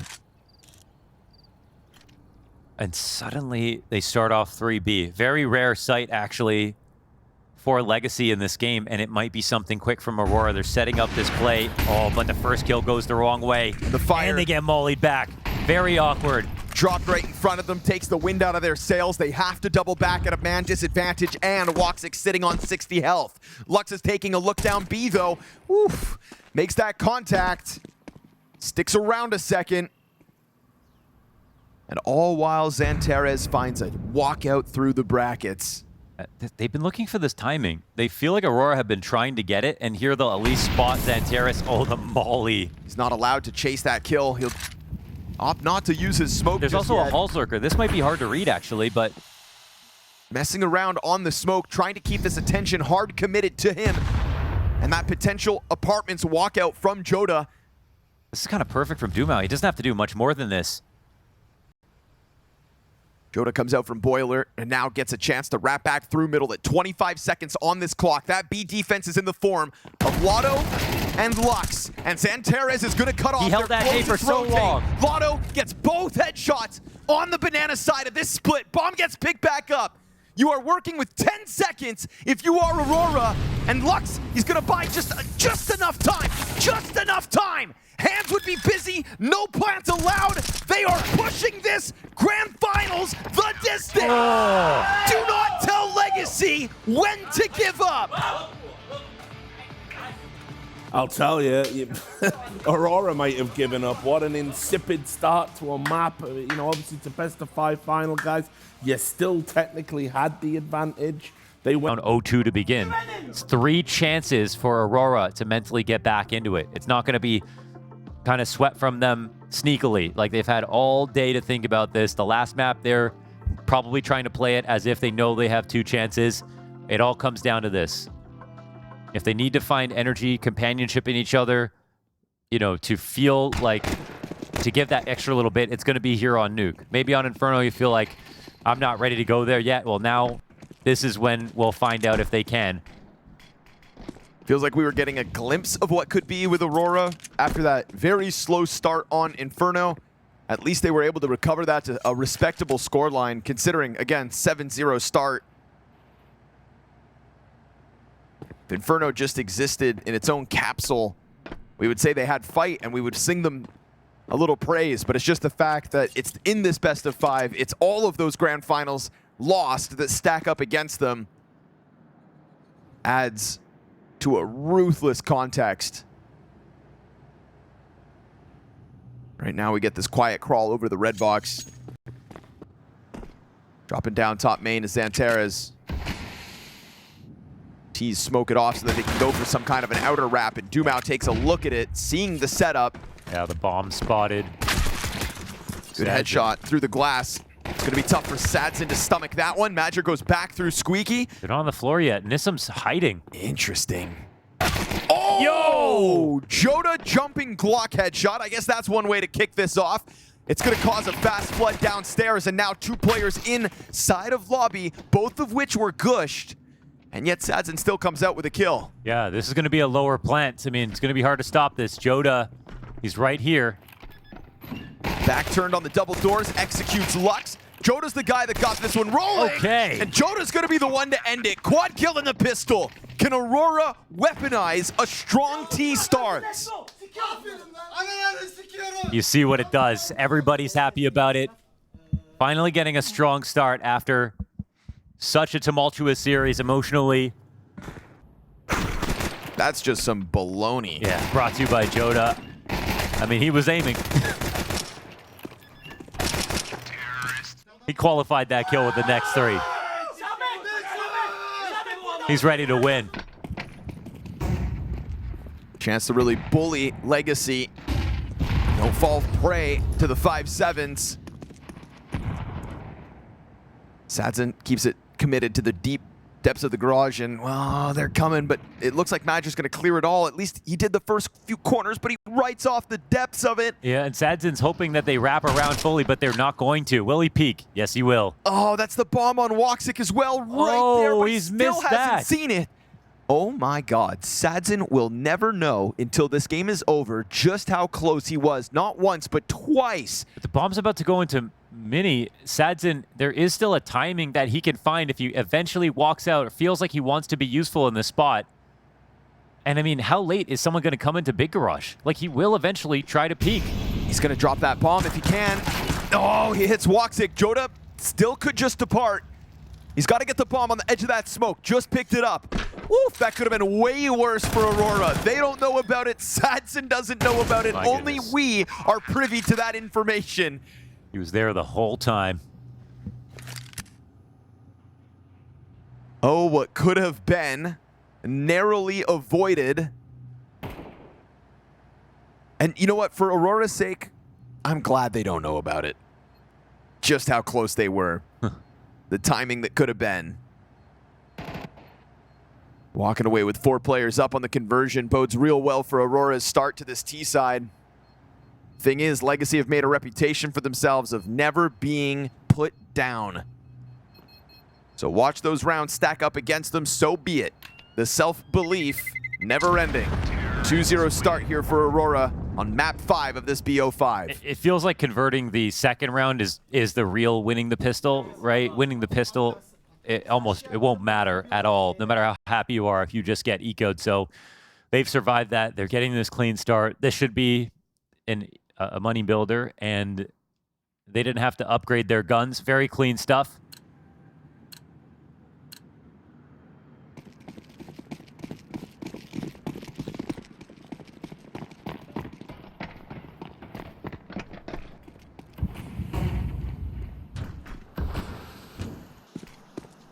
Fast smokes. And just a Desert Eagle that rings out for Lux.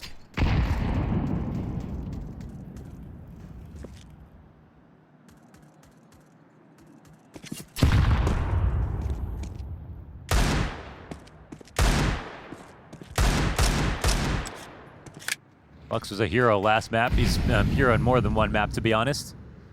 across the event.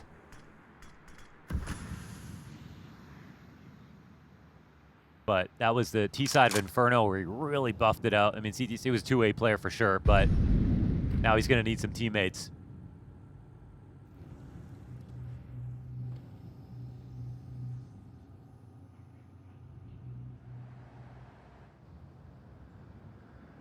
Stacked up still inside of that A site, but it's not where Aurora are going to end this one. We hit 45 again. I don't blame them for taking every extra second they need to make sure that they're not walking into any kind of a trap. Oh, absolutely.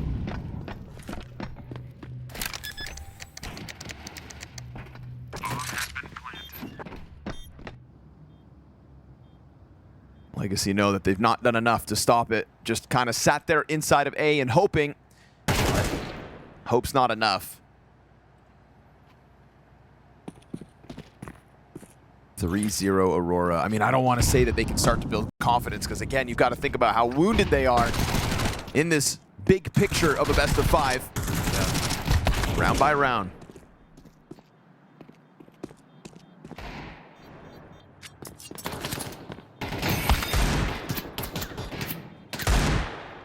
Shots down deep into the ramp. Oh, okay. That's better. I'm here. Welcome back. Okay. Gentlemates beyler. Dişimi anasına sıkıyorsun Samo. Yeah, exactly. Gentlemates diyor beyler. M80 diye bir şey yok. Gel. I don't care what they say. It's about how they say it. Yeah, exactly. It's attitude, man. You know, Legacy know that. It's attitude. It's how you walk into the room. It's how you leave the room. It's heads held high. Aurora are feeling a real low back on Inferno. You can understand that coming off of the train loss, but enough runway to reset, you'd think, for Nuke.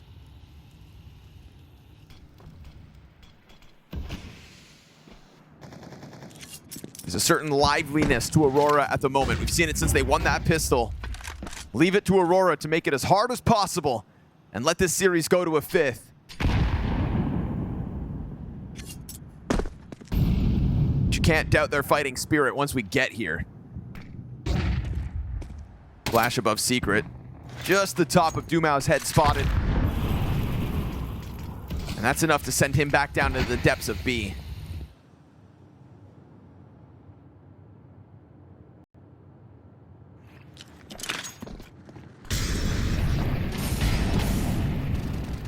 Man, really taking their time. Oh, Lux finds this one, however. Quick answer back. Pressure on Nissim. No rotation in through Turnpike. Just gonna sit Oh, down he's here. got a Bomb is lower up player above him. already, actually. Yeah. That's that fallback from Secret. dumau established it from the get-go, so he's just freed up to hold off on ramp. He goes for the corner. Ah, they're barreling towards him. Good kill from Nissim. Taps out from double. dumau gets man advantage established. Ricadia's feeling the pressure from both sides. He's got that 1v1 that he simply cannot win.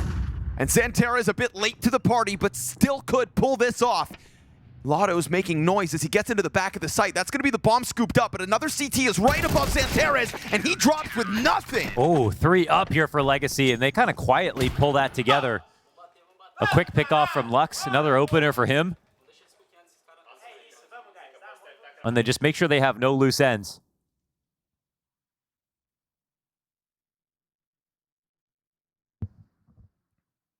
Any map's going to be close. We want it to be this one.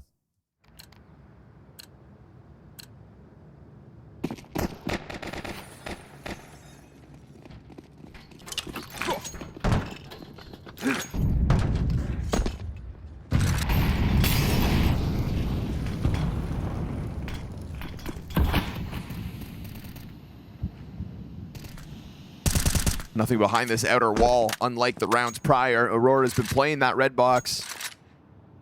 It's what caught vision on dumau a round ago, but it's not there this time.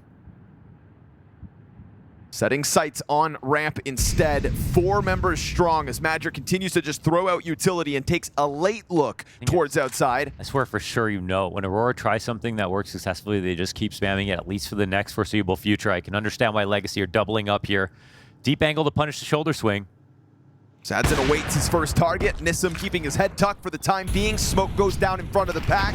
They can still try to fight through it, but Nissim could pop up and serve up an issue. Nice. Instead, he gets shredded by woxic, and Sadzin misses his chance at getting the multi-kill.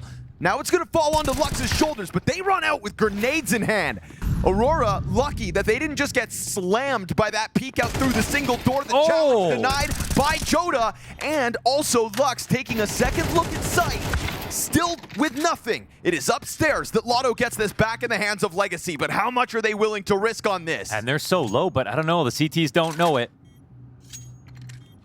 Already starting to look towards an exit, I think. They'll send one back over towards Secret.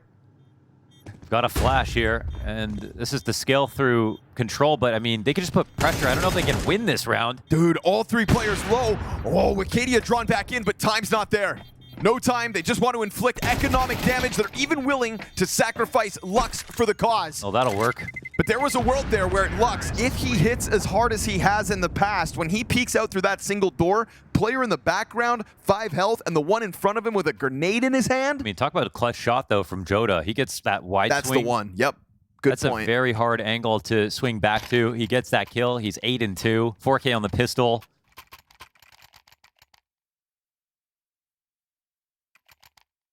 That's great. And, you know, I was thinking the two players I want to stand out in this match are going to be Nissim and woxic over on the other side. And Nissim had a great chance to get a kill, and it was woxic to take him out instantly on that ramp take. His first and only kill in woxic's case.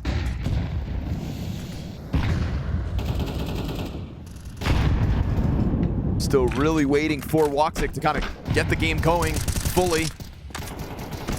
A nice resurgence on Train is the only thing we can look at in terms of his impact throughout this best of 5. At that. He's so good with just keeping pressure up all the time. Yeah, he gets that kill through Squeaky countless times, man. Oh, there's a chance. Nice kill here, Wicadia. Falls off at the silo. You know, the beauty of Lux as well is sometimes he's taking those aggressive decisions, and when he's doing it like he was on Inferno with, like, say, some 25 kills, it's one thing, but he'll try the same thing in a slow start, 1 and 5. Oh, this push, it should be a free frag. Yeah. There we go. Second kill in the round for Lux. Already starting to recover that score line. We go 55 seconds with man advantage Legacy, but they are waiting for a move here. Oh, that's too deep. That's They're a welcome so invitation for jottAAA. Madger's Mac 10 has to make that difference, looking for the upgrade. And remember, Lux is low, but they write off the threat of Lux again.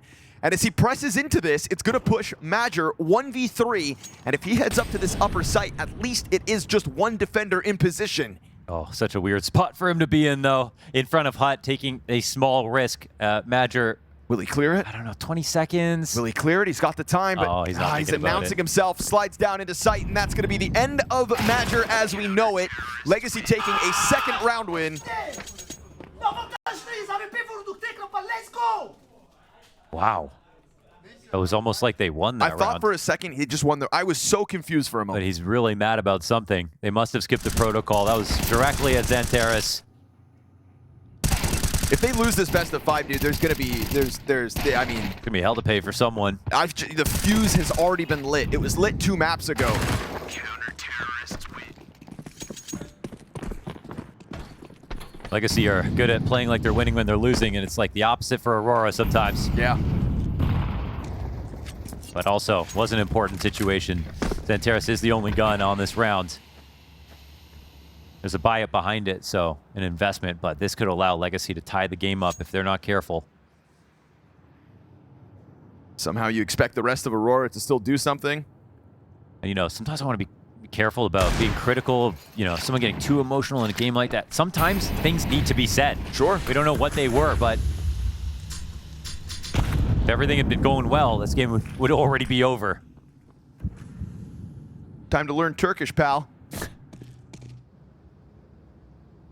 There was no French in there? The passion of the French, yes. A little element of Apex, but consider me sitting in the waiting room for the translations post best of 5. Aurora at times have felt like they are at each other's throats more so than Legacy's. And you can get by all of that if you just pull off this win for once. MIBR taking a glimpse downstairs while they just try to pack up inside of the hut. Trade denied immediately, but Xanterra still breaks through with that one gun they have to work with. And then you're spotting Sadson up on the shelf, but that turns Xanterra's attention back upstairs just as an additional player comes out. Yeah, it'd be a nice little lurk if they got the double entry, but no way to draw attention. MIBR looks like he goes unspotted. They aren't worried about this. Saving a deagle? Yeah. I mean, they could definitely let him save this deagle and $200.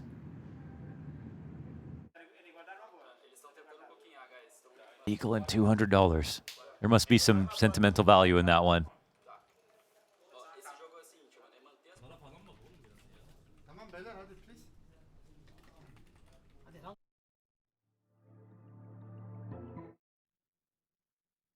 And his reward, one flashbang this round. Woo! This round is going to be called around MIBR. He's got the most to work with.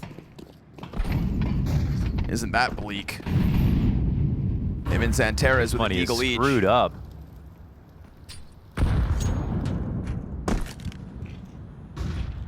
Feels like a competition between MIBR and Xanterra's to see who can get it going.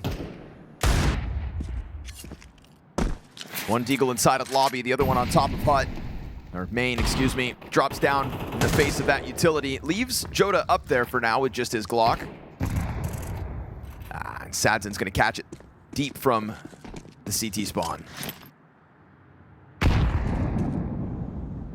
Frag misses jottAAA, that'll give him a chance at the Deeg, but maybe this round just kind of letting Aurora cool off.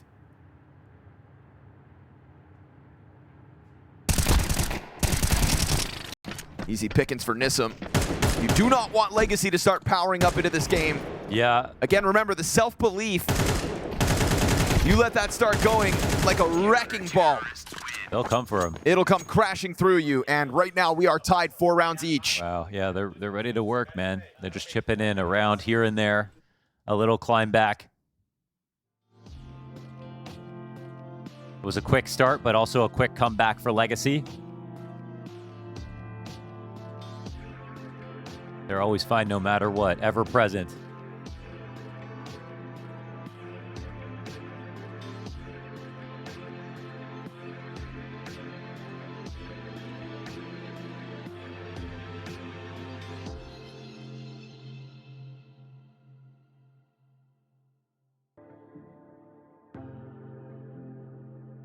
Wonder if they're even going to celebrate if they win. I don't know, man. Xanterra's looks so over it. Just Yeah. looks so over it.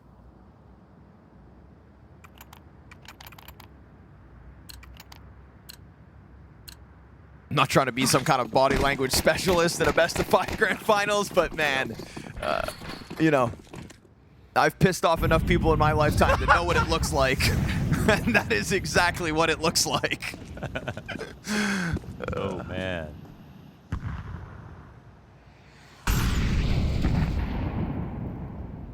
Always the hardest to be friends.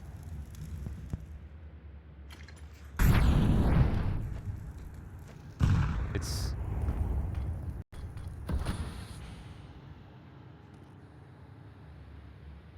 Looking for that move outside of the garage, but it is yet again a deeply committed Lux in the very, very back of garage.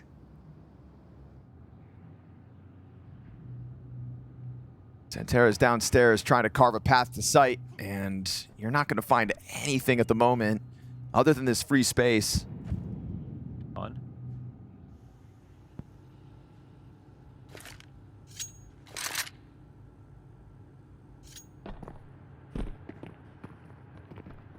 Waiting for a move here. Just trying to bait it out, flashes out through it, and Wicadia, again, not overly committing, just trying to serve up a distraction, take all the attention so Xanterra's can emerge. Oh, but he doesn't see it. No way, he doesn't full clear, and then from the top of the box, at least it's a one trade back. Xanterra gets the kill, but at what cost? He's already down to 17 health, him and Woxic both. 3 players dropping. 15 seconds, bomb goes back through the lobby towards this A site. It has to be A. And it's gotta be MIBR. Lux is not going to get tricked, though. He's still waiting up here. He could dive this. They've got to watch this carefully. He starts to stomp around. Madger's Mac 10 looking for impact here. He will finish Lux. And then woxic gives cover over towards the vent, and Xantares is there to help it. Dude, you've got to go and clear that boost if you're Xantares inside of ramp. He thought he did. He tried to look at it. Oof.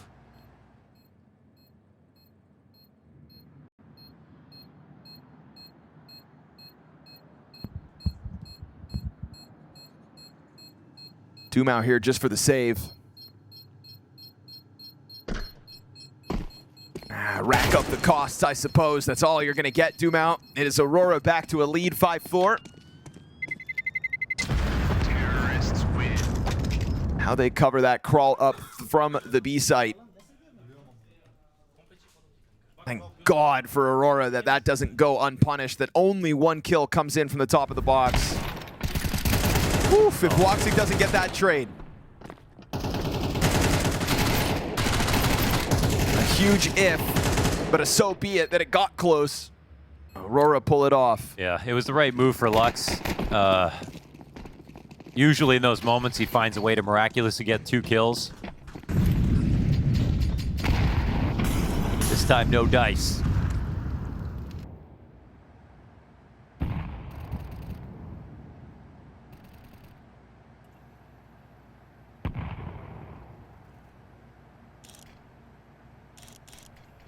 Sadson sticking around for it, loses vision thanks to smokes. He'll open it once, but it goes too deep. Doesn't actually give himself a chance to get a shot off, and it feels like they could have been clipped climbing over that. Yeah, totally.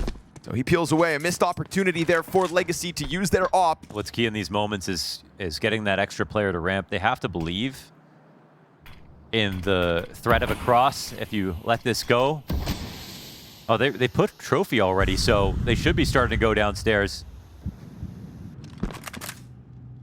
He'll throw Lux at it for now. Sitting here with a flashbang. Yeah, no smoke. He'd love to have one. Especially at 45 seconds. Yeah, they're risking this Aurora, but it comes down to this next trade. Double doors open. He'll try to flash himself up. Sees way more than he expected. dumau inside of the vents allows for them to go past as latto starts to keep that pressure up. And Nissim then into the kill feed. Wicadia planting back sight. And woxic gives great cover. That was a ton of damage that's been done. And latto's trying to come through with an assist to Sadzin. They got to approach from both sides of this bomb site. It's just a picturesque entry out of woxic that really makes a difference. Jota real low in this moment, doesn't matter. Hits that instant headshot, and that one's gonna confirm that Aurora will take a 6th terrorist round win. How many T rounds are enough? Because Aurora slowly but surely just keep racking them up, one by one. Close calls, sure, with costs, as they are again, taken down to just woxic left standing. Yeah, he goes down too. He was over in big, yeah. That's 6 though. Is that a smile on Xantares' face?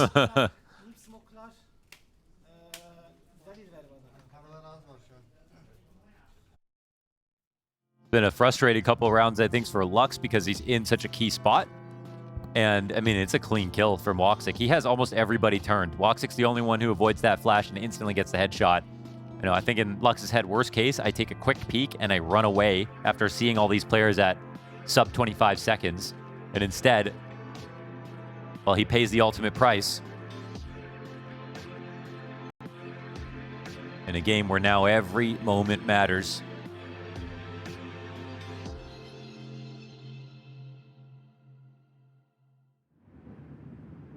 Just feels so hard to believe in, even with Aurora having 6 rounds on a T side of Nuke. It feels so hard to believe in just because of the way that Legacy have brought back this best of 5. And, you know, it's not done till it's done. That much we've learned between these teams tonight. A stomp of a 3-0 would have felt like realized destiny for Aurora, finally lifting the curse. For now, it just feels like that curse could still be here. Xantares peels Sadzin up as he tries to climb over boxes. It's good damage done for 3, enough for Lux to come out with a rebuttal. Oh, Lux has got one behind him. Can he be seen? No. Smoke's still up at the halfway point there. He's got that temporary cover. I liked Zanteres' move, especially with everyone using their ammo. One player dying outside, just quickly transitioning into big garage. But Lux going back up into heaven is a nice touch. They know that AWP was down. This would be the guy peeking from up here.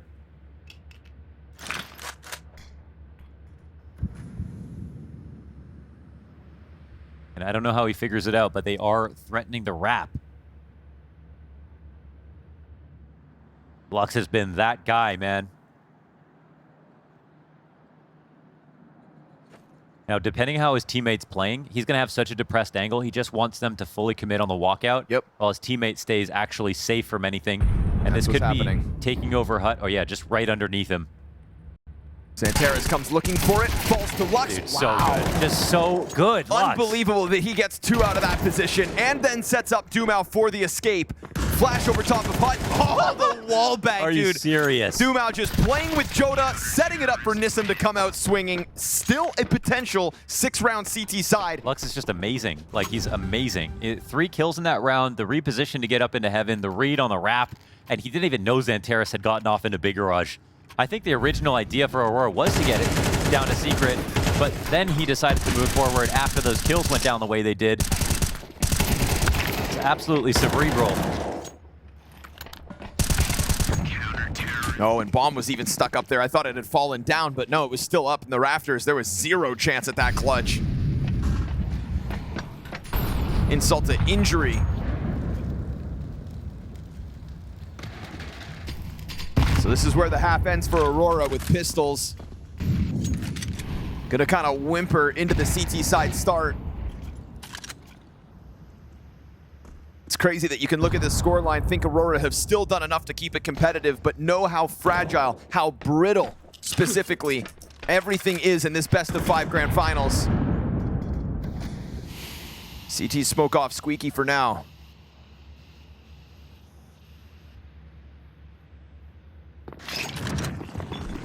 And there's that sudden pop. Nice Tech-9 headshot out of Badger. Latto's gonna turn it. Oh, that one gets away from him. Not so pretty. Distraction offered up by Vent, and that opens the door for Sadzin, who just one-taps jottAAA out of this one because he only had 4 bullets left. And now with 2 players on site, Zanteres is brought into the action. And they know one's still stuck down inside that vent. They can focus on Nissim instead. And there's no exit afforded to Lux. If he pulls this off, They got to build him a statue. oh, and he gets out. No way. He gets out. I Wicadia can't doubles believe it. back. Lux is still alive for this clutch. Diffuse is coming through. He's It's not a getting off of 5-second it. stick. Wicadia bites late. Woo! Denies it in the end. But Lux should have never even gotten that close. Oh, this guy is just next level. But the 2 entries upstairs, that's too much to come back into. This should have been a free round for Legacy. A very nice entry out of Madger and a 7-5 in the final map. If a 7-5 T-side lead on Nuke is not enough, then nothing ever will be. They never will be.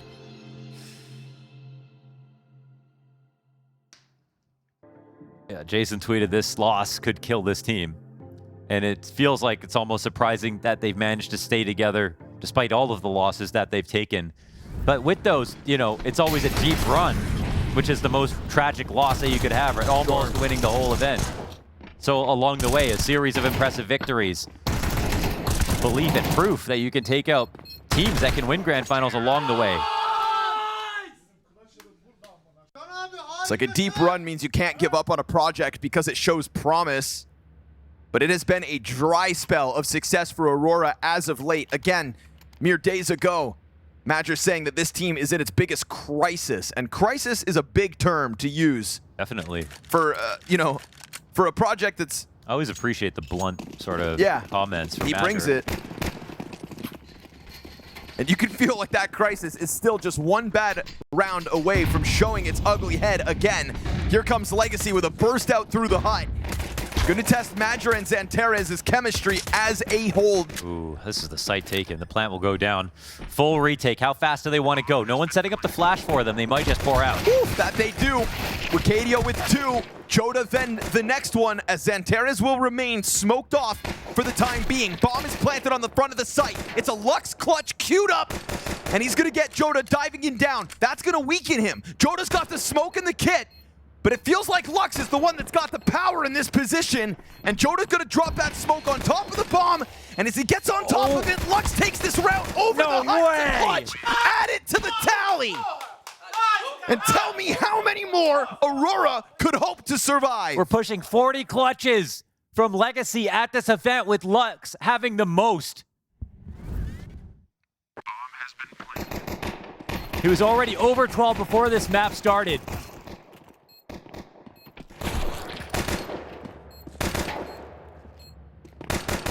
I don't know when that's happened before and when it's going to stop. If it ever will at this rate. Turning heads on the road to Budapest. Every single event just seems to be some sort of new accolade for Legacy. Evolution across the board from each and every one of these players. No weak links. Team play and chemistry on full display all event long. An ability to roll with momentum and to take punches too, clearly. Rebounding in this best of 5 from a 0-2 start. This would be the third ever best of 5 reverse sweep. And the second in 2 weeks. Not to mention that critical back-to-back trophy lift for a fully Brazilian team. They said it wasn't possible. And we talked about the Pain players and the Furia players. They went international for Quesarado just to try to save him. And meanwhile, here was Legacy believing in it the whole time. We're going to get Sadzin with first blood here in round 14. Zantares running out of patience. Tries to make that silo wrap happen. Looking to weaponize this triple MP9 and now scout setup that remains. MAC-10 wins the duel to the ramp room, and it's just individual challenges coming out of Aurora. We want to talk about team play on one side. Individual heroics are not going to be enough to pull back this momentum from Legacy. Your lead is gone. Your advantage of a CT side remains, but you have to have the presence of mind to hang on for dear life as Legacy comes storming towards you. Yeah, and there's a special thing that you get to apply pressure on the T side. You get to control the map and the tempo in a way the CTs can't. As many advantages as they may have, there's something very scary about Legacy when they have a chance to close on T side.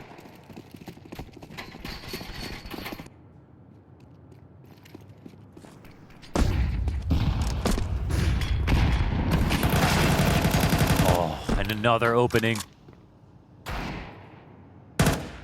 They're just trying to turn the faucet off on this round, get 3 kills, slow things down. Otherwise, they're going to have to chew through multiple full buys here for Legacy.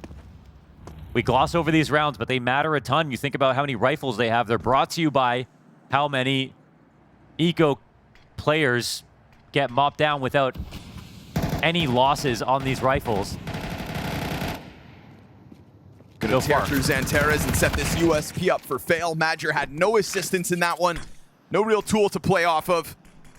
Cadius Desert Eagle lost within all of these smokes. Lux takes up position inside of main.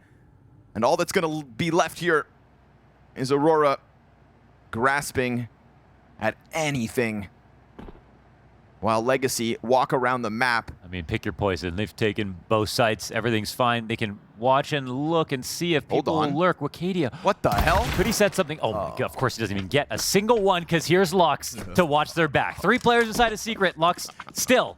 Father Lux just wants to come and check on and make sure everything's fine. Babysitting when he doesn't have to. Another 3K for Lux.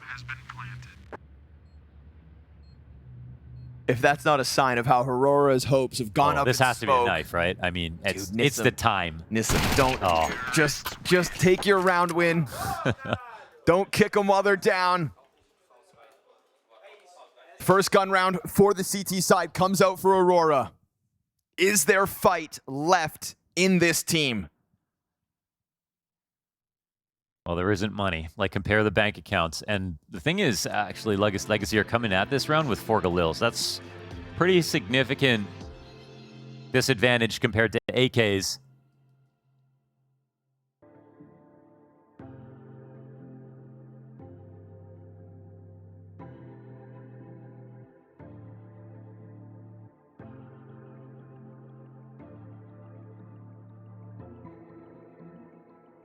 This kind of limits your strategies. If you want to take outside, it's going to be a little bit more difficult. I feel like calling a set strat, but not one that's an upper rush. However, they have a Mac 10. It's a round where you kind of want to close the distance in a sneaky way, put some pressure maybe on Mini, dropping into it, getting down the vent. Playing it out slowly. They know that Aurora coming in full force.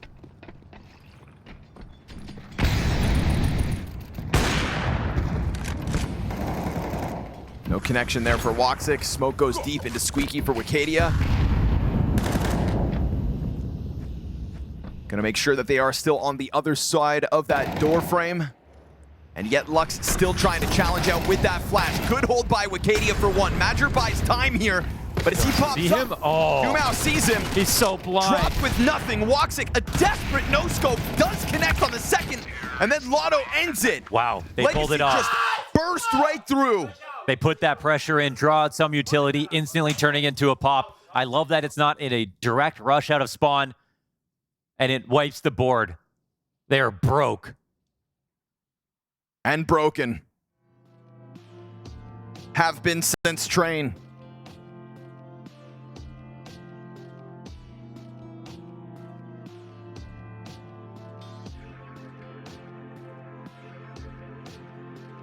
The bank accounts grow. I mean, that's a rifle round that they just farmed. Oh, man. 4 MP9s and a scout to defend against 10. They won't even look at each other. You gotta dig deep here into your soul if you're Aurora. I mean, they pulled out so many MP9 rounds back on Dust2. Yeah. You can do that on Nuke as well. Obviously, it's not like you have a ton of access to outside, but even if you play close setups or you find a ramp stack, Legacy can run into you. They do stuff out of spawn without searching sometimes. It's the kind of Counter-Strike that can trip over its own feet. They but should be anti-forcing and not, overstuffing the lobby, so we'll see. Biggest difference could be the scout. One bullet to the head at distance. Best way to get vision for them. Woxic could alleviate some stress. It's only a 2-round lead. And you're playing the CT side of Nuke. You're also down to a single smoke grenade on Wicadia at 1:20. Oh, they're doing this correctly. They've fanned out. They've taken secret control. They're trying to close off Woxic, so he has to fall back a bit. If he can get a kill, though, this gets very scary. They're successfully getting more and more control. dumau comes back from secret, still just trying to find somebody outdoors. There's got to be a defender nearby. And that scout rattles off for damage. Woxic not going to be able to disengage from Lux, and they'll find Xanteras just hiding behind Unbreakable. Yeah, this is what you want to do. Get to the back of hell. Just cowering there with his SMG. Nothing to be offered over. Major out from heaven. There's the damage. But is it too little, too late? He just shifts into the back of A instead. And Bomb's going to remain timid outdoors at 30 seconds. Lobby belongs to jottAAA. They're looking for one more push. Going upstairs, obviously, not going to be a safe idea. Op coming in first. There's a big chance here for Aurora. This is where everybody for Aurora resides. Major's going to get in behind the vent. And they have turned their attention up towards heaven. Nissim slowly starting to get going from lobby instead. Good trade from Sadzin. Nissim activates, and there they have it. A squeeze into the upper site, even with everything that was left there for Aurora. Yeah. SMG's not enough. They slowly seeped into every position, but again, like you saw the talk from Lux, they slowly took outside control, swept away all the angles. I mean, yeah, manager smiling again in a moment like this is... It's got to be a matter of disbelief. Yeah, I mean, seriously. Well, the op comes back into play here for Woxic. It might be one of his few last chances to see it. CT side op. The hallmark of all great oppers. He's got to find that impact. Full execute straight out through. Disrespectful start as dumau takes Sanctuary behind that vent. Frag grenade's going to blow him apart. Xanteras wins the duel to Lux. Don't let them recover 3v5. Pressure remains high. And Legacy slam themselves into an upper site that holds the line. Sadzin's got a bit of an angle to work with here. Shot onto Wicadia is one thing. Ooh. I said don't let them 3v5. What about a 2v5, Launders? What about it? No. Huh? Oh, he just missed it. There we go. Just missed it. Puts that bomb down with the peek out from behind the vent. Looks like Aurora's got something of a CT side to talk about. Their first CT round, 6 rounds into play of the second half.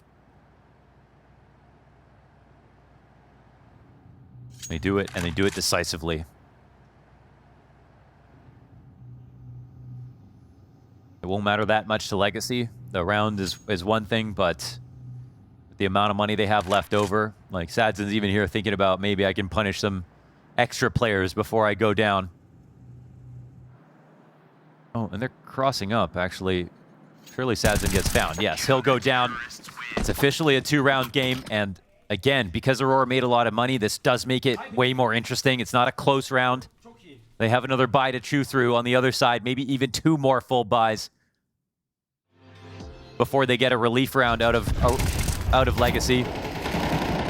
And Xantera is standing to the test of that main wrap. And coming back through with further impact on the A floor. It's a very solid hold, but you know what? I think that's Legacy's weakest round is their A rushes. I like that last round where they went out a little bit more staggered. It's not the first time that even when things start going well for the T side, we see them just try to throw that Hail Mary all in upper A hit. You know, variety is the spice of life, and sure.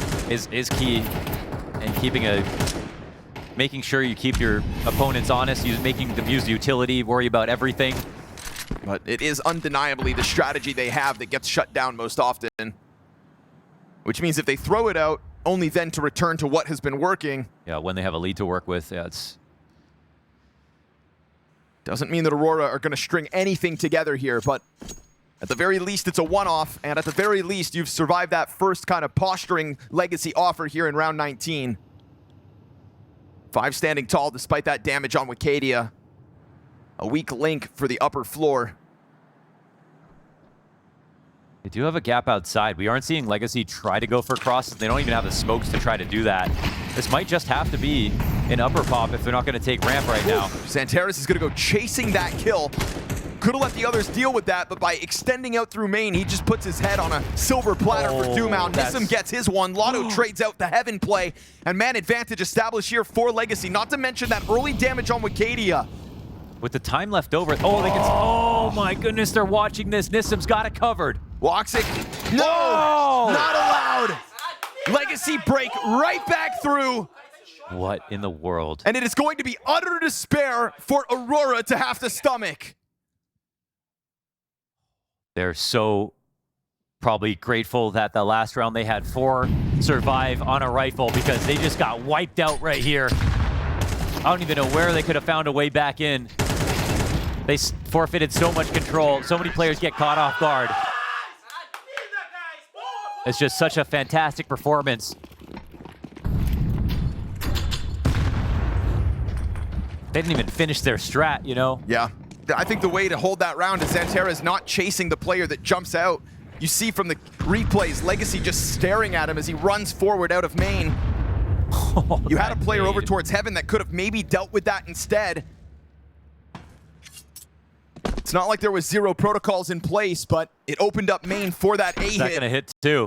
Legacy just sink their teeth deep into this upper floor again, and once more, Wicadia is gonna have to try to somehow hold back with lesser health than others.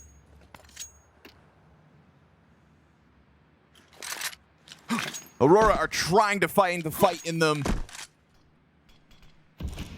They did the same thing on Inferno. I mean, they'll be defending against with MP9s if they lose this round.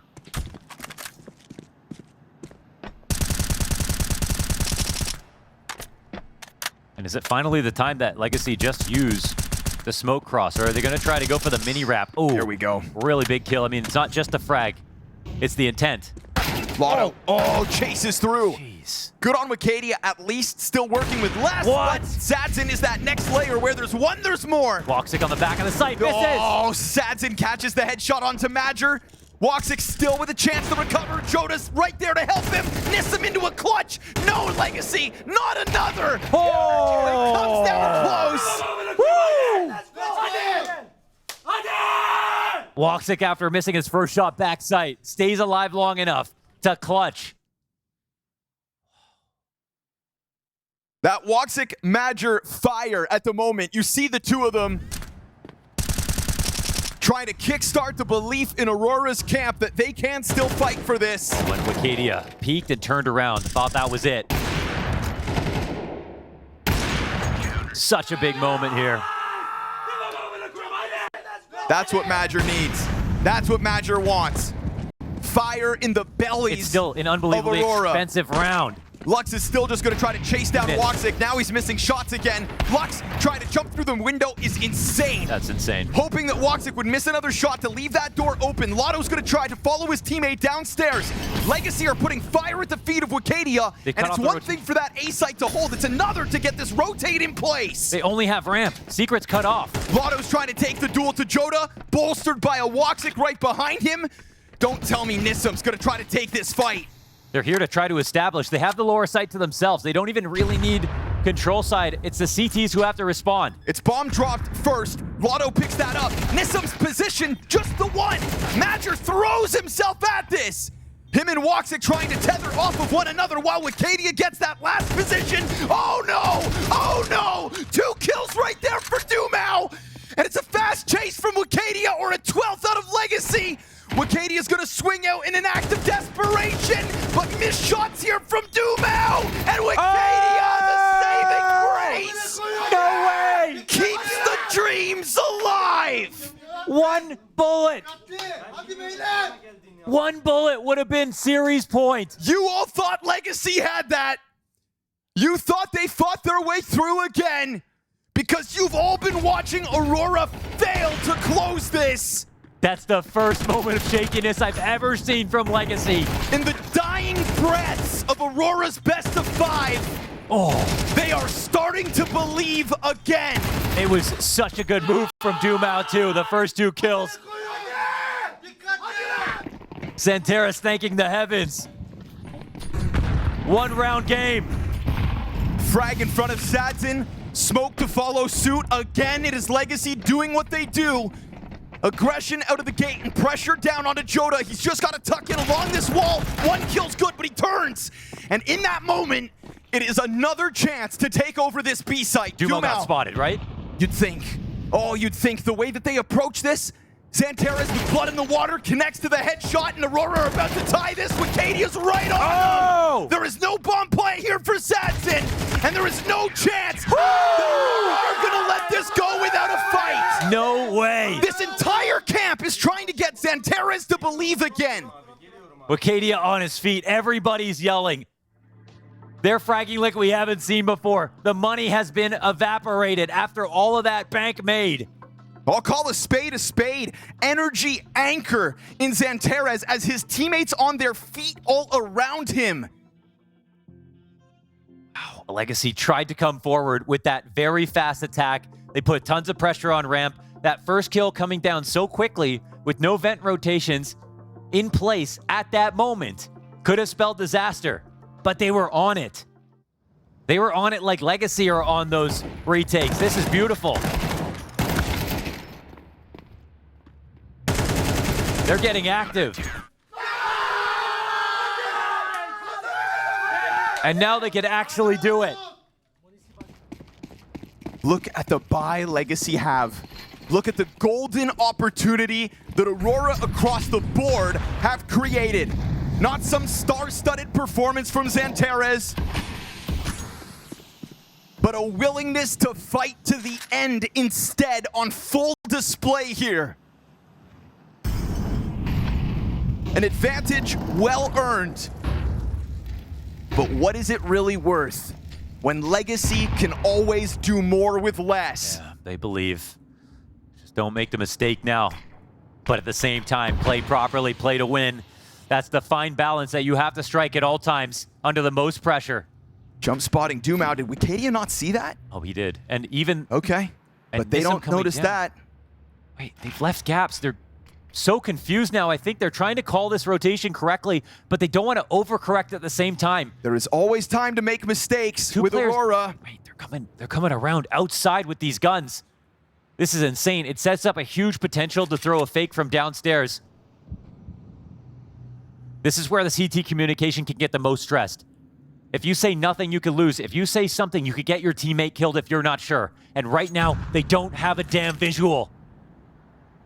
They're not catching a lurk. No vision outside. It is unbelievable that Legacy have taken this much map control with this little. And they have the ability to walk this entire route with 25 seconds. Yes, they have to get the kills right when they get downstairs, but Wakati is the only one fully committed to this spot.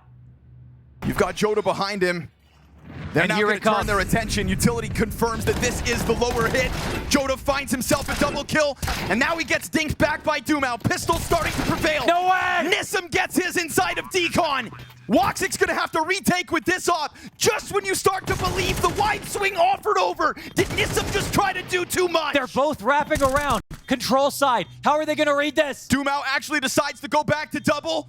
Sadzin Tech 9 to the back of Woxic. They close the door in front of him. He's going to announce it, tapping that bomb. Covers right there. dumau, half health, tries to get it going. You are looking at an Aurora with another tournament point. Oh, closing the door behind them. And maybe the hopes of Legacy right in their face.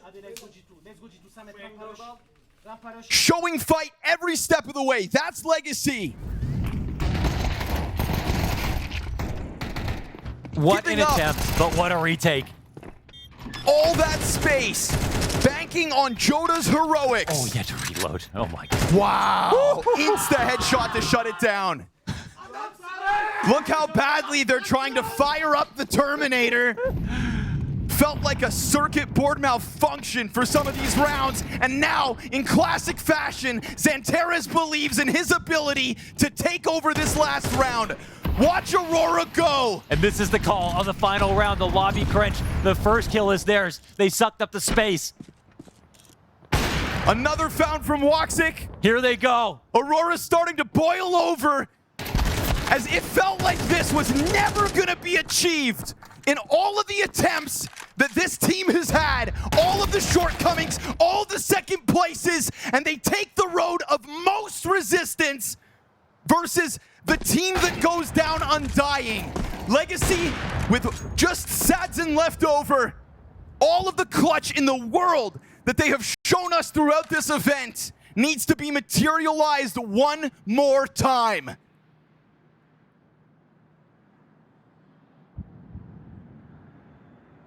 Sadzin has bomb and an open floor. Scarred tissue is Aurora. One last frag. They started this round in full belief, the nature of that lobby aggression.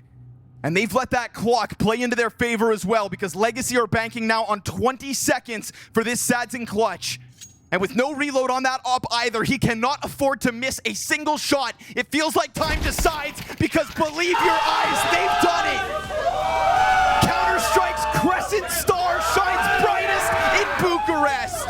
This victory in the making for over a decade, as Turkish CS chased a dream that burned inside their hearts like an eternal fire. Something we never thought they'd finally get to achieve.